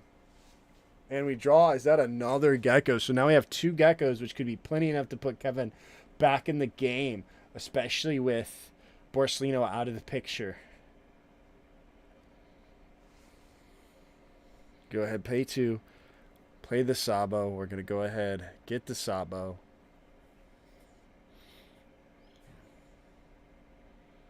Gonna go ahead, pitch Sabo, pitch Garp, and we're going to go 11. Yeah, they're at the Doflamingo. Very expensive to save. 2K, 2K, 1K. 3 cards. Does he have it, and is it worth it? Oh, looks like he's just going to give up a bunch of 1Ks. There it is. It's quite possible he's just going to Red Rock and then go 11. Red Rock and go 11. With that Doflamingo. Does he have...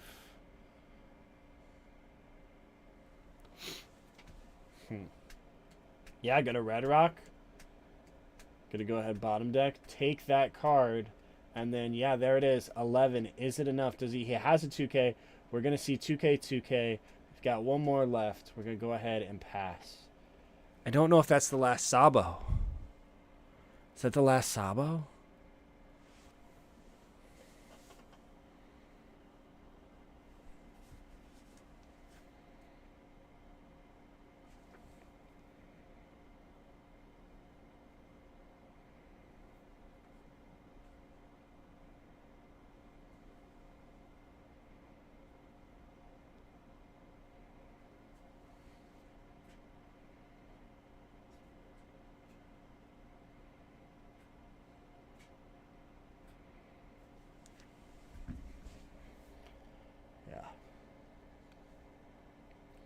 It's like, let's see. Gonna go just 7. Interesting. Possibly just gonna Rocket Luffy once again, taking out that Doflamingo, taking that pressure off. Those 5K bodies just really aren't enough. Let's see. Gonna go ahead and take it. Fish for those cards. It's the Boa. Accidentally shows it. You don't know what that is, Kevin. Dude, I did that at Locos today. Twice.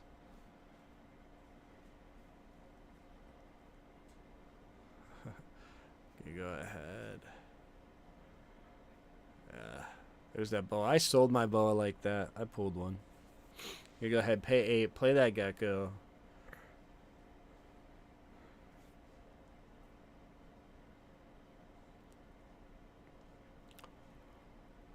Play out that, yeah. Get a buff leader. Go ahead and do that.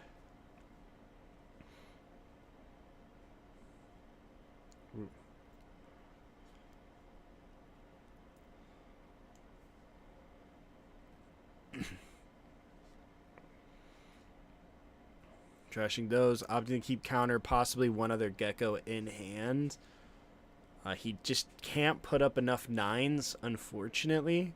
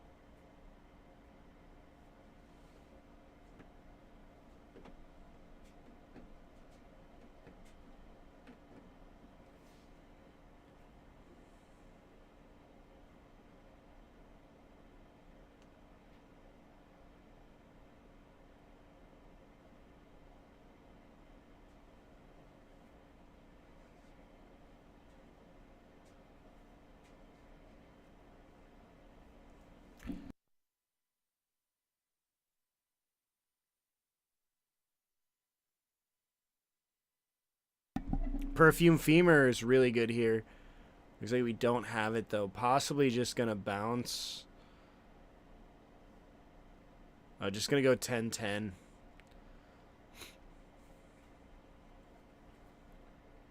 Force them to have another 2K, right? But we know that they have one. Yeah, just going to give the 2K. Keep that blocker until they force you to get rid of it.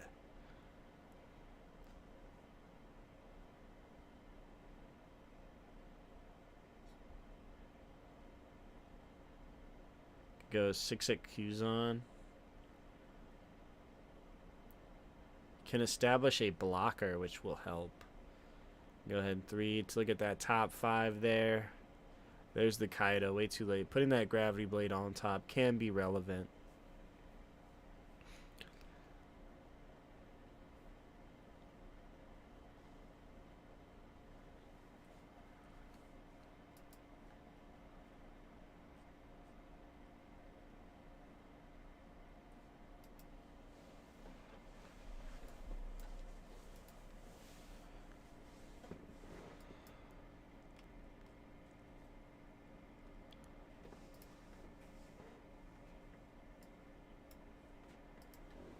Yeah, I'm going to go ahead and buff that cost, which is going to be relevant since that Gravity Blade is on top. Or is he pitching it? Yeah, pitching it for the leader.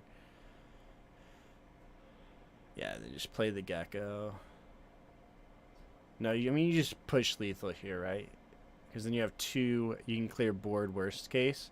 And he needs 4 7s to be able to win. So just push lethal here. Just going to go a 6. Yeah, 2K. Yeah, pay 8, play the Gecko. That 2K check. Go ahead. Noah's going to scoop. We're going to game 2, chat. Is this Boa not playing Perfume? I thought this Boa was.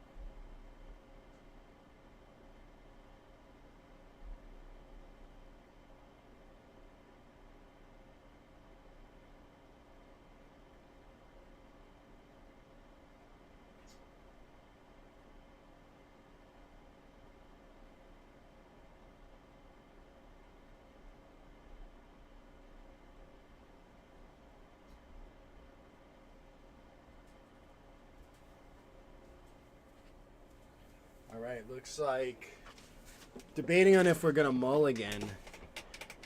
Getting ready. Oh, gonna go ahead and keep.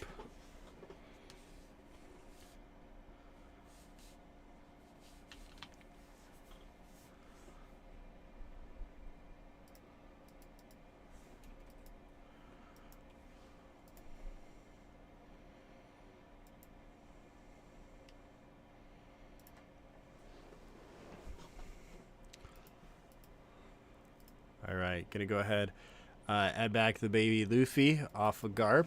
Always good to find the babies. That's the number one thing. You can pitch all the bigs. You just need to make sure you keep the babies. That is the number one strat for black yellow.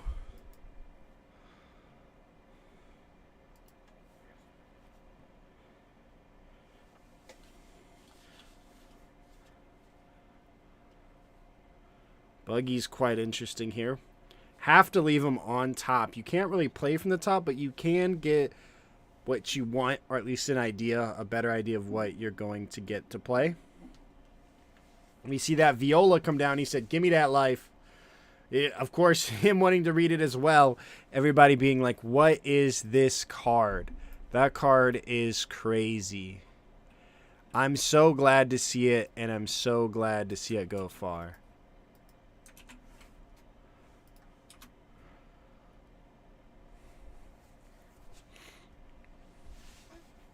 That's the Viola. That alt art looks great. I actually need one for my collection.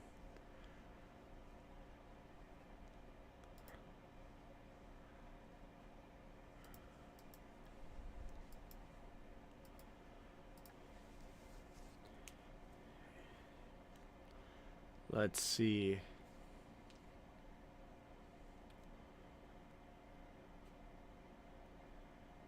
Yeah, I'm going to go ahead and play that.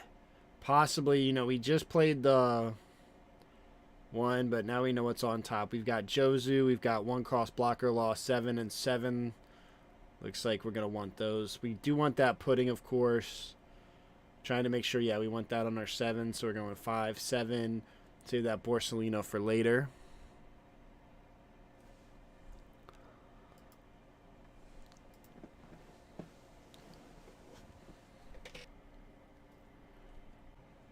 We're back. We're back. I don't know what happened, chat. But we've got that coming down, not swinging. Viola really good, lets you flip your own life down. So it can make you a 2 life leader, and you're going to get those 2 cards back. So you get 1 card for, you get a +1 off of playing it, plus you get your triggers. So you can stack 2 Rocket Luffy against Dofi and just wipe their board. You've got 6, 7. 6 going at the leader. Those 2K checks really just pressuring him. Unsure. I think he might only be playing 8 2Ks, which would explain all of it. And we see, of course, one there on the board. Wanting to maybe take another card, maybe just not having the 2K. Now we can bounce back our guy, but probably just going to go. We're on our 7. No, we're on our 6.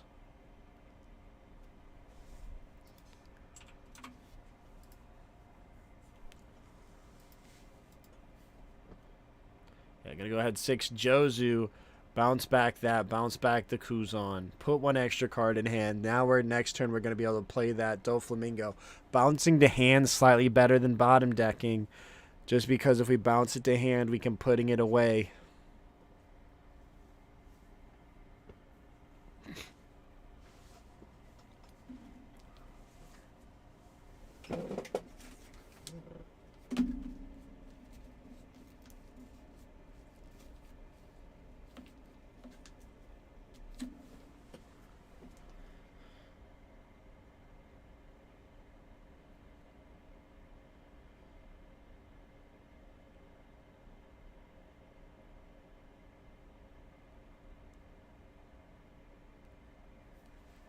All right, there we go. That greater eruption here, making that a 7, keeping it safe from Jozu, but it's not going to be safe from that 7-drop Dofi. Again, why this card is relevant.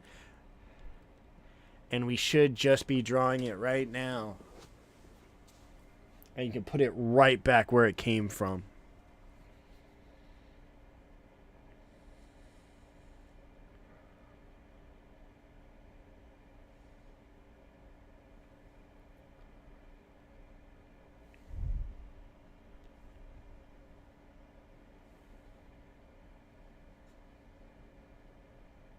Yeah, there it is. Come on.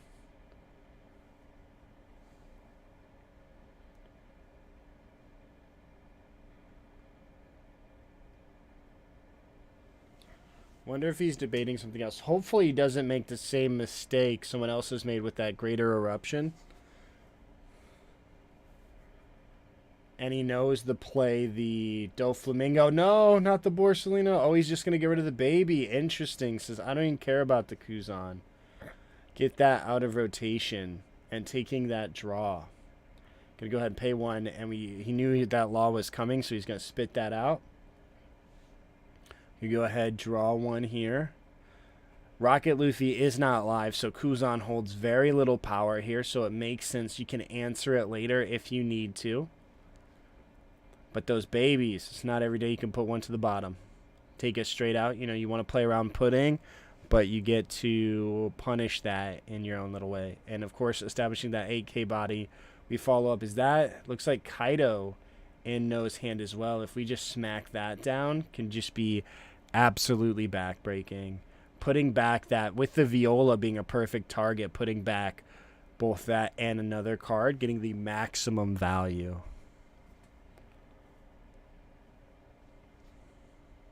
And then, of course, again, pudding. Once you put those back in, then you can pudding. You keep upping their cards, and you just take them away.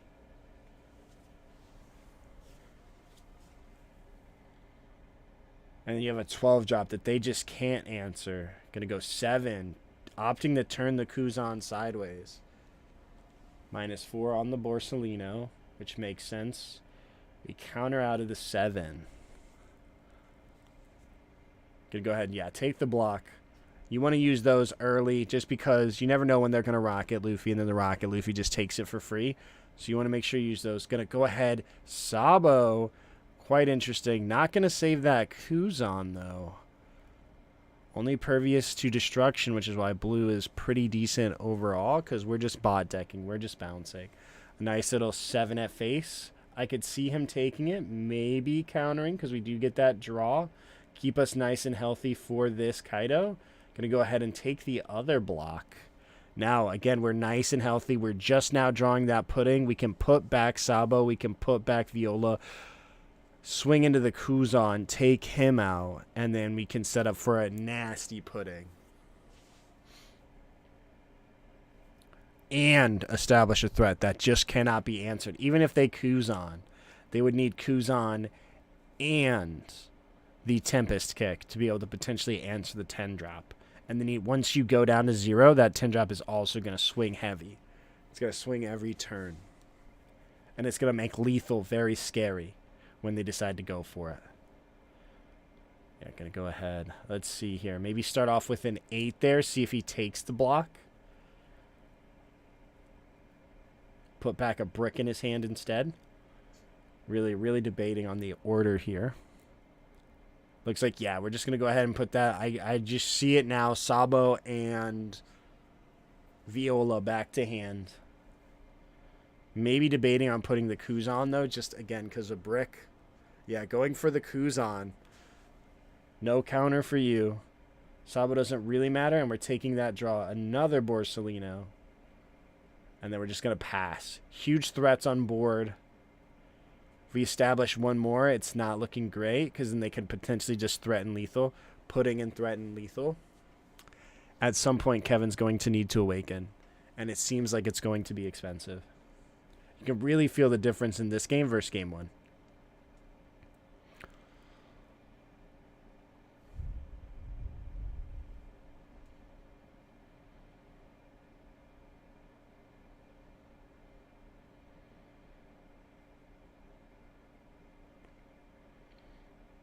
No real targets and trash either for a Gecko. So even if he had Gecko, there's just, again, we're not giving him cards. We're not swinging.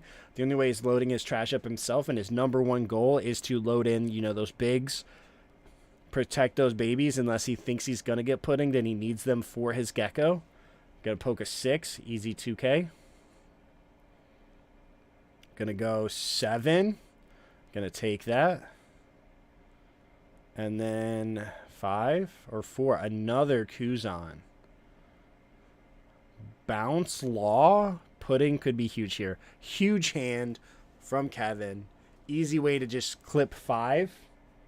Possibly just bottom deck one of those. Establish that Borsellino. And those cards only take 1 Dawn to swing on 9, which is what we're looking for. We're looking for those bodies that can swing big and swing on lead, because that's the biggest challenge that Doflamingo has that Boa does not. We have these big bodies. We can swing on the 9K leader. We need them to stick, obviously. Those Kuzans, 2 Kuzans will answer that Kaido. So got to be careful here.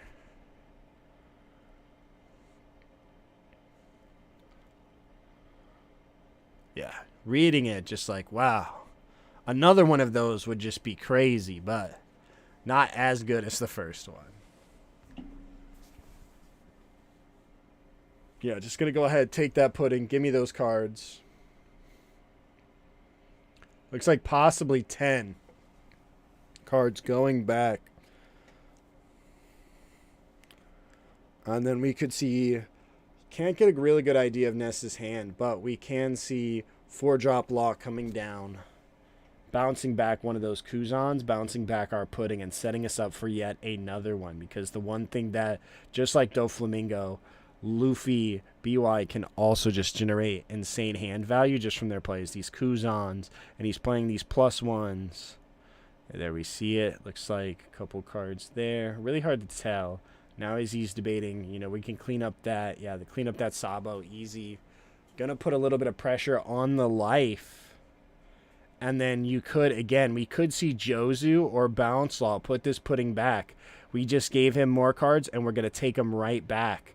Debated on triggering, might have been, oh, just going ahead and just gonna freeze one of the Kuzans and bottom deck right there. And then so we do have 5 cards. We're going to take that draw.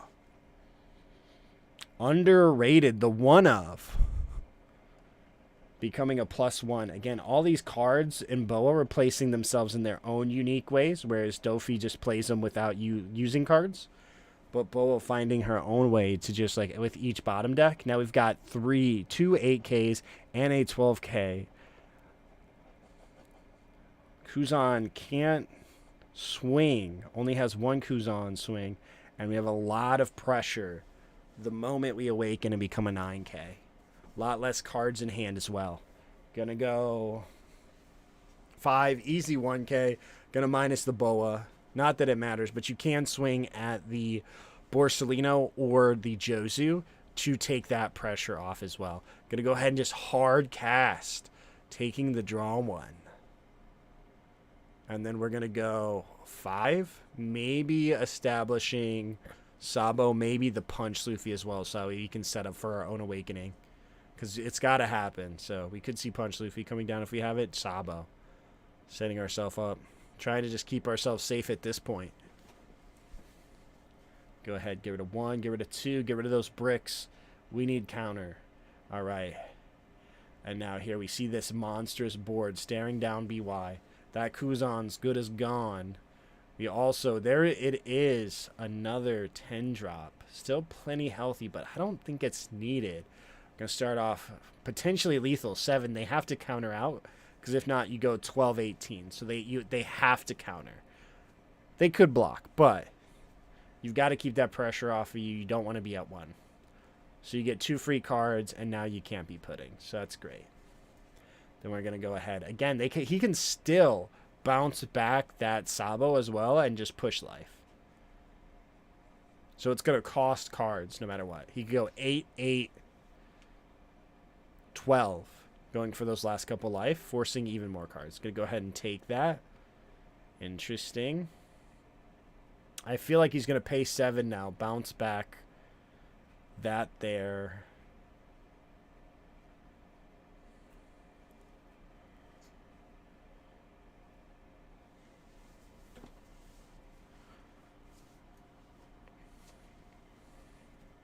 Oh, just a 5?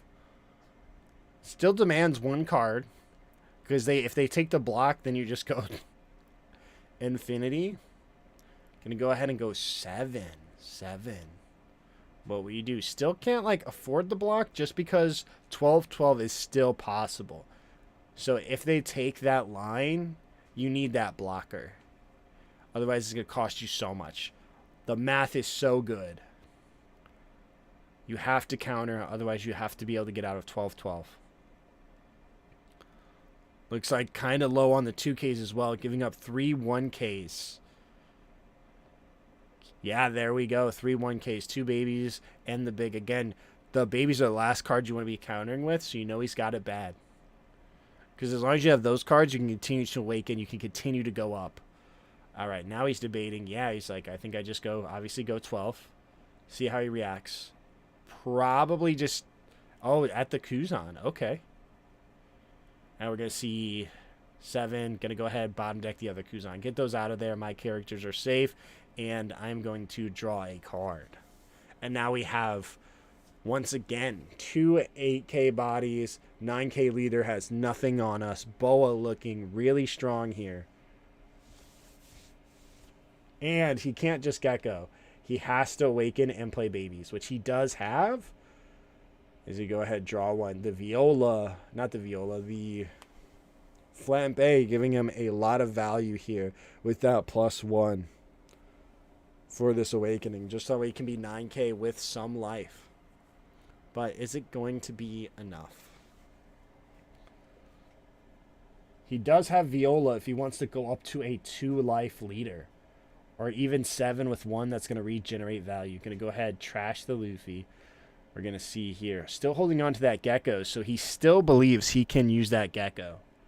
Which means he does not think he loses this turn. Otherwise, he would need as much counter in hand as possible. So let's see how Kevin navigates this. Because he can go 2 blockers. Oh, yeah, plays the Viola.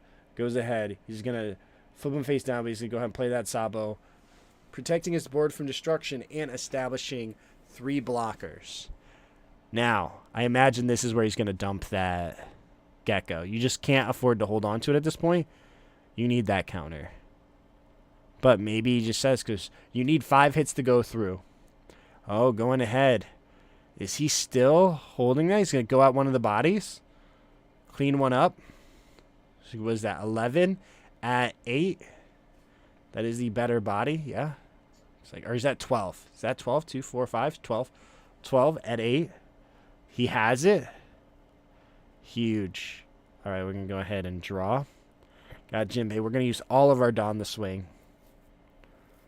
And so you've got 1, 2, 3, 4.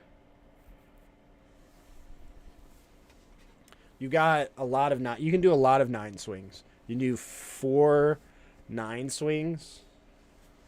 And so you can just drain the full hand. You can just really, you really, I think, just, he can do the 2K check starting off with a classic 9. Classic 9. We're going to go ahead and get the blocker. Going to go ahead, another 9. Give us the other blocker. One more. Yeah. Oh, just going to go 10. 10. Have the 2K. No. Now we've got another 10 and then 12. And then that seals it. That seals it. So we're going on to game number 3. Insane. Insane game.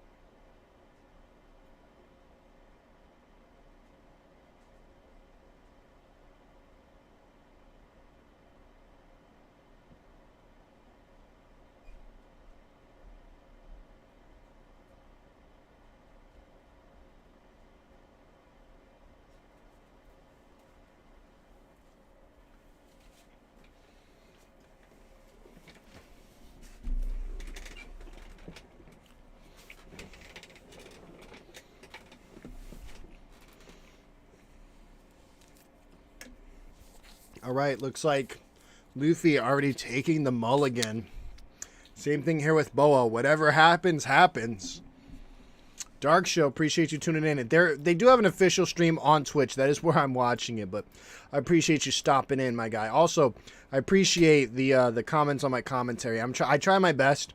I think it's slightly insightful as I'm a relatively competitive player, so I have a good idea on just overall gameplay. It's double Dofi in the final, Sergio.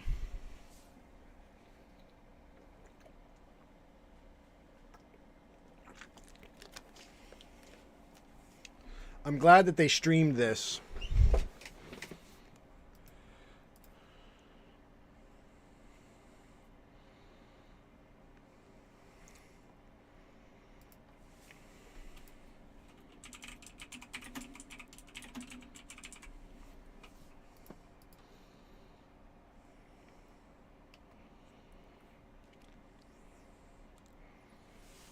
All right, here we go. Both of them mulligans, so the hand is...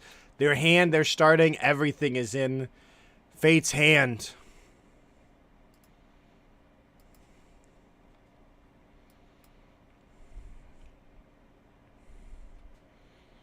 All right, here we go. Going for the search. We found a Sabo. Not the greatest hand. Double Kuzan, though. So you can dig a bit deeper. Not bottom decking a Gecko either.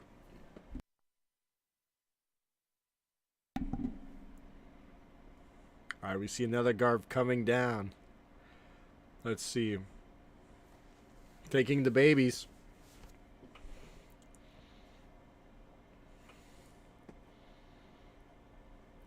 Oh. Boa taking that draw. What is it? Another Jozu. That is counter, though. Did he just pass? Oh, no. Not ideal. Missing the curve. No 5 curve either. Only a 7 curve. Might just take... Oh, still going to counter out of the life. Not going to fish. Smart move. We're going to see draw one. Any 5-turn play here would be huge. The way he set down that hand. Ooh. Looks like we got a 3. Is that the Doflamingo? Okay, 1 turn too late, but we're still in it. In it to win it. Let's see. All right, we got Borsellino. We've got Akaya. Are any of these the cards he needs? I'm sure that's the question he's asking himself right now. It looks like a bounce law. We got the Kaya. Kaya can be bounced with the Jozu. Be able to draw one. He will be on 7. Be able to cycle a little bit and take that 2K right back. He knows what he'll draw to. Could be that little bit of extension that he needs.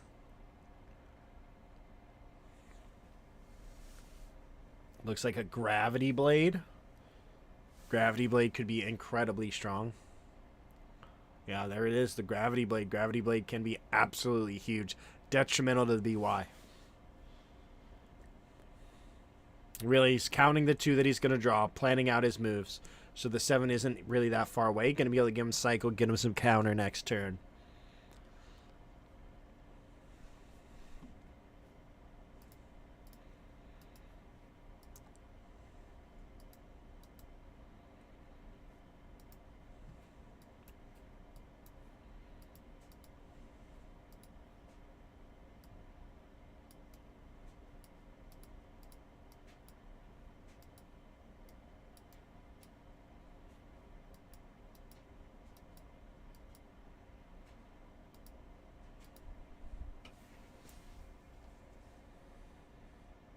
There it is, the Greater Eruption. Or it's really, I still have my crew +3 and cost, +3 cost, and you get to draw one. Underrated card. Now you see, it looks like 5. Gonna go ahead. We only have 1 Jozu. We do want to use that Jozu. Looks like there might even be a 3rd Jozu, actually. You do want that Jozu for the Boa, but we don't want to just take the 5. But we don't have any counter, right? Going down to 3 early can be costly. We're going to go ahead and counter out. Gonna go ahead, Sabo. Probably not swinging with the Kuzan because we don't want to lose it. Yeah, we do have that 3rd Jozu. I'm going to go ahead and pitch that Kuzan. We probably want to get this Kuzan out of there. Of course, Kevin fishing for that Gecko. Let's see. We know it's the Kaya. We're going to go ahead. We go to 7. Possible play 1, play Kaya, draw 2, filter. Looks like we have 2 red rocks as well. Yeah, going to go ahead and do this. Possibly trashing one of those. And we're going to draw Dofi and Law, giving us a little bit of that counter we are looking for. And then pitching. We do probably want to keep that Bourse, but we're going to go ahead. Oh, definitely want the counter, but going to go ahead, get rid of that Law and that. The Borsellino can be huge. We don't really want to bounce the Sabo, I believe. Still going to bounce the Sabo. Interesting. Let them take that draw too. We take our extra draw. Interesting. I think we drew Borsellino, which we would have known. And so just going to do the double Bourse. Bourse does get rid of that Kuzan, though. 7-9, by the way. 7-9. Kyros will bounce the Sabo and give you a 9k swinger, which is a huge advantage for Boa in OP10. We're going to see Gecko come down here. Big value Gecko. We're going to take a card from our life. Draw 3 cards this turn. And there it is. Boom. And then once again, another card. We still have that red rock. We can just take it bottom deck. But yeah, we're going to go ahead, get that Gecko, get maximum value. We don't have another one yet, but we are looking for it. If it's there, Kevin is bound to find it.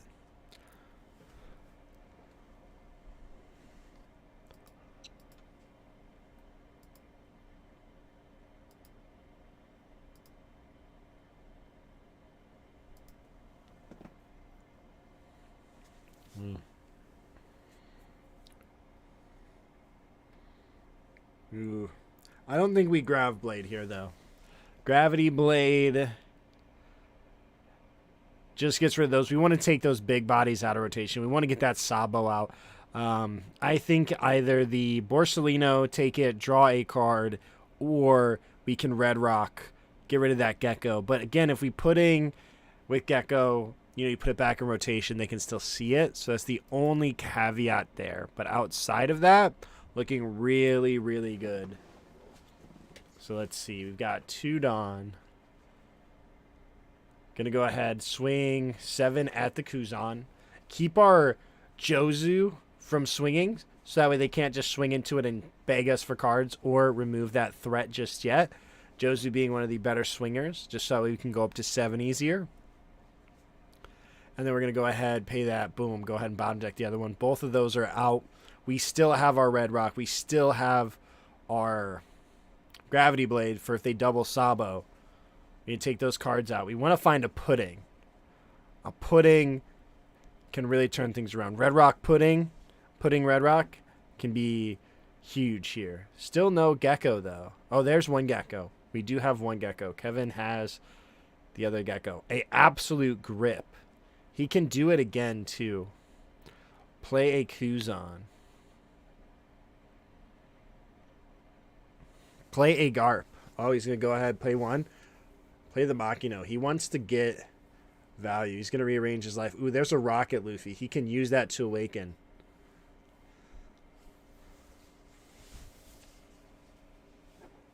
That is going to be a big moment. Did he just put it back to the bottom?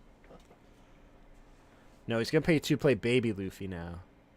Oh, going to play Hiyori. Just going to go ahead and take it. Oh, now he can just double awaken because he knows what's in there.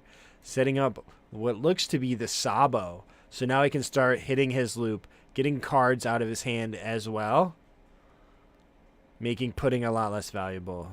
So we've got Luffy here. We're going to go ahead, play Luffy. Oh, punch Luffy. Punch Luffy. Probably going to trash. Yep, draw 1 card. Now we can set up the life how we want it. And now we can be 9k 1 life. And now this is where it gets tough. We haven't established that big of a board yet. We're going to go ahead, dump those 2. Yeah. And then we're going to have a huge swing. Again, why we don't turn that Jozu sideways is for turns like this, because then they just smack into us. I imagine he's going to go ahead and go down to 2 this turn, unfortunately. Going to go ahead and get rid of that. Getting rid of the blocker. One of those downfalls. You have to use it or lose it. And then we're going to go 10. Yeah, we're going to take. We're going to go 11. We're going to take. Now at 2 life. Opponent has 1. No blockers. Plenty of cards still in hand. Quite the grip.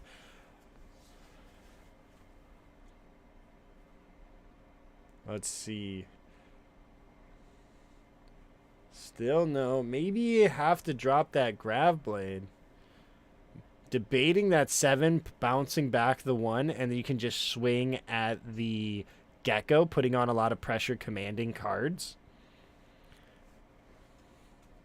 Because you can pay 7, then you can go 11, command 2 cards out of hand, or you just take the Gecko and put back that Luffy. Taking off that 8K swing pressure. It's Borsalino.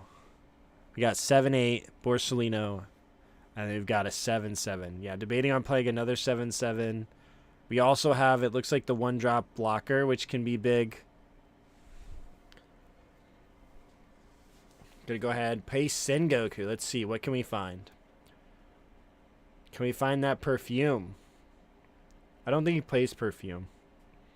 Let's see. Another Doflamingo blocker. I think the 1-drop blocker is just slightly better in this instance. He can also just super dawn up and swing into the Gecko if we really deem it that much of a threat. But we want that Sabo to come down before we Gravity Blade, and we need to make sure that we just don't lose before then. You can grab a 2K or take that 1-drop blocker. Looks like we're taking that 1-drop blocker.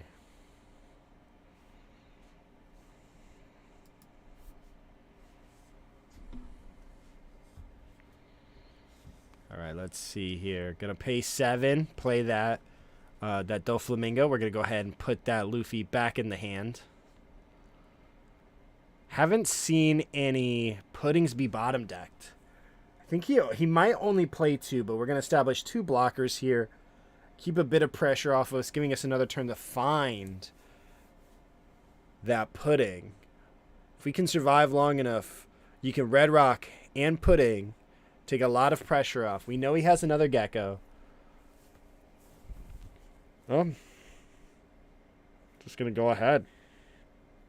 Again, getting rid of those cards from your hand isn't the worst. Looks like you found another Gecko as well. So you likely have 2 here. Or maybe he only had the 1, and I'm just imagining. But I'm pretty sure he had a non-max rarity one. A common. Double Gecko? Yeah, he's got double Gecko. Opting not to play it because it's the low rarity version. He knew he needed to draw the max rarity version before he plays the Gecko again. But yeah, getting each one of those cards out of hand, making 1 less card pudding will take from you, and then those Geckos still just doing the work for you. Could be quite punishing, though, should he not find another Gecko. He's got another 9 and an 11 swing going at him this turn. Do you have a bit of counter, possibly going down to 1? Ideally, can stay at 2, give up both of those, and then put a little bit of work on the blockers. Let's see. I think we're going to opt for a punch, Luffy. Makes sense. You're going to go ahead and answer one of those and just take that +1. So, yeah, he's going to go 9.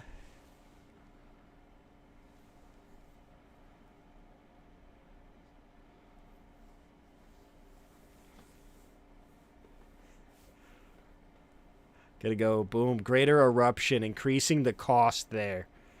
Now he's an 11. What in the jack? Taking that draw as well. A lot of Dawn to work with. Still plenty of cards in hand. He's gonna go ahead and go 10. And then we have even more. 3 2Ks. We're just gonna go ahead and take the block. He's going to go ahead and go there. Do we see Viola come down? Viola, yeah, there she is. He's double checking. It's like, put that in your trash. Try to make sure everything's good. We see 2 tapped. We see Viola. Viola flipping down that rocket. Luffy.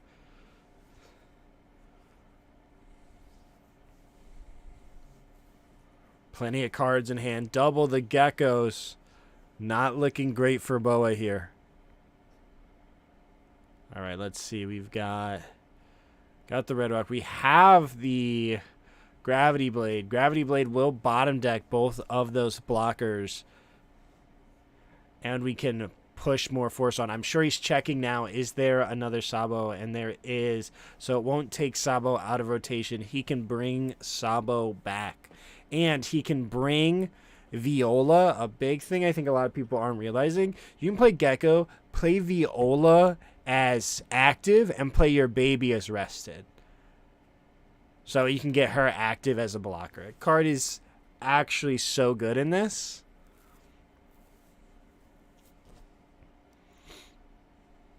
No blockers, it looks like, from Boa's side. 7 will answer that, but we still can't answer the rest of the board.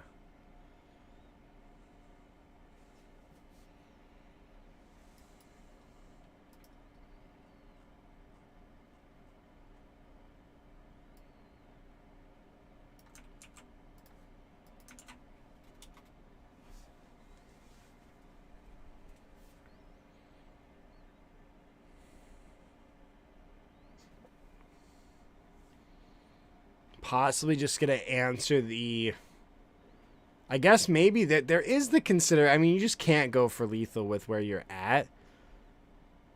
You can bot deck the Gecko. Yeah, bot deck the Gecko. Do we have too many cards to draw a card? Which will be unfortunate. Card's not going to replace itself. Took too much damage, too many hits. Can go 9, 10. Put just a little bit of pressure. Command those cards.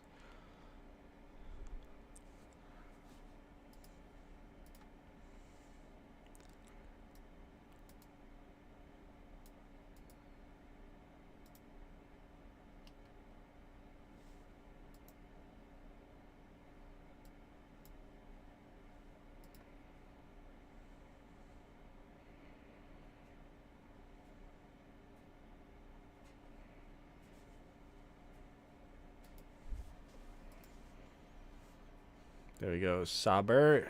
Gonna go ahead. Boom. Take out that Luffy. Made pretty much any blocker he could have played irrelevant knowing that, so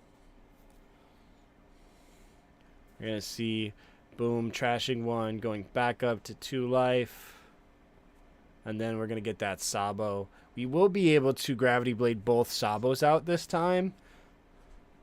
But at where he's at, so much cycle. Unsure if it'll be enough. Okay, go ahead, boom. Trashing 2 1Ks, which is what you hate to see. You like to see almost more when Luffy's ditching bricks, because it means they have the potential to have bricks. When they're ditching counter, you know, they just have counter. We're going to go ahead, counter out of the 1 swing, and then we're going to go ahead and draw. We can bottom deck those ones, but still really just doesn't feel like enough. Not swinging with the Gecko, making sure he gets to keep that. Will get his draw, but only 1 life. Rocket Luffy will answer any blockers. We can Gravity Blade. Gonna go ahead and take out the Rocket Luffy, opening it up for any blockers. And then he's gonna draw 1 just in case. You never know, but it looks like it's just nothing but bricks. Building a house over here.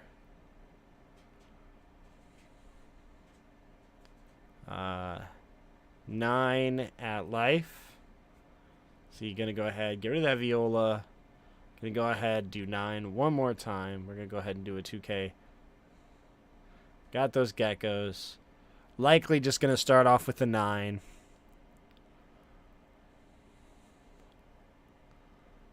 Alright, there it is. Yep, the gecko.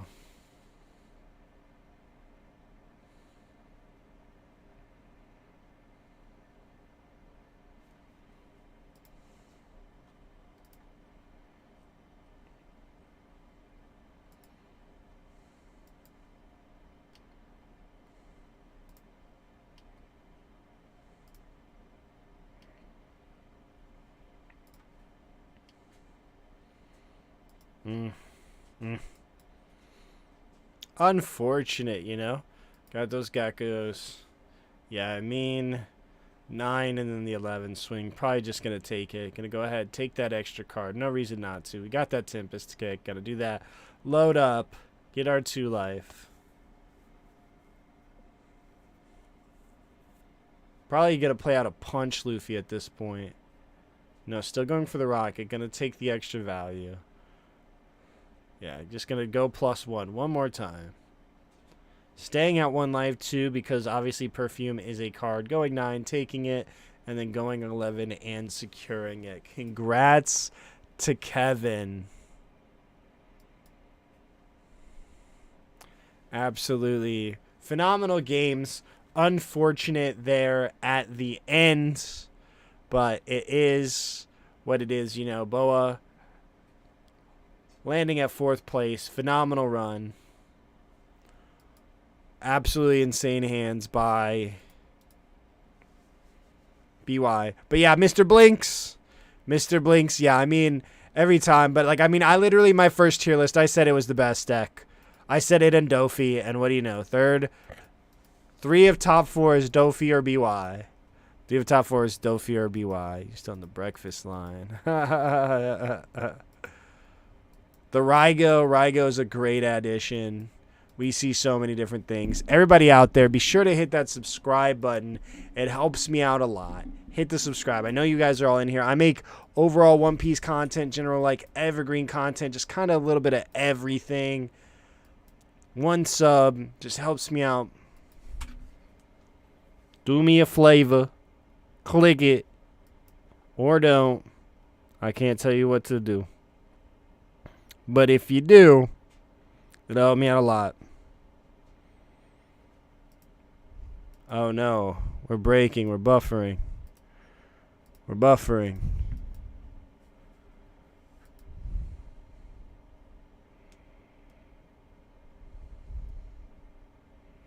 We're back. But like then like if you get rid of that, then like you have Dofi. It's so hard. I'm gonna make a video. Be sure to hit the subscribe button. I'm gonna make a video talking about all the nuances of what a ban list would do to our environment. So be sure to hit subscribe. We can all talk about it. My TCG link, you can just click right here. You click this link. Just click that link. Any purchase you make on TCG Player will help me in just a small amount. Just click that link. Even if you don't buy one today, anything you make, just click it. Helps me out a lot. Again, I'm going to also try to get Nose on the channel. I've reached out. I congratulated him on his run. Unfortunate, but I've been talking to him. Hopefully we can get him on. Would love to have him on. Yeah, it's playable. Yeah, I mean, yeah. Black is the answer to black, and it's just been that way for a little minute now. And it is definitely a problem. It's definitely a problem. Chat, I want to play RP Luffy. Sounds like XGB has no idea what he's talking about. I don't really. Into the finals next up. So, what do you reckon, Mitch? Okay, bud. For who won? Who won? Dofi won, or not Dofi? BY Luffy. BY Luffy. It is late. It is late, but we're gonna rock through. The final should be coming up because the players haven't played, so the final should go. We should go through the finals really quickly. Because the players have been doing nothing, so they should just be congratulating, getting those ready, and then getting the finals ready, and then we'll end it. I think at times. I think it's very dependent as well, if I'm honest. I'm just saying that for the fun of it because I know the decks are just like I believe you got to keep cards like Marshall D Teach in check in the because otherwise you're just going to get full advantage out of that situation, and it's going to be it's just going to be rough. I hate to put it down to those initial key bases, but if like one Dolphin player sees their Jimbeis, their Weevils, and their Boas, and the other doesn't, it's like, oh, this is rough. Yep. But yeah, we'll find out very, very soon. I think they're just setting up immediately. Yep. So it looks like the guys are going to be setting up now for the final round, and I'm excited for this. So looking back on the whole day, the whole competition, Mitch, it's come down to now this Dolflamingo mirror. Who would have predicted? Would you have guessed this? I didn't want to guess it, but yeah, like it's such a represented deck. It was you would be hard pushed to not expect it or BY in the final. Yep. In some way or another, there's just so many good players on it. They know what they're doing. The majority know what they're doing. And it just has, it's again, both of those decks are so consistent. That's why we've got one in third. And yeah, like it doesn't surprise me that we have two Doffies. Yep. But like it does not surprise Mitch. It is. I don't think it would. I don't think it would surprise many. Let's be honest. That's not to say other things couldn't be here, but like. Well, look, okay, I'm gonna say this now. It surprises me because BY Luffy, right, is such a good versatile deck into this. Shanks is such a 50-50 into this deck as well. And the reason being I'm saying this is because it did take recently out Mexico City in the Nationals, right? And it also has been doing some high representations in the top meta around Europe in general. And look, I feel Shanks, because it's very hard to determine what build is best. I mean, a lot of people are say the hybrid build is one of those builds that's just kind of like good into all sorts of decks, right? All sorts of like more favored into the Doflamingo sort of, you know, build, you could say.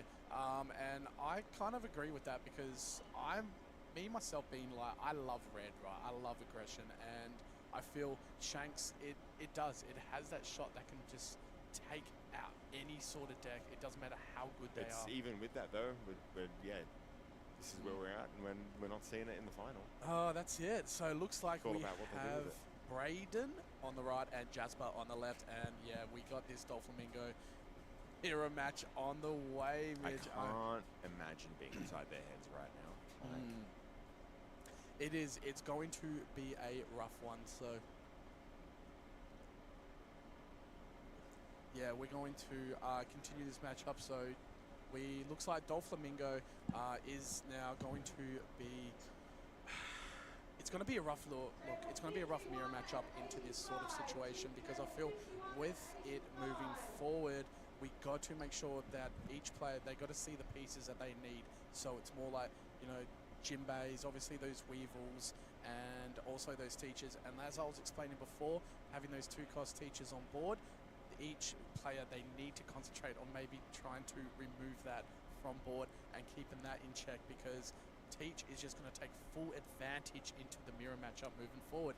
So joining me into this final match is Mr. Dale. And how are we going, Dale? Really good. I'm actually, this is probably the most excited I've been to watch a Dofi mirror in my life. It's the Nationals, it's the last round. We got to see. We're going to determine who is the best Dofi player in Australia. Yep. Well, yeah, I mean, you're exactly right. This is the king of Doflamingo for OCE, right? For sure. You also mentioned a lot of cards that are super useful in the matchup. Another one I really want to call out is 4-cost Law. Yes, and Law as well, yes. I think just the sheer ability of always bouncing the opponent's board back to hand and then swinging is going to be incredibly relevant in this matchup. Yep. There's always that issue of like, you can play Law, then bounce like a Perona back to hand, play Jozu, bounce the Law back to hand, bounce 2 of their things. You've established a Jozu, you get to attack quite easily. All right. Here we go. Actually, play the Law off your leader if you've got a Teach on field, and still have one Don left over to play more that events. Perona. Yeah, here we go. So we got Dofi versus Dofi. Jasper and Braden moving on. Winner here goes to Japan. And that's the beauty about it. And has the opportunity to hang out with me. No. But we got 2 phenomenal players here. Track that back to hand, reactivate everything. Bring out Jinbei. All right, this is the big one. Everything here. Both of these players have secured their first. It is just first place. Just first place goes to Japan. Just first.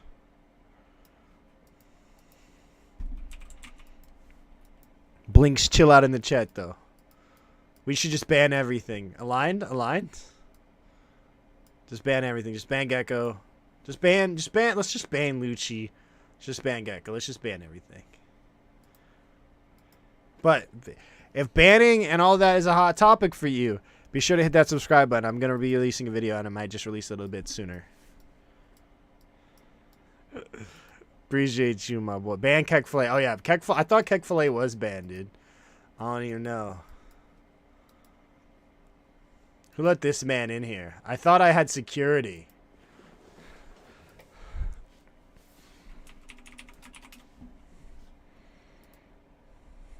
here we go.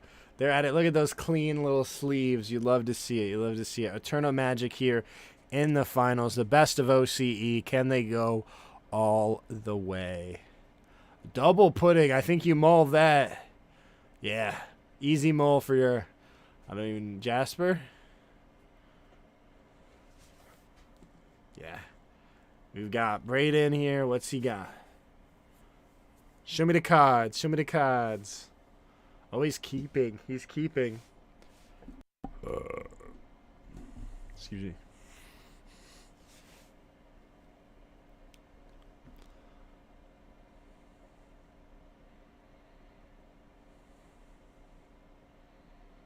All right, here we go. We've got Jasper. After his mulligan, whatever he has is what he has.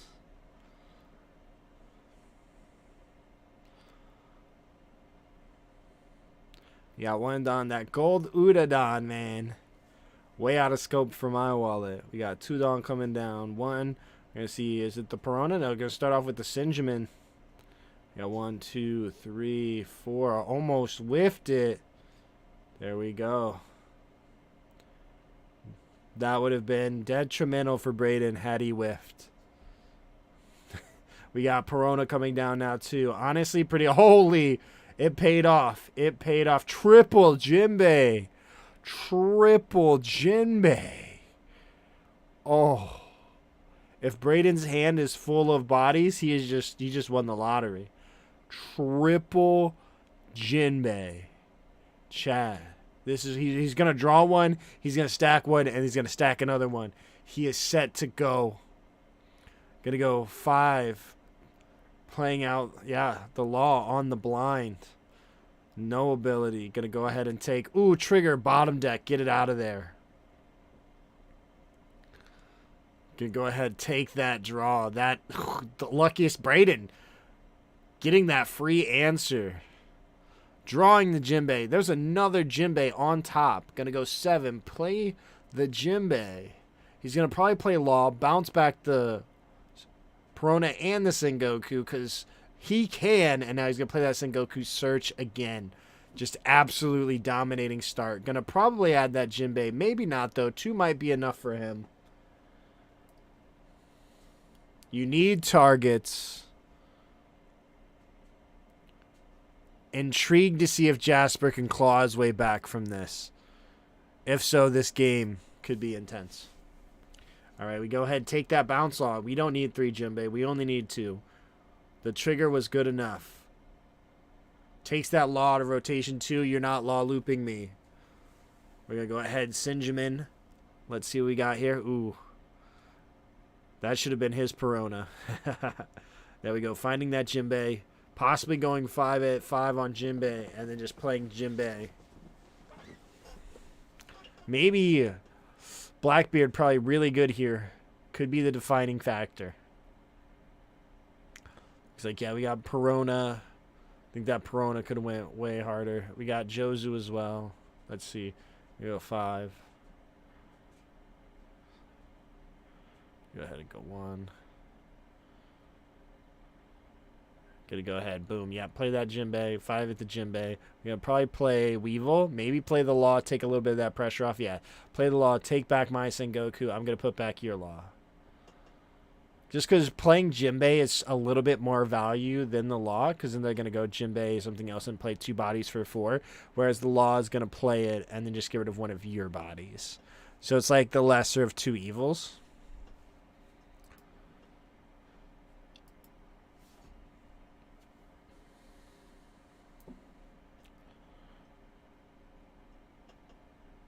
Here you go ahead, 2K. Gonna go ahead, boom, there's that Jinbei. Gonna go ahead and play the, oh yeah. Take that, attach 2 for the teach. And now he's gonna play another body. Essentially doing the same thing, playing that Law, reclaiming that, putting your Law back, and hitting you for 7. Boom, playing that Sengoku once again. Again, just those value plays, being able to find everything you want. Your mouse tool.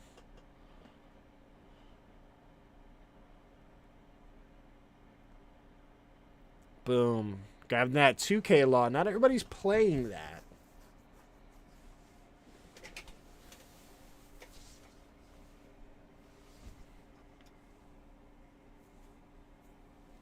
Boom, look at that. Double Weevil and the Jozu. Gonna go ahead, pay 1. Play that. We're going to search again with our Sengoku. Find everything we want. There's that teach. The teach differential on Brayden's side was huge. If Jasper had one and established one, it could have been a huge defining factor, letting him swing 7 while playing that Jinbei.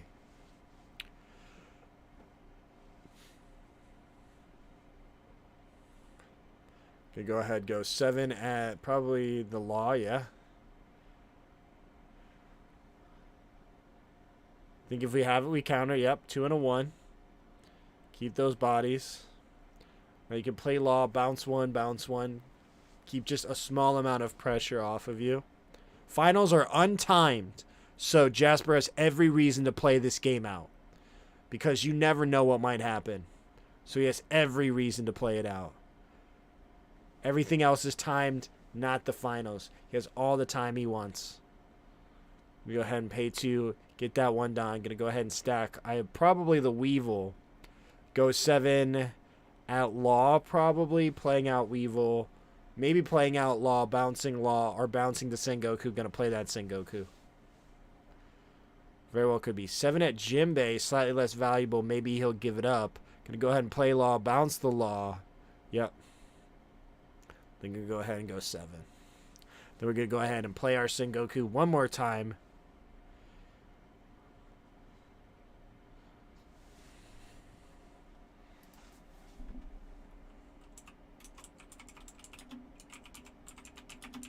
Boom. Taking that buggy.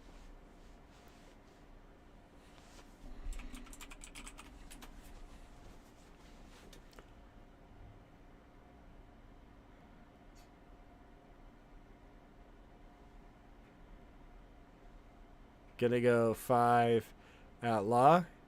Gonna go ahead and, yeah, give him the knowledge that we have. Here's the buggy I just searched. Go ahead, 6 Jozu. We're gonna go ahead, bounce back. Put back that Jinbei, opting to leave the Law. Putting the Law back would just allow him to keep lawing you. I think it's okay at this point to put back the Jinbei. Gonna go ahead, boom, search. Looks like we have a Gecko. Gecko can search Jinbei or give us the 2K if we 2K with the Law.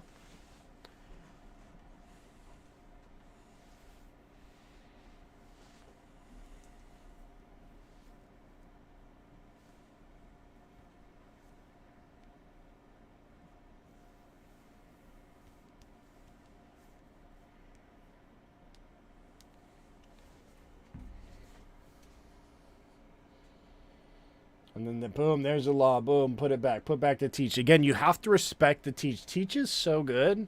And then he goes 7 at the Law, taking the Law. Back to no board for Jasper. But the one thing that Doflamingo does is go from 1 card to 5 cards. We can play that teach, stack that Jinbei. Go 7.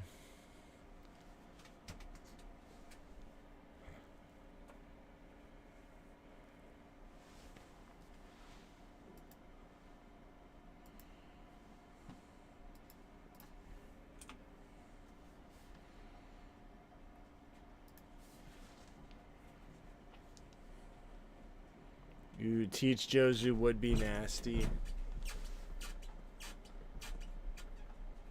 Let's see, yeah. The 2, the 6. Get back that Sinjamin. Looks like, yeah, gonna go ahead. Jozu the Jozu. Bounce that back. Yep, take it out. Force him to Jozu your Jozu. The Jozu loops was the reason why. Jozu loops were the reason why. What am I trying to think of? What am I thinking of? Oh, the 7-drop Doflamingo took off with Jackson was because everybody was, last format, like 8.5, everybody was Jozu looping. We're going to go 7 at the Law, pay 1. We're going to play Jinbei into probably Weevil, taking that draw 1. Boom, there it is, full board. Going at your board. This is what Doflamingo does. Brayden having that 1 extra life, though, could go to distance.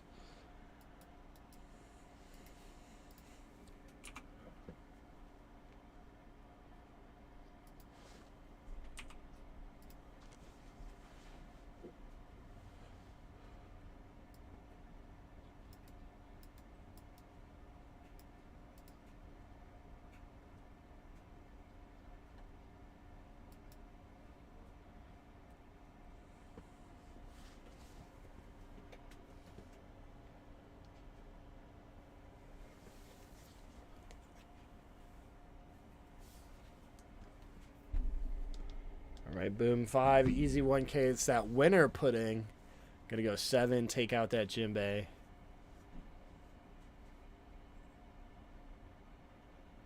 Go ahead. Whoop. Got him searching. Only winner gets to go to Worlds. So this is for all the marbles. For a trip to Japan. Both have earned their prize cards, though. Both will leave with a first or second place Yamato, but only winner of OCE will get to continue. So the pressure is on. The finals is untimed. They have all the time in the world. We've seen some long finals before. That could also be today. We see Jozu coming down, taking back my searcher. I'm going to search again. I'm going to Blackbeard instead. Yeah, I'm doing what you did. And he's going to smack 7 at the face, possibly leaving Jasper to take it. He's got a 2 and a 1, though. Plenty of cards in hand. Going to go ahead and play out Boom a Law. Ooh, putting that Weevil back to hand as well, possibly. Bouncing, yeah, that Law, bouncing the Weevil. Now he has to answer that Law. Yep, taking it. Go ahead and draw. See, back to where we started once again. Seems to be the theme here, but Brayden sitting there with 4 life, feeling really good. We've got Jozu. We've got Teach.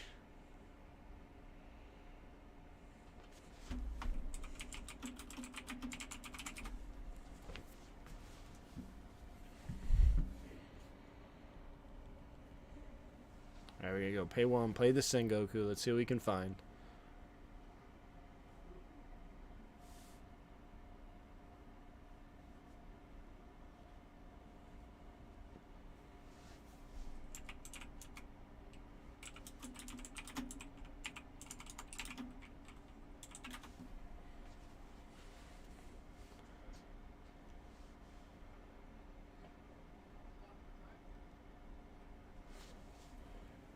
Let's see.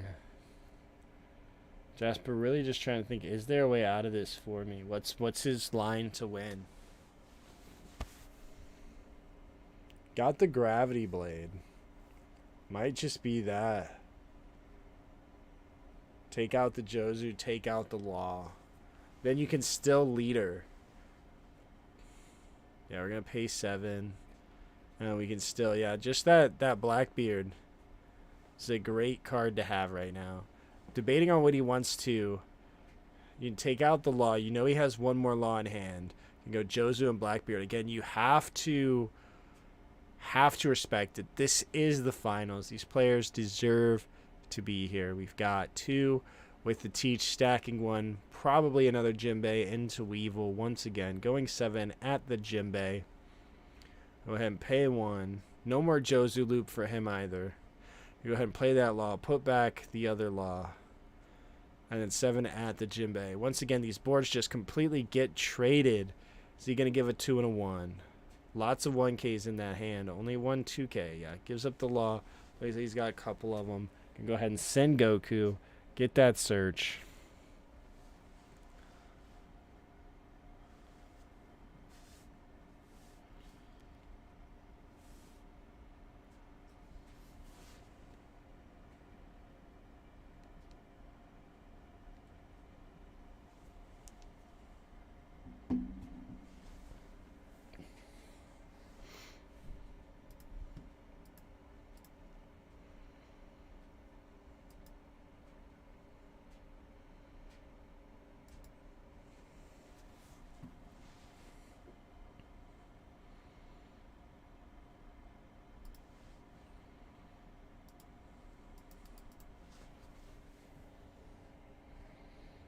Alright, let's see.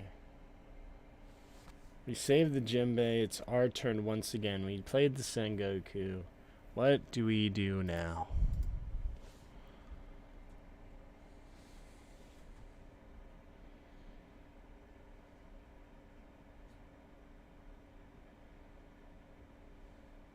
Gonna go 7, probably at Jinbei. Debating life, possibly. Just put that pressure on. Your opponent's only at 2 life. You're plenty healthy. Yeah, 7 at the Jinbei. Do we save it?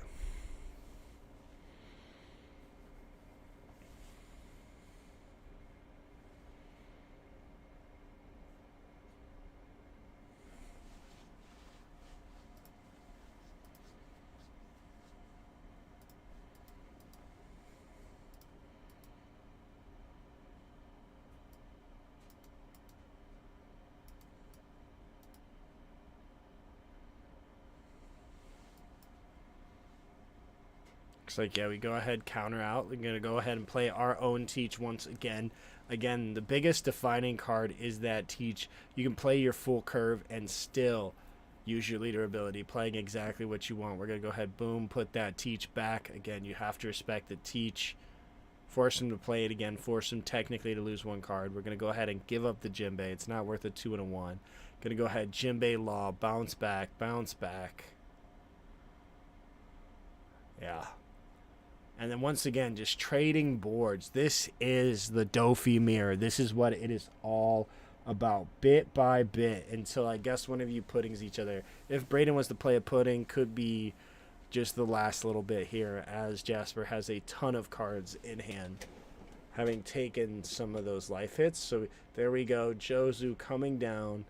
You bottom decked your opponent's Jozu. You get to take back your Sengoku. And go ahead and put that back. I could see us playing here. Pay 2 for Teach. Put Teach. Play Sengoku. Do your thing. We're going to go ahead and play 1 first. Let's see what we get. Alright, there's a Jinbei. Snap, take that.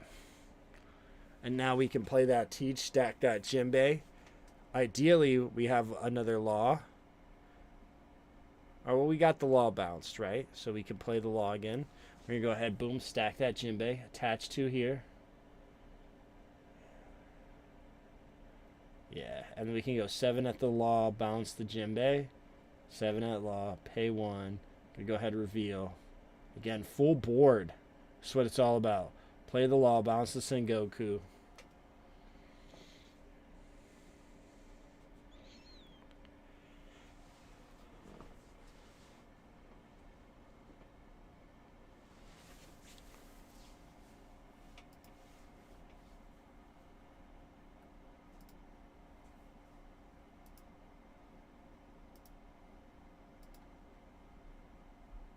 Boom, there we go. Take it.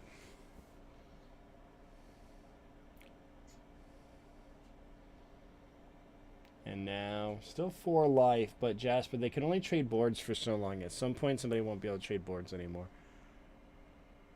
And that's when the real, like, stabilization happens. We're going to go Sengoku, of course. They've searched for everything they could have ever dreamed of.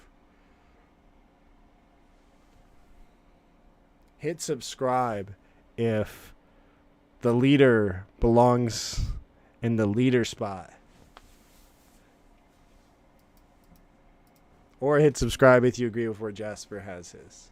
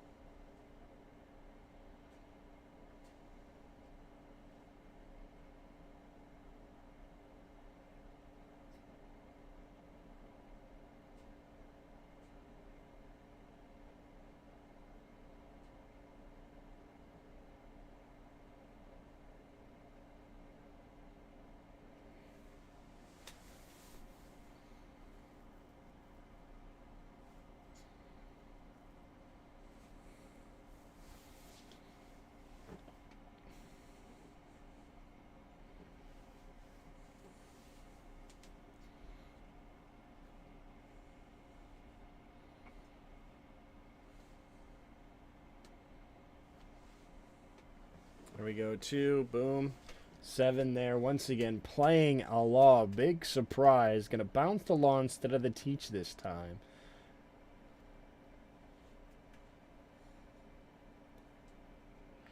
Seven at the Jinbei. Going to go ahead and let it go. We've got 3 Jinbeis in the trash at this point for Jasper. Go ahead and pay Law, bounce the Teach. And then we're going to go ahead and pass. Now Braden's got the law loop.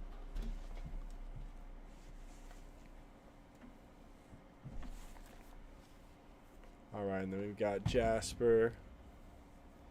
And one pudding just absolutely destroys Jasper. A monstrous grip on those cards. We've got one again, Sengoku, big surprise.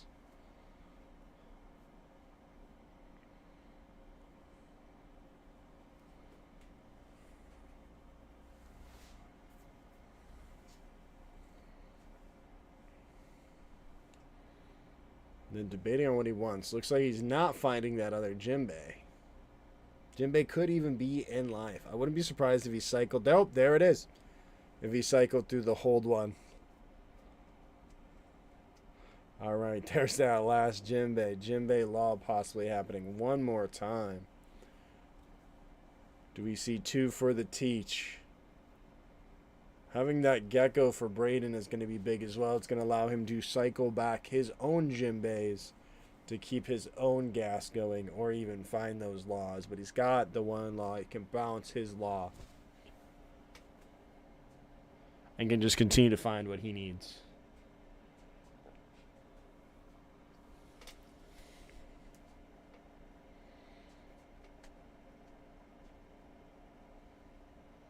There you go, 7 out.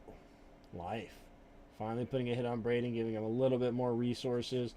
We're going to see Teach come down. Oh, debating it?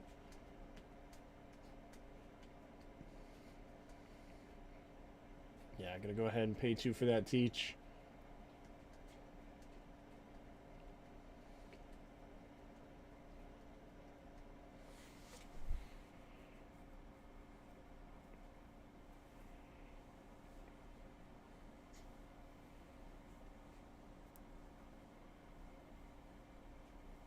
You go ahead, attach to stacking that Jinbei one more time.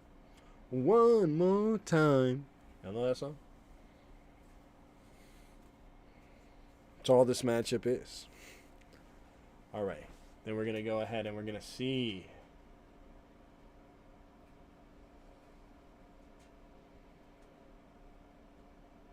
You can play anything, but I think you just have to play the law. Like, it's just a battle of the laws.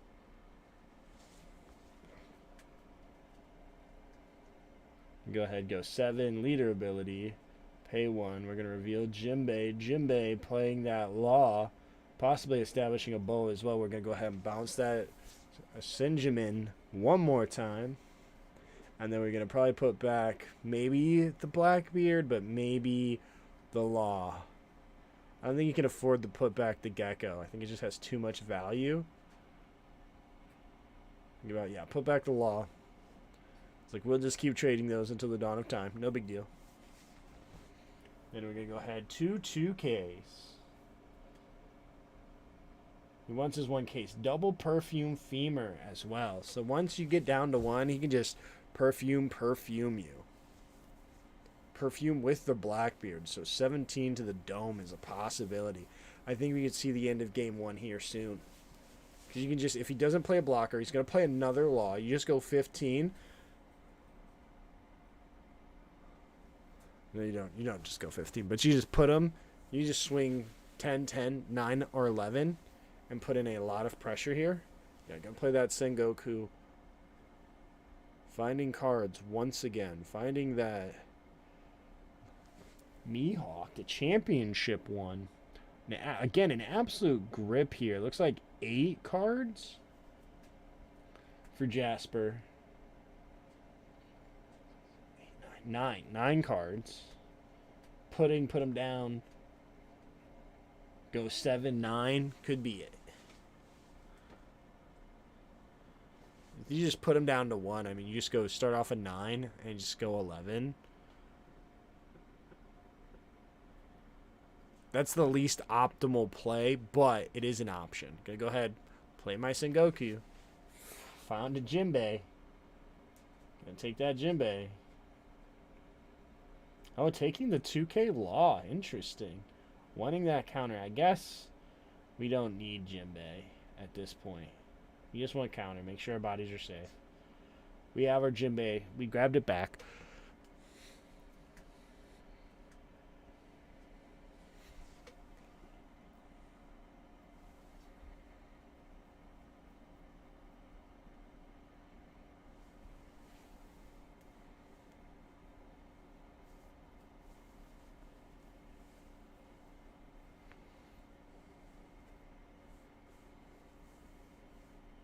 Just gonna go 5.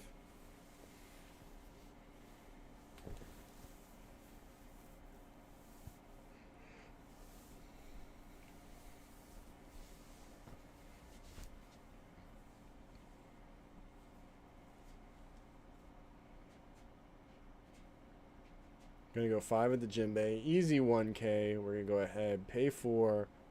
Probably play Law, play Jinbei, then play Law. Then we're gonna take back our Sengoku. Put back that Dofi.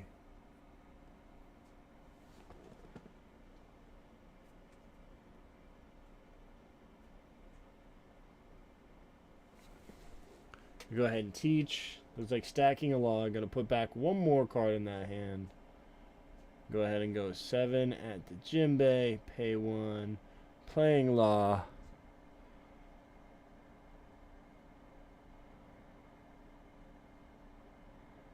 Go ahead and put that one back in the hand.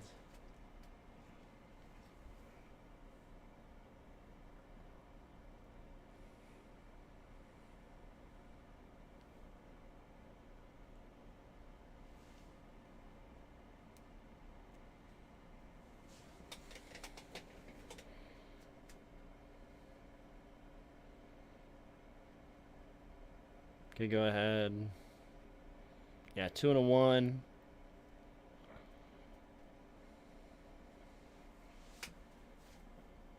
Yeah, 2 and the 1. Maybe it's 2 and a 2. Can't really tell. But we got...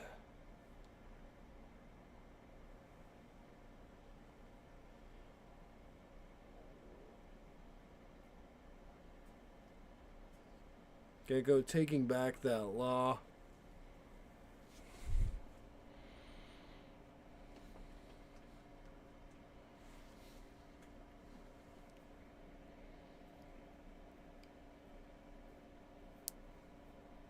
This is what two real, like, it felt like Braden was in such a strong position, but they've continued to just trade cards, to just trade boards, and to just slowly threaten each other. Again, time after time after time. This is Doflamingo Mirrors. This is top players going at it, giving it their all. Because, like, what felt like a clean cut, here we are, and it's still no definitive answers. Both players have an absolute grip of cards. We've got double Perfume Femur on Braden. Jasper just cannot go to 0. Even going to 1 with how healthy Braden is can be dangerous.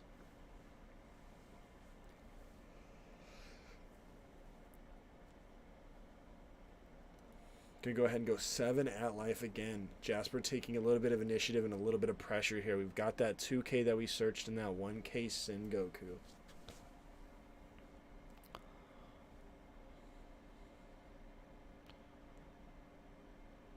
We got 2-drop Teach coming down once again. We're going to go ahead, likely activate that ability. No more Jinbeis to play, so probably stacking a Weevil. Let's go ahead and get some Cycle going. We're going to pressure life once again, going 7, leader ability. Oh, playing the Law makes sense. Probably just hard cast. Okay, go ahead and take. Give me a little bit of value. Taking a Weevil. Probably just going to hard cast Weevil if we are to play it here. We do have room for Sengoku one more time if we really want to. But then we do have to play over something. Again, just rebuilding these 5-card boards. Playing a Law, bouncing the Law, taking... Interesting to see. Will it be putting back that, letting him once again reuse his Gecko Moria. And then we're going to see that Sengoku come down. And we're going to take a 2K. A little bit of counter.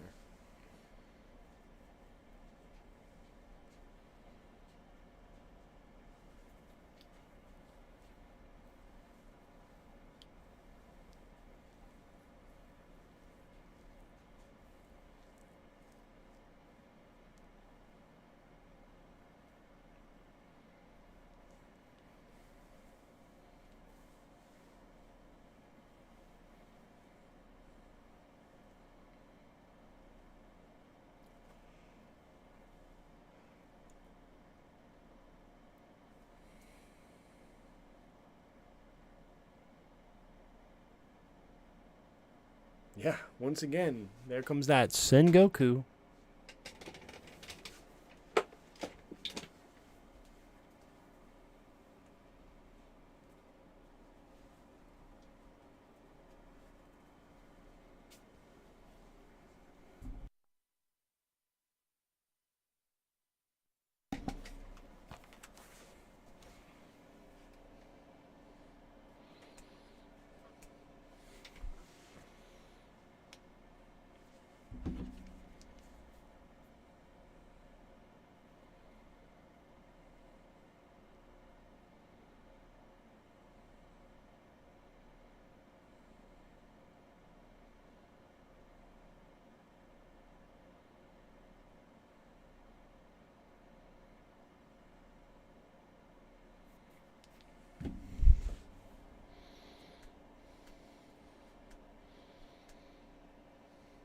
All right, yeah. Trafalgar Law. We are about 33 minutes into game 1 here. Huge advantage to both players that this is untimed. Otherwise, they would be forced to end these in time and at some point eventually forfeit. We see them both very similar boards at this point, bouncing back that Teach confirming it was Teach that he wanted back to his hand. We see that Gecko again continually recurring that value, which I find just such an interesting option to bounce back into hand.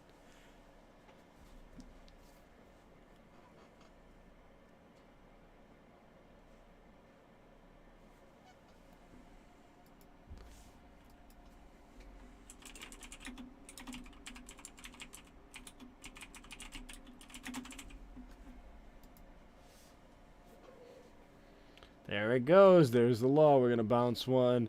Bounce back. Probably your law. Yeah, bounce back your law. And then, ooh, it's your turn once again. Slowly and surely.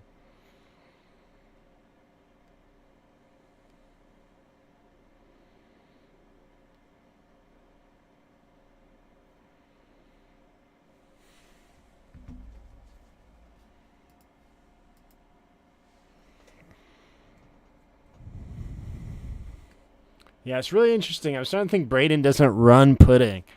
I feel like he should have seen it by now. Maybe he's just bottom decked them all several times. Like, these guys have gone through their entire deck. They should know what's in their life. They should know absolutely everything. Got 7.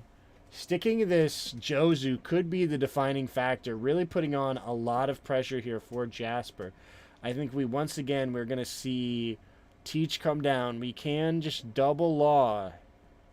Hard to keep track if he has it.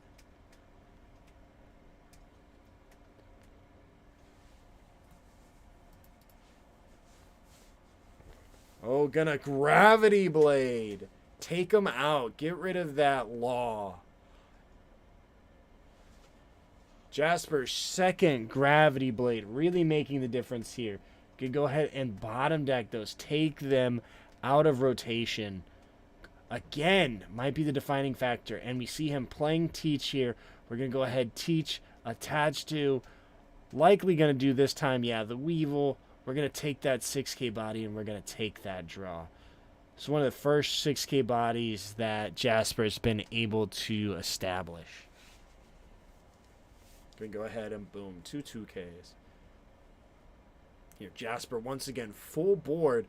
Again, possibly regaining this momentum from Braden, which again, why these untimed matches are very much advantageous, because for once you don't have to worry about playing for time. You don't have to worry about this. You don't have to worry about that. They're taking their time. They're being methodical. True pros.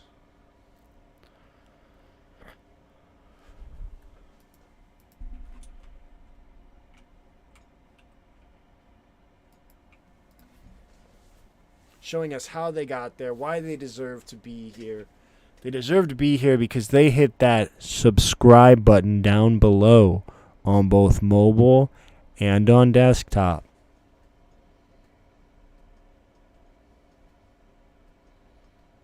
All right, we've got taking that law out. Yeah, taking 4 whole cards out of rotation at this point for Braden. I believe Braden may have one more law in hand, but he can't law loop. Yeah, there's still one law, one Jinbei in hand as well. He had the Gecko for the longest, which let him cycle back one of those laws. We've got, boom, him coming down.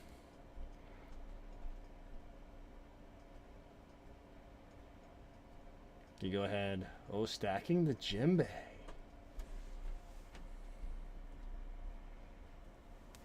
Or not Jinbei, yeah, Weevil. That's what I was trying to say. Finally seeing another Jozu. We're going to spit out that, spit out there. Take back our Sengoku, put that back. And now we're continuing on. Really good turn here by Braden. Once again, that Jozu has been the defining factor for Jasper. Getting to Gravity Blade your opponents and then continue to play your own. Because by taking theirs out of rotation, you weren't playing tag on it anymore. It is yours and yours alone. And it swings hard and it hits hard. And now slowly but surely clawing his way back to evening it out. They have unlimited time, but it has definitely been more than 35 minutes. We're about 38 minutes into this final.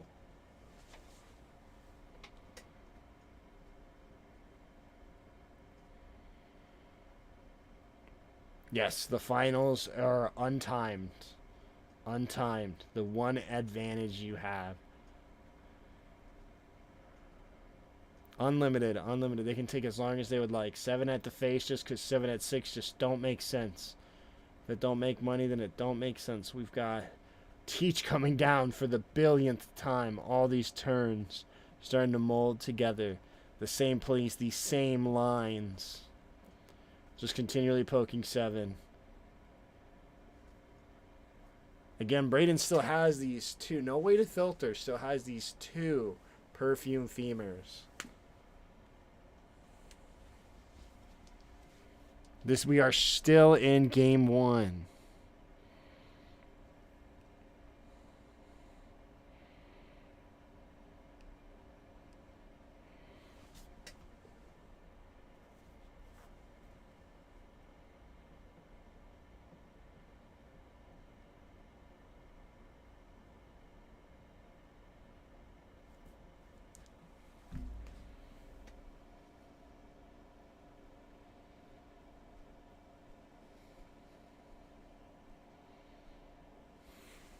I think Dofi might win this.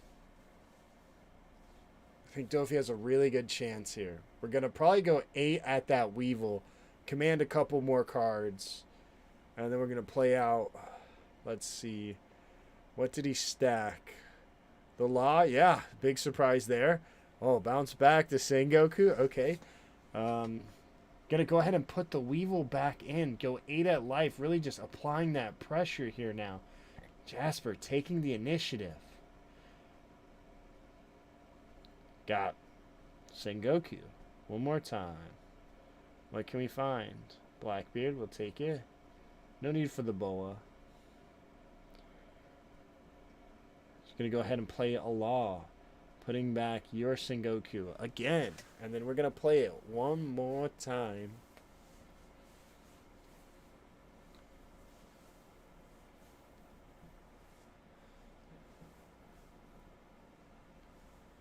Finding another Law. Not many cards left in the deck.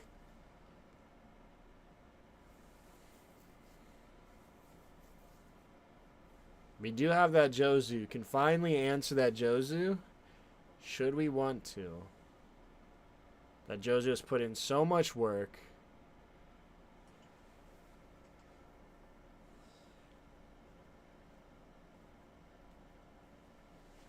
Got 7 at the Law. Gonna go ahead and save that easy counter. Paying 6. There he is. Big Jozu taking back that. Putting Jozu back. Finally getting it off the board here. And we can still teach. Do a Jinbei Law. Bouncing back the Law. Going 8 at that Law. Force you to have it. Playing Jinbei into my Law. into bouncing my law, into bouncing your law, into you got it. All right. But no blockers. You can just threaten lethal here if you really want to. Really put on the heat. You can even play something if you wanted to. Because of Teach. So you can go 8-9 or 8-8 using leader ability, or 7-9 using leader ability. Not much counter in Braden's hand. Gonna go ahead. Ooh. Is that a Jozu once again? Are we playing Jozu tag?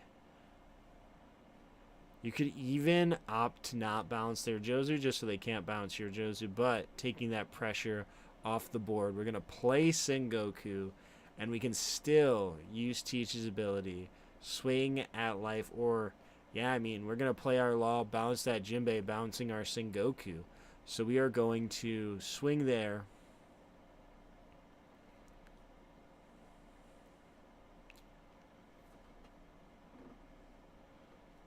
Yeah, there we go. Teach his ability. Attaching 2. You can also just go all in, put him at 0, force him to block her up, force him to play a different game. And then, yeah, we got 2. Gonna make it 9. Yeah, put him at 0. Again, what felt like was in Braden's favor with the triple Jinbei, switching the tides. You can really feel it. And again, one of those reasons why you just can't give up in the early game. Bouncing back that Jozu, or bouncing back to Jinbei, swinging, giving them their last life. There it finally is, the pudding. Pudding holding not a lot of value here for us. We need the answer board. He's going to go ahead, go to the next one. Jasper takes game 1 of the finals.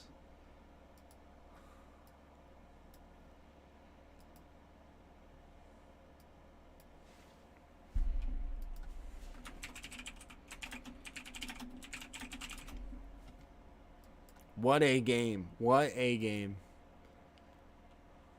Yeah, it was a very long game.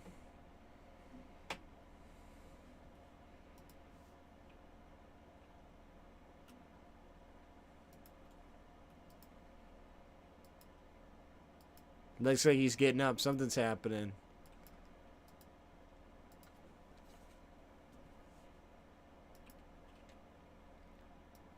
Yeah, looks like they're going to do a little break.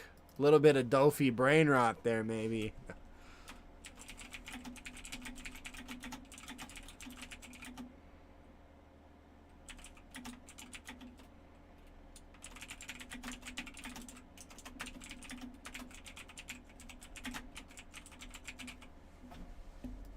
Chat, I might check out if this goes to game 3. I can't even lie. Easy stress. Yeah, they didn't make the finals. They need to make the finals for 5 minutes and not unlimited. But the point is, like, if you lose in time in the finals when you're playing for everything, that is beyond unfair, right? Like, I am also tired. I appreciate everybody who's here right now. Absolutely crazy. Appreciate y'all.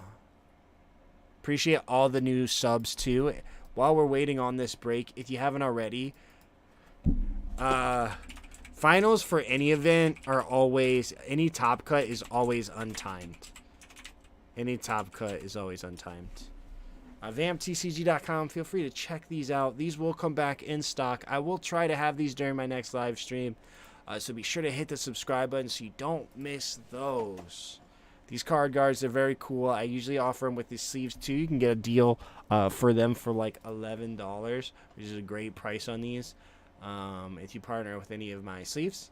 These are really cool. They have a great feel to them, a great shuffle, a great everything. I'm absolutely just beyond proud of these. And then we have Year of the Dragon launching, or Year of the Snake launching next month. So feel free to check those out as well.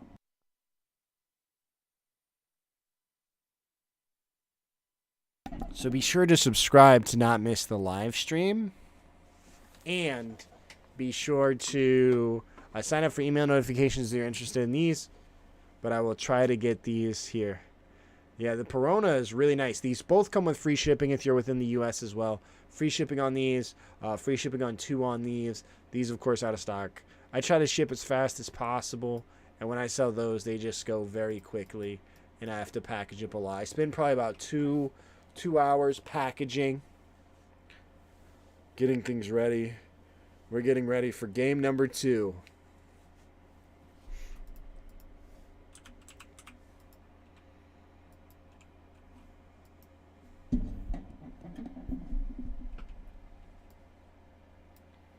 Yeah, the double gravity blade from Jasper just didn't return them to hand. Really just put them to the bottom of the deck, which really just changed the dynamic of everything that he was doing.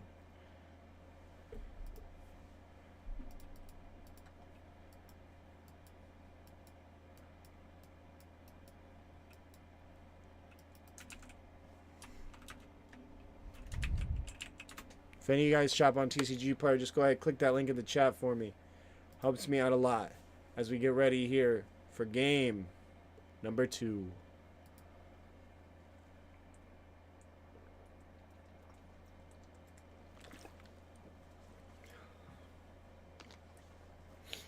I might not have game 3 in me. So let's wrap this up.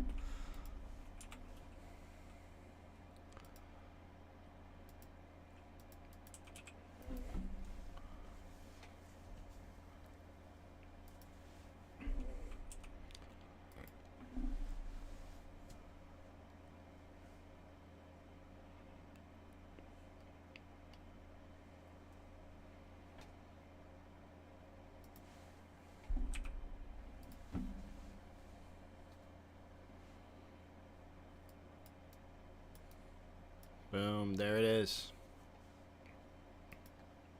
The Teach is such a defining card in this matchup. We've already got one in hand. You can play it for free. We've got the Law, though, such a defining card.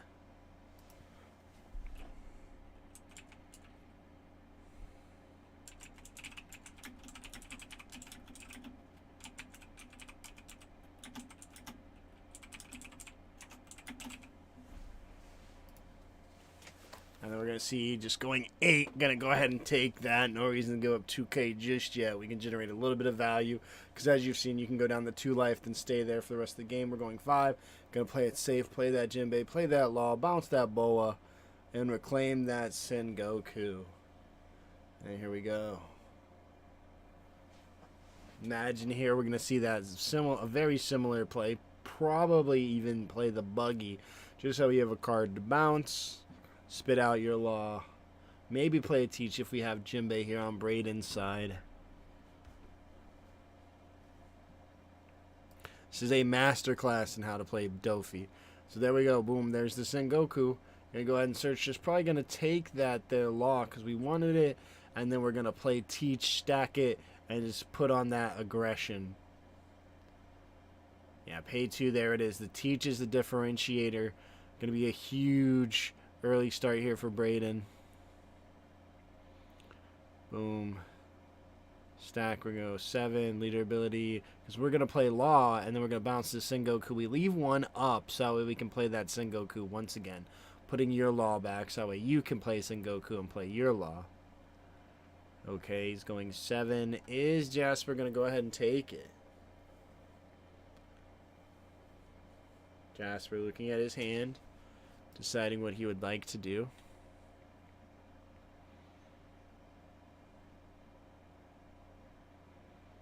Just going to go ahead and take it. We're going to go ahead and play that Sengoku. Found a Jinbei. Probably snap pick there, but maybe we want that Law because the Law differential is big. Law loop is big.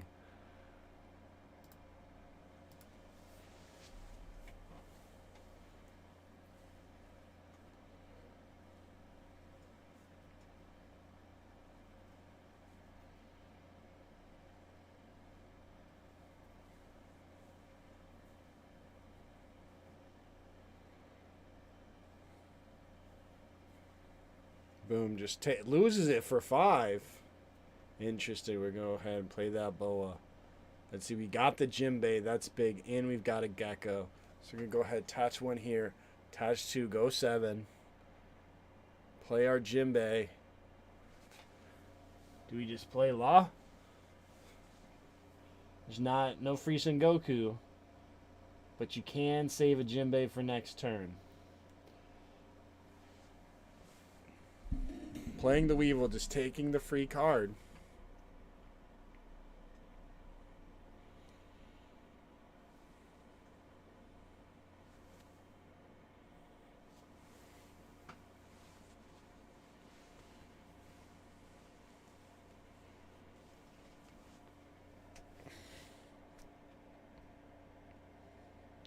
There's that 6. Yeah, there's the Jozu. Bouncing that. Bouncing the Boa. Then we have the Teach. Teach, once again, just a menace here. Once we get our card, we can play anything and continue to play leader ability. Makes your Dawn go so much farther, and half the time you don't even lose card advantage. There we go. Jinbei into that. Bouncing back my Jinbei. Bouncing back your Weevil. 7 at your Jinbei. Give me 2 cards. Both already going down to 3 life, taking a ton of resources. Gravity Blade here could be huge. Does Jasper have Gravity Blade? No, it doesn't look like it. Does he have Jozu to at least start the loop?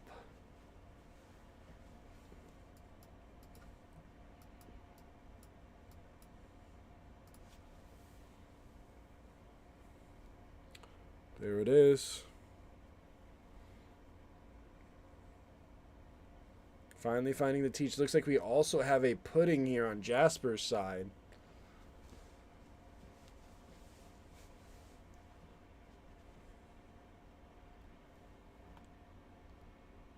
We can go Teach into Pudding into Leader. Yeah, I'm going to go ahead and play that. That Pudding just popping in that hand. I dig it. Go ahead. Play the Pudding. Yeah, take those cards out. You can put a little bit of pressure on the life. Could be the difference here. But it also, once again, potentially taking all those cards out of rotation that he has. The Sengoku, all of that. Yeah, Pudding. Pudding could be the differential here for Jasper. Getting a couple cards. Then he can still attach to usability. He can now go 5-5. Put on a lot of pressure here. And attach to there. Stacking probably not the Law. Probably, once again, that Weevil. But we see here another Jozu. He's going to go ahead and counter with that. We're going to see another 5 go at him. He's going to go ahead and do that. Now just really low on cards, but we've seen them go from low to high in terms of card value. So we're going to go ahead. What do we have here? A Law. Playing over the Pudding, going ahead and bouncing that Sengoku. Going ahead and maybe bouncing the Teach. Debating. Is it worth it? Yeah, going ahead and bouncing the Law. Take that pressure off of you and put 7 at their face. Now they only have 2 swings. You've got a decent amount of board, but they can continue to trade it if they got it.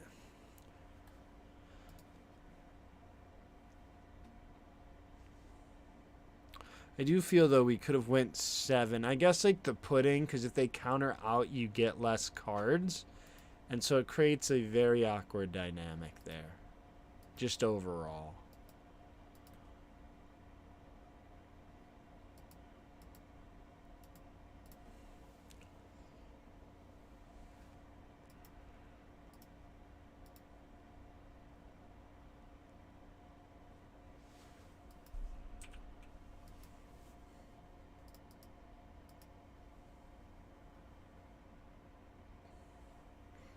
Playing down the Boa, opting to bottom deck.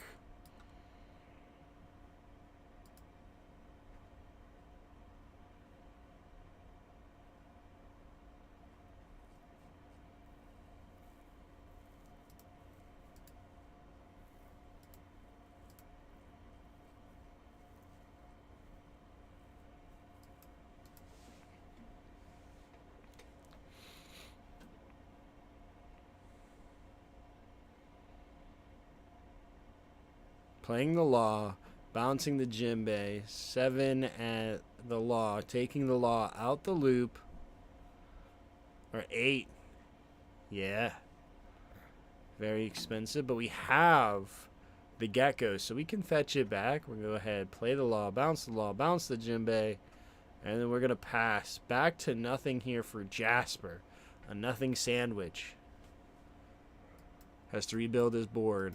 One turn at a time. One turn at a time.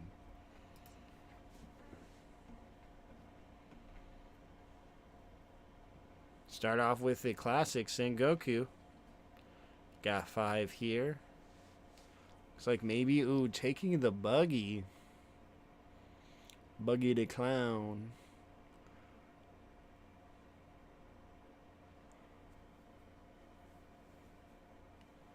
Can play the Buggy too. Play your own Law. Bounce back both. Use Teach. Go ahead. Probably pay 4. Play Gecko.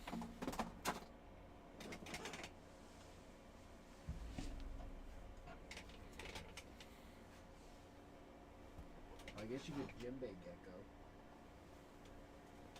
It's probably really good.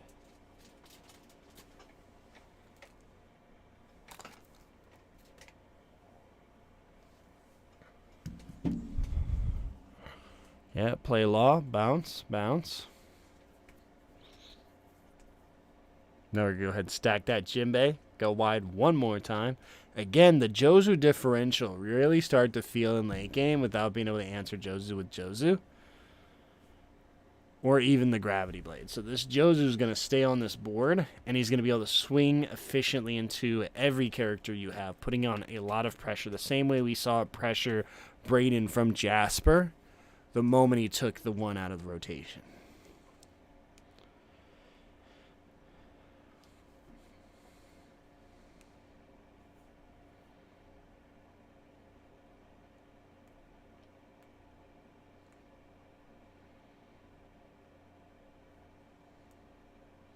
Whew, going all in on Jozu, playing out a Jinbei, playing out a Weevil, drawing a card. Very confusing. Thought he had 6 for a second just because of where he positions it. But he does not have 6. Boom, he's going to go ahead and do 2K, 2K, 1K, saving that Jozu. Answering that Jozu is a key thing here. As long as that Jozu is there, it's going to apply pressure.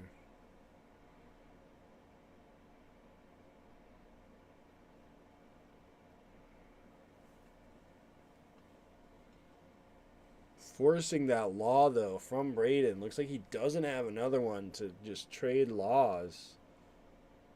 Does have Gecko, though. Does have Teach. Can play Gecko. Can play Boa. Start off classic 7 at Jinbei. Not many cards here by Brayden either.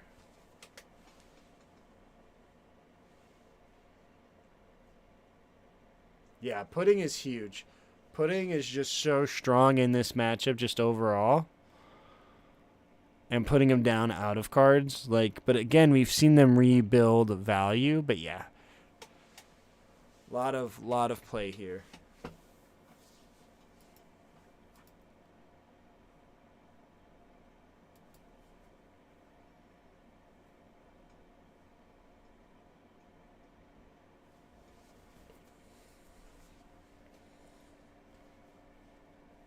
All right, we got 4. Yeah, the Boa. Establish the blocker. Let's see what we got. Jinbei, pretty big. 2K, 2K.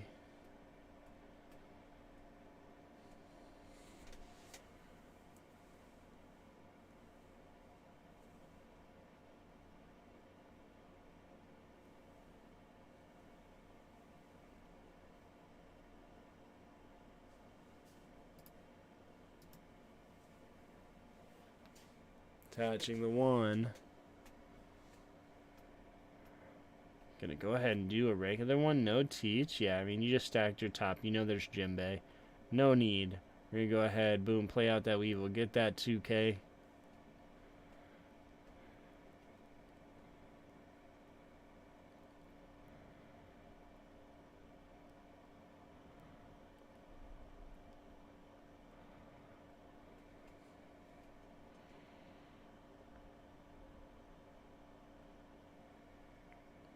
You got Gecko coming down. Gonna find a 2K. He just needs that counter at this point. Just trying to stick in this game. Full board, though.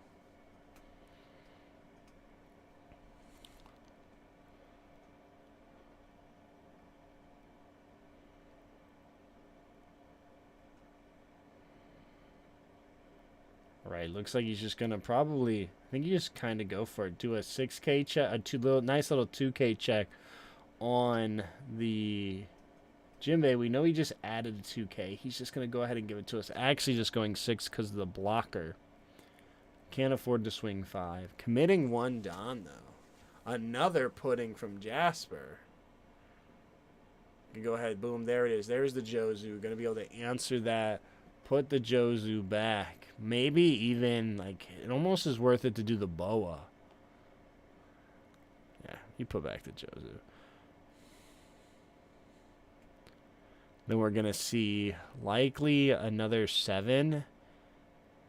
Yeah, attach 2. Stack 1.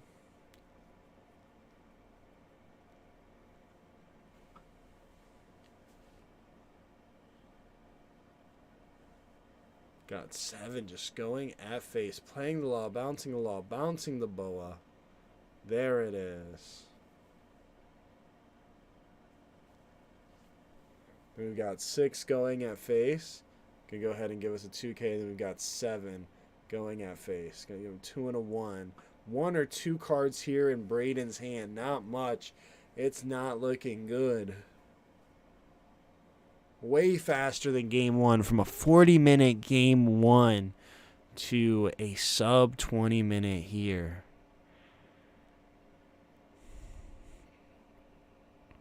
The pudding. Braden was 1 pudding away from just winning it all. Last game with Jasper, like 9 cards in hand, half the game.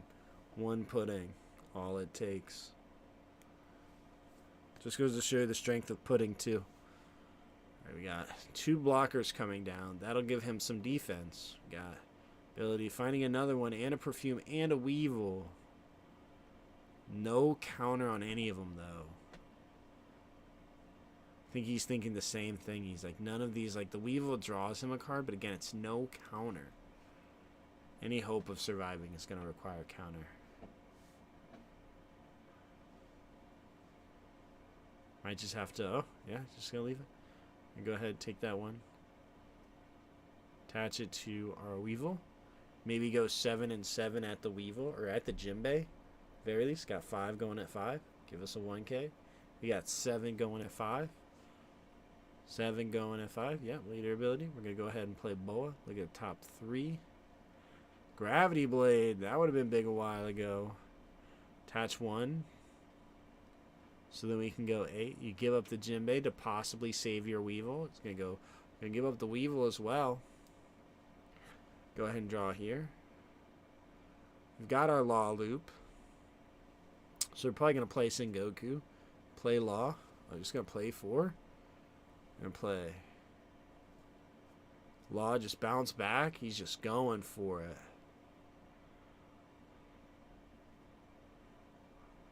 Yeah, attach 2. Stack 1. If he has 2, yeah, he just stacks the Law he just played. This is what's so broken about this Law. Boom, put back the other one. He's got 7. You know, he's got 2 bricks in his hand now. He's just going to take it, and then we're going to go all in. And that is it. Jasper takes it.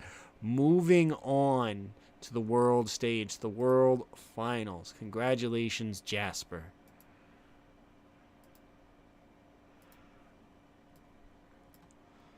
All right, chat, make sure you hit that subscribe button. Make sure you hit that subscribe button. Don't forget. Don't forget.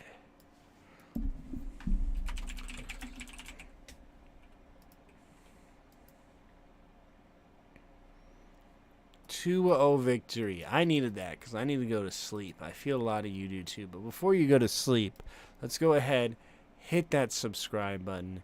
It helps me out a lot. I greatly appreciate it. I greatly appreciate every single person who's here, every single person who's watched, been here along the way.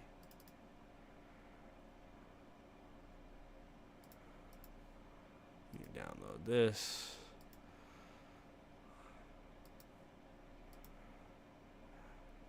Upload this. Jasper.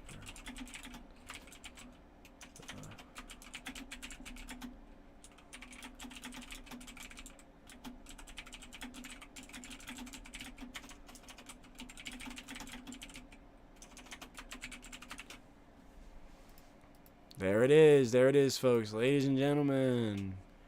Deck lists. I don't know their deck lists, but you should be able to find everything that you are looking for here on Eggman Events. Let's see. Adachi, I think he had top 4. This should be the Dofi list if you're interested in Dofi list. Thanks from Japan. It's an honor. I appreciate all the fans from Japan, all fans from America, everybody around the world who tuned in. Europe is about morning time right about now. Appreciate all the new subscriptions. Be sure to hit that one more time for me. And don't be afraid to check out www.vamptcg.com. But this right here should be the winning deck list. Looks like 3 pudding, 4 Dofi. Fairly standard. Check out vamptcg.com. Or don't. But shout out everybody who's here. I don't think we can raid anybody on YouTube. So we're about to call it a night. But all the deck lists are on eggmanevents.com for anybody looking for those as well. But be sure to check out any of those sites. Give them a look. Inside a book, you know, reading Rainbow. But shout out everybody who's been here. It's been an absolute movie.